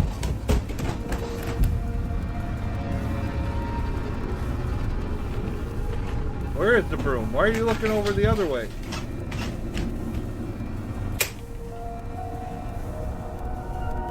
Okay, so it didn't even happen on camera.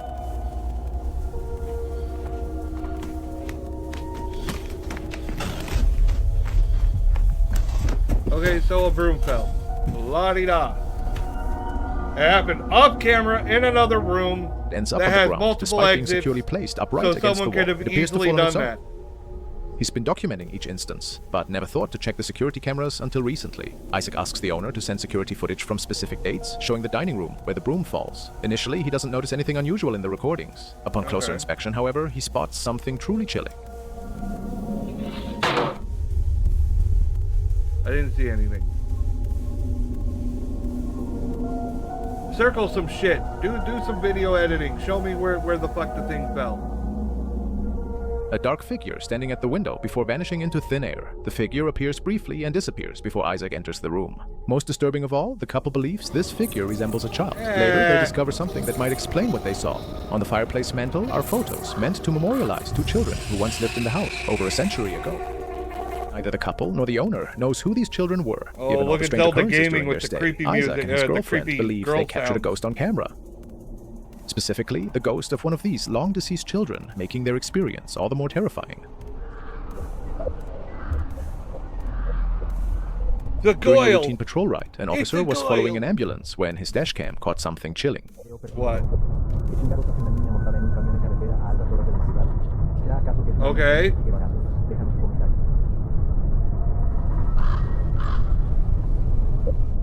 He didn't notice it at the time, but when reviewing the footage later, he spotted what looked like a shadowy figure of a young girl standing on the back of the ambulance. The strangest part is that the ambulance crew had no idea she was there. When Okay. questioned, they were just as shocked as the officer. To this day, no one can explain who or what this mysterious figure was, or how it managed to perch on a moving emergency vehicle Well, you without didn't being show seen by anyone it at the time. disappearing or anything either. So you didn't pay very close fucking attention. It's probably In a Poland, real man girl named Eddie finds an riding on the apartment back at of a the fucking surprisingly low ambulance. price. He'd soon discover the chilling reason behind that bargain. Even his cats seemed to sense something wasn't right, showing signs of distress at the strange occurrences in their new home. Eddie decided to install security cameras throughout the apartment, hoping to capture whatever was happening, especially during the nighttime hours. What the cameras recorded was disturbing. What?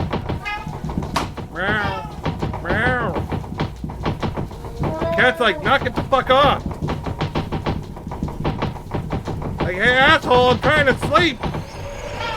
Strange noises echoed from the main entrance, as if someone was trying to get in. The following night, things someone's escalated fucking with when the door his and the cat cat's began like, acting shut the strangely, fuck up! staring intently at one specific spot in the house. What happened next, while Eddie was filming, would send chills down anyone's spine.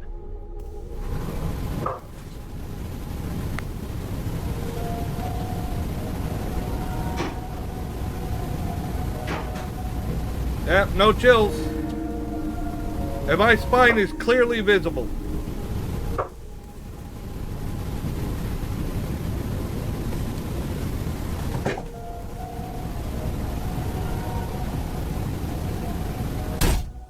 Two nights later, even louder noises woke Eddie. This time he chose to confront God whatever damn. was causing the disturbance, camera in hand. The footage from that night Someone's comes from two fucking with angles. the door. One It's from his always security someone camera, fucking and with the another door. from the 'Cause camera ghosts he don't carried. have anything better to do than fuck with doors. They can walk through walls, they're intangible, but they're gonna fuck with your fucking door, right?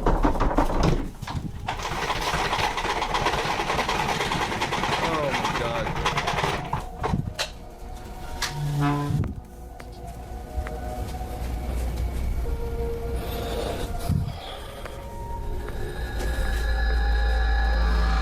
Just as Eddie checked the first door, where he heard the noise, the sound suddenly shifted to the bathroom.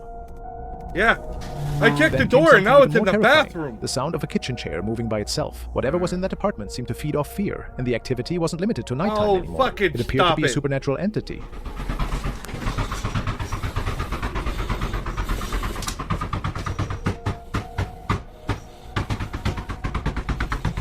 Alright. Yep, focus there. See, look. Here's the knocking coming from the bathroom.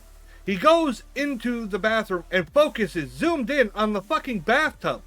But he doesn't look to the left or the right where people could be in there fucking with the door. Why? Because he's got to give them time to sneak by him and escape. Or at least not put them on camera. Known in local lore as the one who knocks, and things only got worse with each passing day. By 6:58 a.m. one morning, the disturbances had become unbearable. 656. Słyszycie to?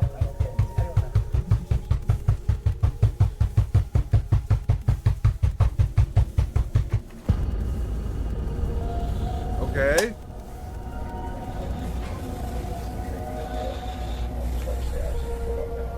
There we go. Now you're looking around a little bit.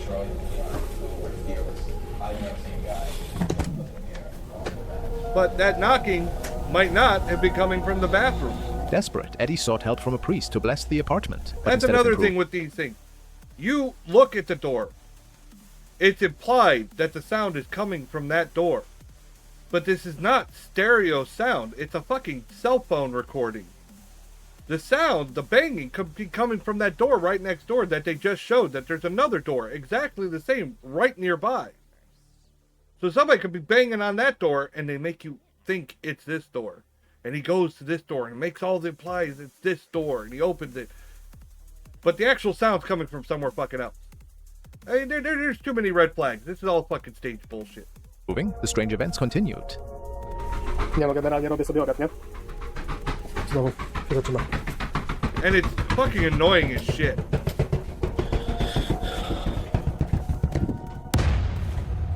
Again, less is more. Less is more. Then, most disturbing of all, Eddie suddenly stopped posting updates, something he used to do at least twice a week. A You know neighbor what who I think? commented online claims they haven't seen Eddie at the apartment for over... Somebody should look at his views. Should go to his views on TikTok or wherever he's posting these and see if the numbers of viewers were going down. Maybe that's why he stopped posting them. Because people were over it. over a month, yet they still hear inexplicable noises coming from inside. Whispers, knocking, and most chillingly, the Oh, sound yeah, of I'm someone sure. Who the persistently fuck banging did you on the talk door, to? even though no one has been seen entering or leaving the building. According to who? You're like, neighbors have said, according to who? Who said, where did you get this information from? While on patrol, an officer witnessed something in the sky that defied explanation.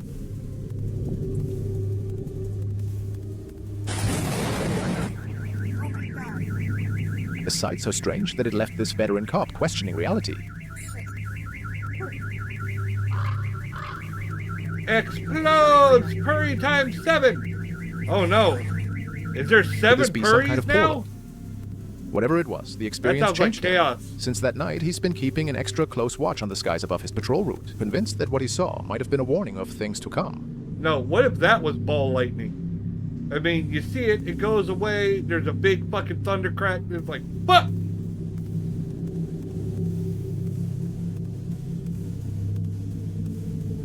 Yes! Look, the evil smirk, the evil smile.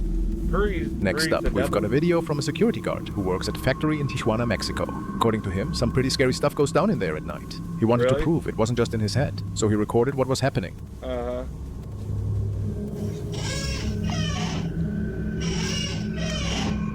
Manche. Dios te prende, no me grito.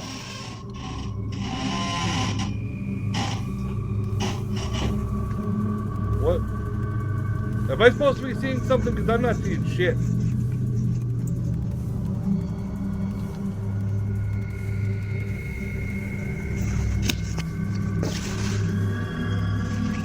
Manche, ni nadie. Yeah, no shit.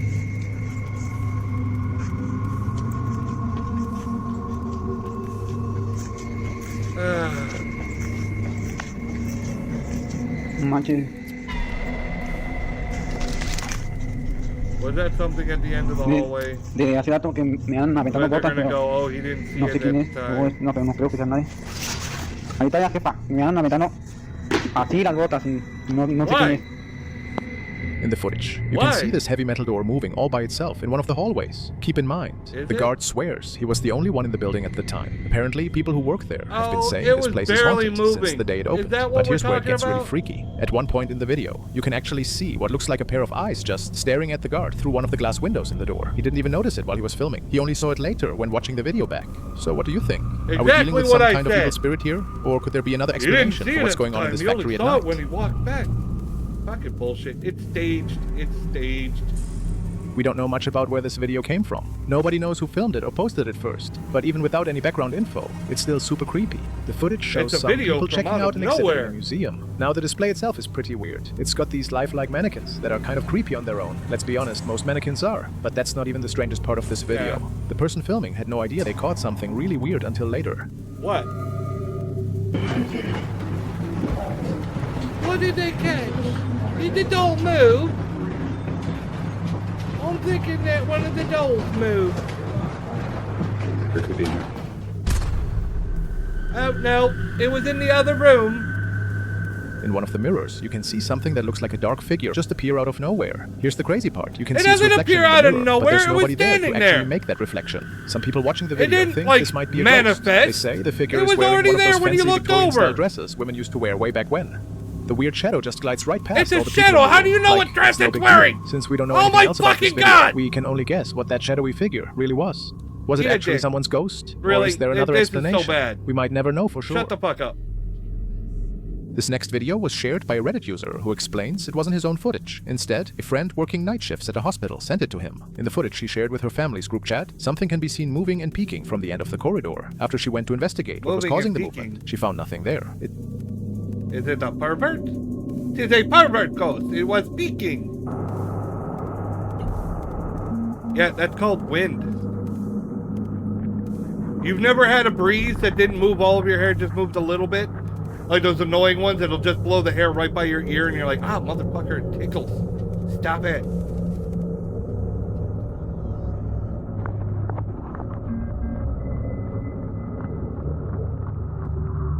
And the audio It's quality difficult to determine blows. exactly what appears in the video. Many Reddit viewers believe it's something supernatural, with some claiming they can make out a face, or even a full body in the footage. What makes this particularly unsettling is the clear movement captured on camera. Between the glimpse of what looks like hair moving by itself and the eerie emptiness of the hospital hallway at night, it's easy to understand why people suspect paranormal activity.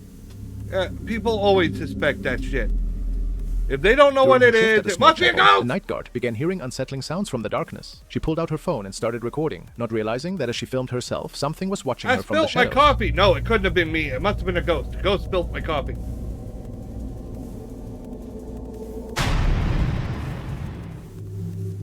It wasn't until she reviewed the footage later that she spotted it, a sinister figure observing her silently from the blackness. The video quickly spread online, with many viewers convinced she had accidentally captured evidence of a demonic entity. The guard herself remained shaken by what appeared in her footage that night, leaving us to wonder what exactly was lurking in that sacred space after hours.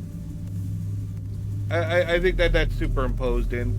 A patient in the ECU unit felt that he also was not alone that night. He couldn't exactly say what was going on, but he saw strange shadows in the corner of his eyes. That's when he decided to just keep his phone recording.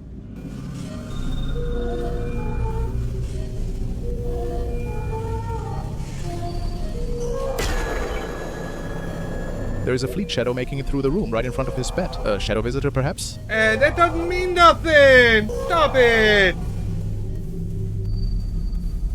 This was shared by 2 urban explorers who were exploring a supposedly old haunted hospital today. Urban explorers! They came across something crazy. This was shot by 2 urban explorers. Urban explorers. The name of the video is Scariest Police Videos Caught by Officers. Urban explorers. Yeah. What is that?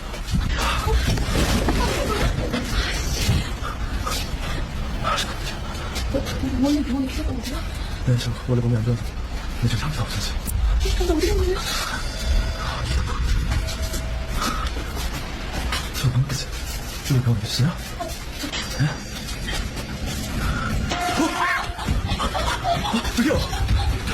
That is a person. Is it possible that somebody played a prank on them? Or who or what were those people in the hallways? No, it's possible that this is all staged. You never tried to make a fucking horror movie or fucked around with your friends and recorded some fucking silly ass shit? Oh my god.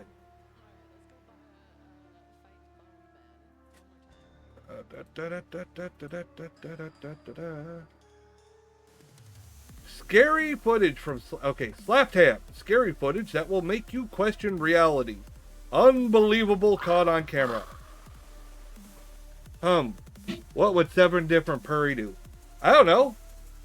Maybe the 7 deadly sins. There you go. There's a greed one, a gluttony one, a pride one, wrath. Absolute bangers for you today. These are the scariest clips going around the internet right now. So hit that subscribe button and get ready for more creepy content. Just like this. In the fascinating and sometimes creepy realm of optical illusions, one painting stands out as both captivating and disconcerting. Why? Created by Spanish surrealist Octavio Ocampo, this mind-bending artwork challenges the very fabric What of your if perception. 8 different Purry? Well, then I don't know. I guess we'd have to figure out something for number 8. A calm portrait of a woman in the upper half of the painting, with her reflection in the mirror below. But a subtle shift in perspective might reveal something far more unsettling. As your eyes refocus, a man with a moustache and an eerily distinct nose emerges from the reflection. What? Then, no matter how hard you try, you can no longer see the woman's reflection anymore. This chilling masterpiece plays with your senses, blurring the boundaries between what is and what could be, trapping you in a world... No, I still saw the girl. A guy with a mustache. I don't see the guy with the mustache. Is it just me? I don't see the guy with the mustache! The shifting image mirrors how we perceive the world around us, constantly evolving and never quite what it appears. Let me know what your initial observation was when viewing this painting for the first time. Did you see the woman's reflection suddenly change into the face of a man? What? Or perhaps you saw something completely different? I'm curious to know your experience. Is that number 8, the funny one? In a bizarre mix of modern myth and social media hysteria, Manchester Airport became the center of UFO speculation after reports surfaced of a mysterious orb floating in its airspace back in December 2024. Okay. Orb in sky. The story gained traction on social media, particularly on X, where users shared alleged images and videos of a spherical object appearing to touch down on the airport tarmac before ascending in an unusual manner. Okay, why don't we have that footage? Some witnesses claim that security personnel approached the object only for it to abruptly soar into the sky, displaying flight characteristics not typically associated with drones or conventional aircraft. This is stupid. I say it's probably a drone.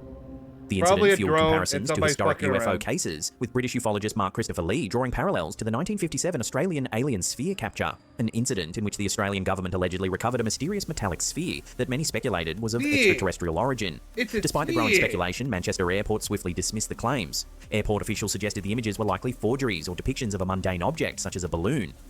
They reassured the public that their advanced detection systems would have identified any genuine anomaly, and no major security or operational response had been triggered. Adding to the intrigue, the original account that shared the footage on X, a Captain Bigelow, was mysteriously deleted. However, new info has since surfaced purporting to be from the same person. The user insists that the object was neither a balloon nor a drone, and claims that it had been a topic of discussion among aviation professionals for some time. This development left many questioning the authenticity of the sighting and the circumstances surrounding the deleted account. I don't know about you, but if that's an actual image of it, that sure looks like a drone in the middle there to me. Oh. Maybe it's me who's mistaken, but...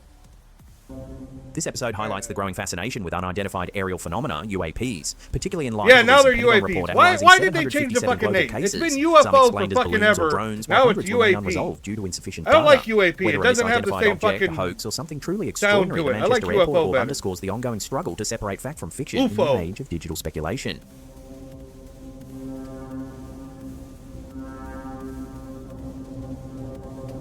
In a cryptic video shared to the Slapham subreddit by a now deleted user, viewers are given a brief yet unsettling glimpse into the darkness of the woods.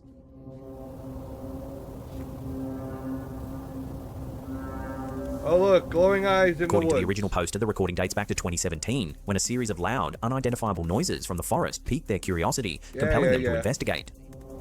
And how'd that go for you? I could swear I've seen this one before, at least something Poster managed similar. to capture the luminous eyes at a height of approximately 8 feet, aligning perfectly with a nearby post. How do you know? It's fucking pitch black. How do you know it's 8 feet?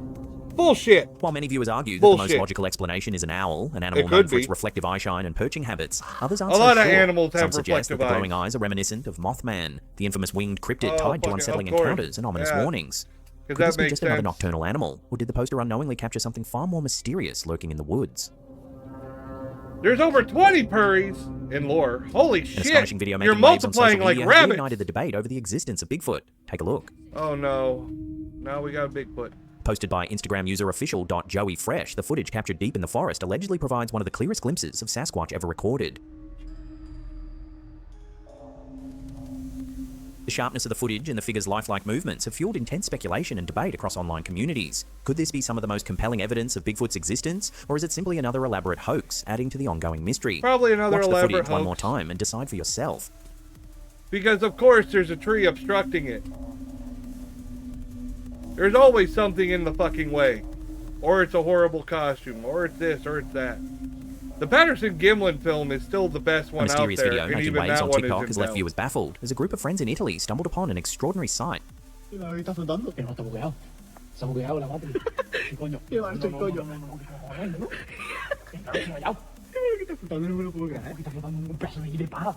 Is that a box?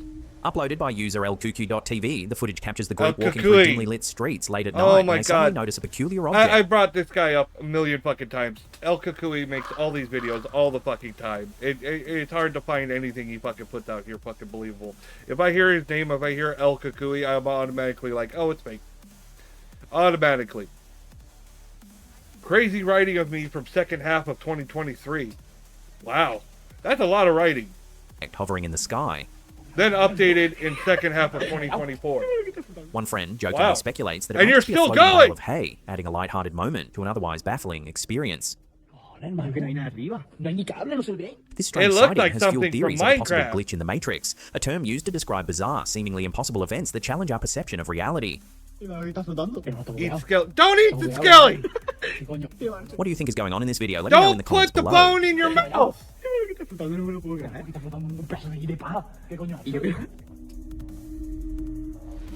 A bizarre and unexplained phenomenon is taking the internet by storm after TikTok user You should never put LQQ.TV giant shared a video boners in capturing your what appears mouth. to be a glowing anomaly in the middle of a remote desert.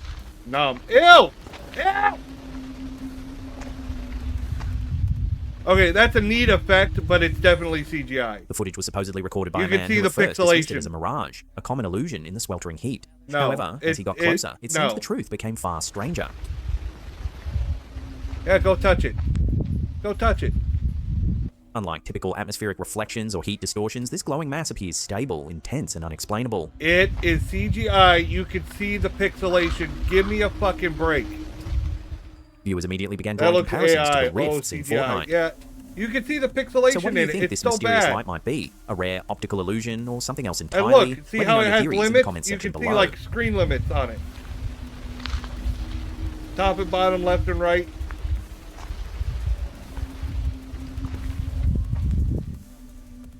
Yep, I see it. See? Reddit user AgileCaterpillar219 recently shared an unsettling note they found attached to a pole in downtown Seattle. The handwritten message, filled with bizarre speculation, describes an alleged ghost haunting an apartment complex in Mount Vernon or Burlington, Washington. The letter reads, "There is a ghost in Mount Vernon or Burlington who is sitting on the stairs of an apartment complex. The apartments look built after 19... He literally described this as a handwritten note. Does that look handwritten to you? 1980, so he died since 1980. He's wearing jeans and a large t-shirt, and he looks bigger than average. He looks like he's about the age of a college student, and he looks young and healthy with no signs of illness or injury. His death may have been a homicide, or he may have overdosed. Looking larger and more muscular than average and under 25, he looks like he might be the type not to lose his adult teeth on the playground at public school, and the type who didn't get sent to foster parents for safety for being beaten excessively at public school. This may have been the cause for a homicide. Someone may have handed him drugs containing poison or the wrong kind to cause an intentional overdose. The younger ghost on the staircase in Mount Vernon may be the subject matter for the Guns N' Roses song, Patience. It may be inspired by his early death or by his homicide. Okay, and someone just randomly put this up on a left fucking Reddit users poll? and passers-by both puzzled and intrigued, sparking theories about its origins. So it's the just like, identity of the hey, alleged ghost, let's type and this the shit up connection and to put it Guns N' on a Roses' poll. 1988 ballad. With no fucking Whether a context genuine at all. paranormal observation, a work of fiction, or something else entirely. I gotta the go. note I'm certainly getting adds a tired. haunting Hope the mystery stream to the goes streets of well. Seattle. Have a good night, BJ. You too. I'm gonna be wrapping up in Coming about up in our last 13 segment, minutes. we take a look at a I'm startling gonna make a declassified good CIA 4-hour document. But before we do, remember to hit that subscribe button and turn on all channel So, only notifications. 13 That way minutes you'll be to go. notified every time we upload our creepy and scary content. But have a good night, Zelda Gaming. Thanks for coming out.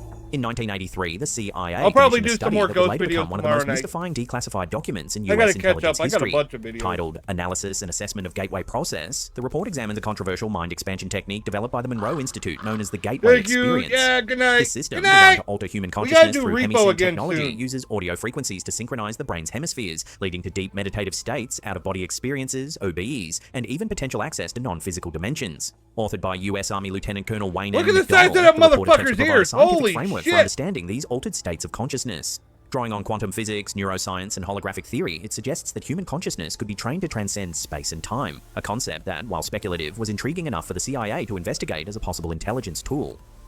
Key concepts from the report.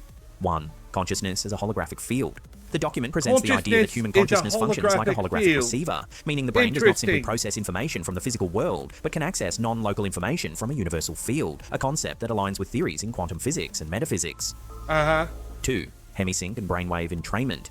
The gateway process involves hemisync, an audio technology that uses binaural beats to synchronize the brain's left and right hemispheres. This process is believed to alter brainwave activity, shifting the mind into deeper states of focus and heightened awareness. Can we make These people states smarter? reportedly allow individuals to experience heightened There's a bunch perception, of dumb intuition, people in the and fucking even world. out-of-body travel.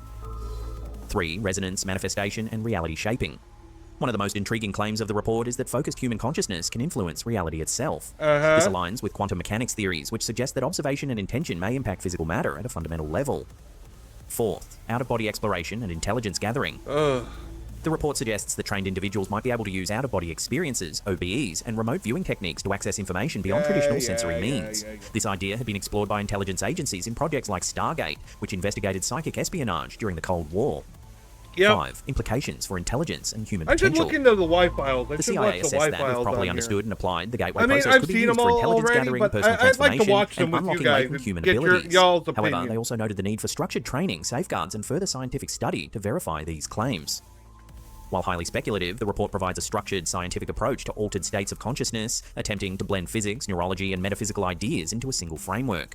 It also underscores how seriously intelligence agencies were willing to explore unconventional methods for expanding human perception.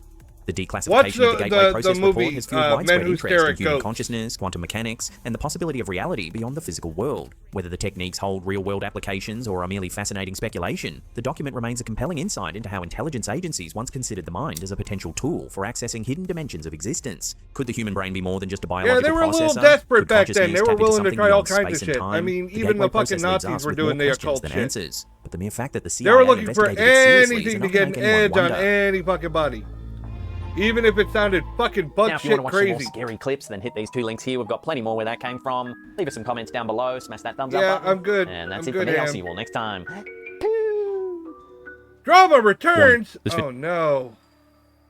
Warning. This video is a comedy roast. In this video, I roast an idiot. Don't take it too personally, and if you do, grow some thicker skin. YouTube is not a place for people like you. If you are the type of person I got a who talk about people raid! online and then cry when they talk back, I don't Jack know. the Ranger, thank you for the raid. Drama Ding Dong, yet again. Drama Ding Dong! Does anyone remember? Hello, this guy? Raiders! Call me out! Call me out! Come on. Could Why are you you not calling me out? Could you stop? Hello! Thank you all for coming in. Welcome. I enjoy a raid. You guys caught me. I'm in like the last 9 minutes of my stream. But that's okay. You get to watch me run my mouth a little bit longer. Let me make sure. Come on. There we go. Nice. Here, there we go. And trying to remember how to do this shit. I never get to do this shit.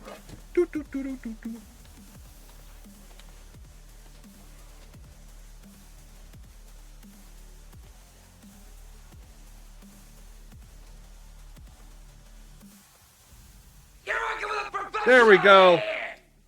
Shout out, Jack the Ranger. Nice fucking model! Yeah! Yeah, right now I'm looking at paranormal videos, ghost video stuff. I usually make fun of them. Apparently, you caught me as I'm watching Beardo. Beardo's known for being a debunker, but he does his own paranormal investigations. But apparently, this is a comedy roast. At least that's the way he introduced it. So let's see what the fuck he's got to say. A1 Solutions on Twitch. I've been sent a few messages and comments on the timeline. Hey, this guy's gone at you. Ooh, he's gone at you. Nice. I'm going to react to this, but purely because this guy is absolutely hilarious. Every time this guy gets a bee in his bonnet about anybody or anything, he just sits in his onesie with some kids' game playing in the background of him for background music, borderline crying, like proper rageful, crying, screaming, shouting, and he talks for a long time, but never has anything to say. Never has anything to say of any value. Now, months and months ago, this guy was done with debunkers. He was done with slating debunkers. He was moving along, and I wished him well. I was hoping he would get some help because he clearly needs it. And then, what are we, 5 months later? The guy's brought out, not 1, but 2 videos. Now, we're back! This video is called J-Cat. Simply Strange and Beardo Exposed. Can't hide And truth. Beardo That one. Exposed. Can't hide the I truth, can't wait dumbass. till people make hate videos on me. I Yeah, think the it'll be so description much of that one fun. reads, I'll be exposing I want to get J-Cat, famous Simply just Strange to and get Beardo hate for the lies that you videos. heard from these people a while back. This will be a series where I go over all the footage they went I over. don't even care about but the with money. full I video want and full hate context of what videos. was said throughout the whole 'Cause I entire don't series, care. not just short clips. I've lost views because of these people. They are frauds, and anyone who supports these people is a part of the problem. I've been real since the beginning. You were dressed as a reindeer. Shut up. And the reason this is so late to being released is because my views and how much these people have impacted the ones who watched me and brainwashed my viewers and sabotaged my channel. What? That makes no sense. I've been real since the beginning, and the reason this is so late to being released is because of my views and how much these people impacted the ones who watched me and brainwashed my viewers and sabotaged my channel. Nobody has sabotaged your channel. The issue you have is you were a nobody that came from nowhere that started talking shit about people, and people have the right to defend themselves. Much like I'm doing now, and I'm going to enjoy this. You These talk videos shit. are completely off the rails. Oh, you were the last You time. fucked They're around and scam found artists. out. Careful. Then You can suddenly get sued for that Purry shit. talks I won't shit. sue you. Brothers might. I won't sue Purry you. Brothers always mock talks you. shit, but Others Purry's might. fine. I'll be Purry's a exposing the VIP. real Purry truth gets away of with sharing murder. everything in the series. These grifters, these people are grifters, period. Says the guy that watches all of the fake channels, and this is where the argument stemmed from. Yep, He we're was all like, grifters. I'm going to expose these That's what we debunkers are. because these teams are real, because I watched them. The debunkers suck because I watched them. Oh, something like that. Better get it right, otherwise you'll make another angry video. Crying like a little pussy. Cat, help me out. Hey, what's up, guys? My name is Yeah. A1 Solution, and in this video, we're going to be exposing the truth and uncovering What, the lies that Mordor? you heard from J Right. Cart, from Beardo, and Simply Strange. You're only them guilty if you saying get I'm a caught. baby. At least J Cart said that, and I'm sure Beardo and Simply said stuff. Like I said, I don't watch. I just played a clip of a crazy cat Oh, shit. meowing after My- you my were head- screaming. Help me My out. head's in the way of his It was face. hilarious. Everyone else found it funny. You didn't. I And the gotta reason I'm move- doing I this gotta is you move have a my big fat mouth head. with nothing to say. Watch people's videos. I didn't watch any of their videos talking about me because it was talking about J Cart. You know, this is between me and him, and this is between these other people. I don't know why they're even involved or why they're even there. I don't know. It's just. I don't it's even very know strange. why you're playing this on your fucking screen. Oh, look. It's Ironically. I don't but even know anyways, why there we're is here. A series that we're going to be doing here. We're going to be going over every No single video idea. that you've seen, but the whole entire video, not just a little piece, not a little snippet, but we're going to be doing that. And one thing I wrote down here is I thought it was funny is you can write. Holy shit. No! What are you playing there? It's funny how I didn't know J-Cart at first, and the person I offended was someone I didn't know. I find that kind of funny. Yeah, funny. why Isn't are that you kinda funny to defending you? someone you don't And the fucking funniest know? thing is J-Cart unfollowed me on Instagram, which is the most babyest thing to What do. if you, the like- most- No, the most babyest thing to do is start Defended crying someone who because was J-Cats guilty. unfollowed you. You released a series video attacking J-Cats because he unfollowed you on Instagram and because he sent you help. You ungrateful swine. Try hard not to swear. Really hard. Manly thing to do, from what we're going to hear from this video, is to message someone. And first things first is, like I said, I didn't know J-Cart when this happened. In this video, I didn't know who he was. He knew who I was. He was a fan of me because he said he liked my content, right? So apparently he liked my content enough to share my channel, yet he didn't like my content enough to stick around, to message me just if he saw. He saw a video or two that he enjoyed, and then he saw you acting like a spoilt prima donna little bitch. And it was out. Because he didn't like what you were saying. Because that shit happens. That's how YouTube works, dumbass. Something. Yeah, I don't expect people to stick around if they don't like me running my mouth. All these things, right? It's just they gotta go. Ironic to me. Anyways, let's play this video. I'm not everyone's cup of tea. Wait, I got a big mouth. Video here, cause and very little censorship. This idiot has put J-Cart, Simply Strange and Beardo Exposed, Can't Hide the Truth Part 1, and it only has his own face in it. He's reacting to his own video. Ah, what a dick. Begin of the debug video, exposing scam artists, part 2. I'll be exposing J-Cart, Simply Strange and Beardo for the lies. This is the same thing, he's just copied and pasted it, and he's called me a grifter. Well done. My beard. I'm not touching my beard. You see my beard right here? There you go, you see I want to rub my beard, but it won't let my hand get close enough to my face. It stops me right here. It looks like I'm rubbing my boobie. Oh yeah, you know. What the fuck was that? Beardo, J-Cart, Simply Strange, our scam artists. Welcome to part 2. And before we get into this, I'm going to. I tried to rub my beard, and it looked like I'm rubbing my nipple. I think this is more of a, I guess I would say, a response to Beardo. Somewhat, kind of, I guess, whatever. My J-Cart exposing video. Of course, the retention is going to fall off because it's a personal thing, and I brought it up to the internet. Of course, people are going to click off. So the one thing is my video I made, it was personal. So, you know, like, I don't expect to. One thing, Mr. Okay, A1, why are you going? Wait. Why are you going off about this fucking tangent about all this fucking drama while you've got Garden of Ban all over the fucking place? It just feels so out of place. It's like Garden of Ban every fucking where, and just a little picture of your face here running your mouth about some other shit. When you're talking, you'll see that there's a microphone or /orgs bar. I feel like drawing someone skelly. Green color, a yellow Who color, could that and a red be? color. Me. Bring down the volume. Me. So Draw me. I love fan art. I have a folder on my computer in the for red. Your fan art. microphone is peaking. There's some free advice because you sound like shit. To have a high retention, you know, that's like basic common sense. That's like pressure you know what I mean? to me. You don't understand. You and your merry band of morons. I find that like the most flattering thing ever. I'm a scammer, and you're a merry band of morons. Coming from this guy that looks like an armpit with eyes. But hey, let's all jump on the wagon. Let's all jump on the train. Let's all just start attacking this guy and don't even know him. You know what I mean? And my video was directed towards J-Cart, right? So I don't know. Everyone else, I know people are all biased and everything like that. People are biased, man. They never cared about my content. They supported me because of J-Cart, because he's the one that, you know, shared my videos. Who gives a shit? Share your videos. He shared your videos. You still haven't learned a damn thing as you were. Right, I don't know. And plus, all these people are biased, like I said, and have short attention spans. That's another thing, too, is these people have short attention spans. They're watching a video that's, like, they don't even care about, really. Yeah, I was just about to click off of this. That's a lie. And then he called me out for having a short attention span. Now I've got to stick through it. Most of these people that are watching are your fans. God damn it. They're all biased, like I said, and attention spans, retention, wanting to watch this. Do I want to watch this? Do I really care? He's not saying much. It's all personal. Like I said, it's a personal, you're just whining video. and whining. You don't fucking Of course, people are not going to watch it.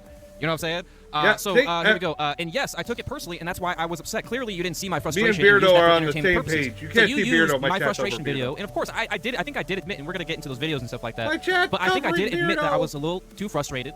But you know, this is my first time ever, you know, having a conflict with someone on YouTube. I didn't know how to express myself, but now I know. You know what I mean? Obviously, with the J-Cart stuff, that was a whole. I know how to express myself. Part 1. That was a little different. If you want to learn how to express yourself on YouTube, you've gone fuck slightly in the right yourself. direction because you're not screaming, shouting, and swearing like you were. At least there's a bit more of an uplifting tone to you. Maybe you've learned something. Maybe. And this one's like, what happened to being a man? What happened to messaging someone? You know what I mean? Being a man. A baby is someone unfollowing them on Instagram. I've met a lot of babies in my time. I have created babies in my time. I've never, ever seen a baby unfollow somebody on Instagram because babies don't have Instagram accounts most of the time. Babies I just do have a collection of drawings that I did. And scream. Of others. All they do. You use my videos for entertainment purposes. You make fun of my beard. You make fun of all these things about me. You know, like I can think of a number of things to make fun of. There's actually reasons for that. I grew up kind of slow. I was a slow person. I'm kind of slow and stuff like that. Now you're making me jealous. Then maybe that's stop so mean. arguing with people more intelligent than you. You came from nowhere, arguing with people about nothing. You can't Most just of them after the fact being say, this I've got year. learning difficulties. These guys, because I know what's coming. Yeah, because you're we like must have a watched the crazy videos and known super that you have a artist. learning difficulty, and that's why we picked on you.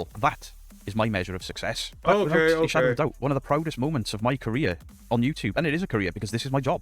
One of the proudest moments that I have, and I will ever have, is those people that message me. I'm going through chemotherapy, and I watch back your lives while I'm going through chemo because you make me laugh. I watch your debunking videos because you make me laugh. You. On a personal note, I'm listening to him talk about, you know, personal messages that he got from people. I never necessarily got personal messages necessarily, like, directed at me, but as the characters I performed. I was an actor. I worked at, you know, Universal and Disney and stuff like that. And I've had people come up and tell me really personal stories that, I mean, I had me bawling, like crying my eyes out. I was playing a character, and it was really slow. I had no line. There was no one around. And this one lady came over, and she got a picture with me. And I was like, okay. And she's like, and she was saying stuff like, I'm not really sure who you are and stuff. I was like, okay, I guess she just wants a picture because there's no line. But then she goes, I just had to get a picture with you. And then she stops after she gets the picture, and she tells me that that the character I was playing was her son's favorite, and he passed away that year. And she wanted to get a picture because of her son, and I was just bawling my eyes out. I had another time, I was playing a character, and somebody bought me an energy drink. Like, a guest saw that I was having a rough time. I had a lot of rowdy guests, and I didn't know that they bought me something. I got back to the break room after my set, and there was a energy drink sitting on the table with a note and a receipt tied to it, or taped to it, that said, this is for this character, paid for by a guest, and they said, you look like you were having a rough day, here, this is on me. And it was so fucking sweet. So little stuff like that really made, like, even rough days, like, worth it. I won't get into the there was one story that really had me bawling, because if I tell that story, I'm gonna fucking start crying right fucking now. I'm not doing that, like, right at the end of stream. You entertain me while I'm going through hell. That is the biggest success I've had on this channel. Something else I'm going to throw at you here. You said, I've got no concentration and all the rest of it. I had Wolverine fighting the werewolf from American Werewolf in London in action figure form for a couple of seconds. It was a funny little bit that I decided to put in because you mocked me for not paying attention. I'm sorry to say, more people will watch a 43-year-old man playing with Wolverine and a werewolf than will ever watch any single one of your videos. And you want to talk about that's a good point. If you think millions of views consistently are successul, you're in for a rough ride. I'll show you someone. The day What's you a get someone? views on one of your videos that equals the worst performer of my videos, maybe you'll like, get a bit of respect from me. And this isn't a dig at anyone else getting these sort of viewing figures. It isn't. This is just a dig at him and his viewing figures, because the only time this guy gets viewed is when he starts screaming at content creators and they react to it. And I know, I'm playing into him a little bit, but I don't care. Tried to watch Ghost stuff this morning. There's nothing out there. Create a community, get our voices out there to other like, I I guess audiences and stuff like that. You know what I mean? We're all struggling. You're struggling just like me. Just because you get more views and all this stuff, like you're still struggling because your content is obviously not that good because it's not doing as well as you would think it should be. So I mean, my content at times absolutely blows my mind with how well it does. I did a comedic skit saying I'm sorry for burping in a video. 20k people watched that. Yep. 20,000 And people. it was funny. I watched it. Joke about a burp. No, you're like a mid-level. I'm like a little bit lower than and mid. And it was probably because people made such a big deal about the fucking burp. You are far below mid. You are a baby. You are starting your journey on YouTube. How long have you been on YouTube? You've been on YouTube for 2 years. Now, this could be anywhere within the last 3 years, really, because it rounds it. So this could be a year and a half. This could be 2.5 years. YouTube shows that I've only been active for 2 years, and it's getting close to 3. So potentially, you've been on YouTube for 3 years, and you've got 2.63k subscribers across 1,000 videos. Hey, so in my time he's got on more YouTube, subscribers than I do on YouTube. 54.5k subscribers across 696 but I mean, videos. I use so my YouTube for VoD. It's him reacting to his own video and then showing Colin replying to him. The thing I all my streams that I put on that are here on Twitch in the paranormal or in the Kick paranormal. now. I call him fakery. This is the issue with you. When he's put me in the title of this video, this whole thing about PDF over on my files YouTube channel. You can see the YouTube right there. I tend not to watch content about that. I'm a father. It upsets me. Also in my about this is area completely separate. This is about the paranormal, not the kids stuff. Thank you. There are some genuinely incredible, amazing souls in this community that I've been blessed to meet in before.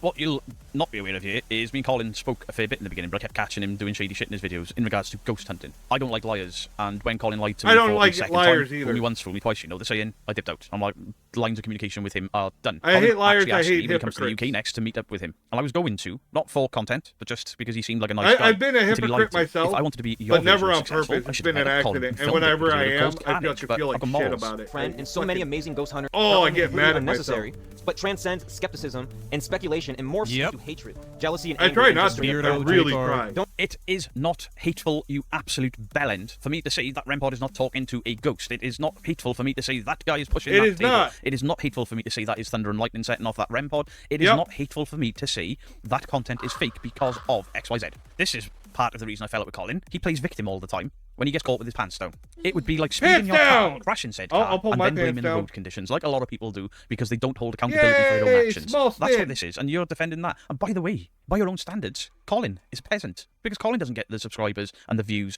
and the likes that you see as successful. You're calling Colin a peasant, somebody that you seem to have a spare sock for. So in the last video I made video, I said that you made very bold claims. You were going to expose, I know what you were that going to do this, that, and the other, reference is. and you did nothing of the such. You just ranted and raved. You've done it again. Whilst you're calmer, you've exposed nothing, and you've talked about yourself. You have reacted to yourself reacting. Oh, you have learnt absolutely nothing, and you'll be crying in another video. Oh, Beardo didn't watch my whole video, nothing, man. grasshopper. F you, man. Insert cat. The reason people are not watching your videos is this. That is clickbait that works for people. You know, you allude to something in your video that'll trigger for one comedy section or something along those lines. You called this video beginning of the debunk videos, exposing Scan Artist Part 2, and you've done nothing except talk about yourself and the paranormal files. Your description. I'll be exposing J-Cat, Simply Strange and Beardo for the lies you've heard from these people. You've not done that. You've done two, sort of, one 15-minute video, one 17-minute video, and you have again said, fuck and all. You have exposed nothing. To expose a lie, something that I've said that you disagree with, you have to play what I have said, what you said, and then whatever in the middle that it proves that I have lied, that exposes my lie. You've used my name in the description, you've used debunkers in the title, or debunking in the title. Detected. You've done nothing about it. You have in fact showed at one point, you show a clip of yourself reading a post from the paranormal files that was nothing to do with me. That was not an argument I had with Colin. Mine came way after, when he worked with Overnight at the Ancient Ramen. So either you are very mistaken, or you're lying. And I think I know which one it is. And it ain't a mistake, is it? A1, it's bullshit. Some bits of advice here. You can't keep poking at people and slating people, and then when these people fire back, cry about it. Yeah, it's like but people do it all the fucking time. Because you don't like whatever. They poke the bear and then they're like, oh my god, how did it attack me? Assaulted for no reason. That's what you're doing here.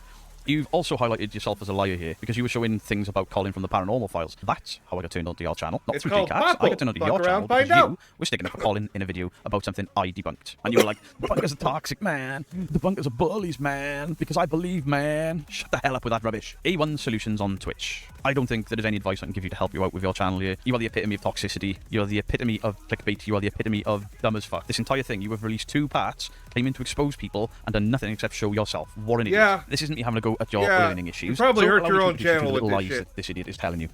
Right there. Paranormal, debunkers, the paranormal files. Right there.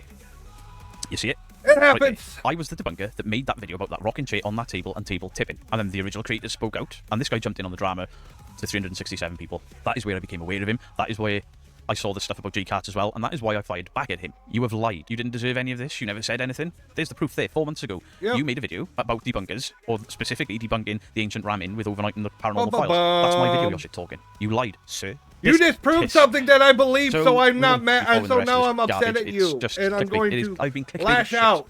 Let me know your thoughts in the comment section down below. You'd be surprised how many people do that. I know you guys don't do it. It's small.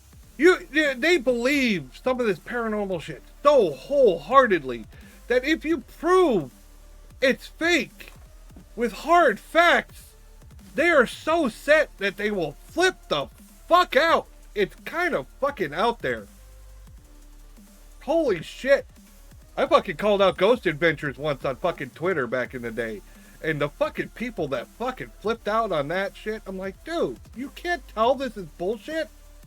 It's sad. Minorities, but I'll get the blame for it. But, you know, people like him anger people because he's a liar, because he's a grifter. He is everything he accuses me of doing. Much love to you all. Beardo out. Oh, Beardo out. Well, on that note...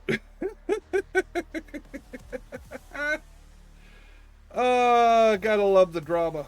There's always drama. Sometimes drama's fun. Like, soap operas. I think I'm going to wrap up for the evening. However, I do plan on doing a raid. I would appreciate it for those of you that have stuck around. I'm the drama. Okay, Purry's the drama. There we go. Everyone, if there's drama, blame Purry. Purry is the drama. Purry is the drama. See, I didn't have to put it on anyone. They accepted it. Ta-da! All right, don't go anywhere, anybody. You're going to see my stream ending screen. And I'm going to be doing a raid. Going to throw some love over to somebody. It's always good to do a raid, throw the love over and around, help everyone out. I like to throw it to people with, lesser viewers, trying to get the vision out there. These are people that I consider friends, or that I think are very entertaining and deserve more attention. So, please, thank you all for sticking around. Thank you all for listening to me run my mouth. I'll be back again tomorrow night, unless something unforeseen happens. I plan on doing more ghost videos. I'll see you around. I'll see you, Purry. Have a good night, everyone. Thank you for coming, and I look forward to seeing y'all again, boners. Talk to you later. Peace.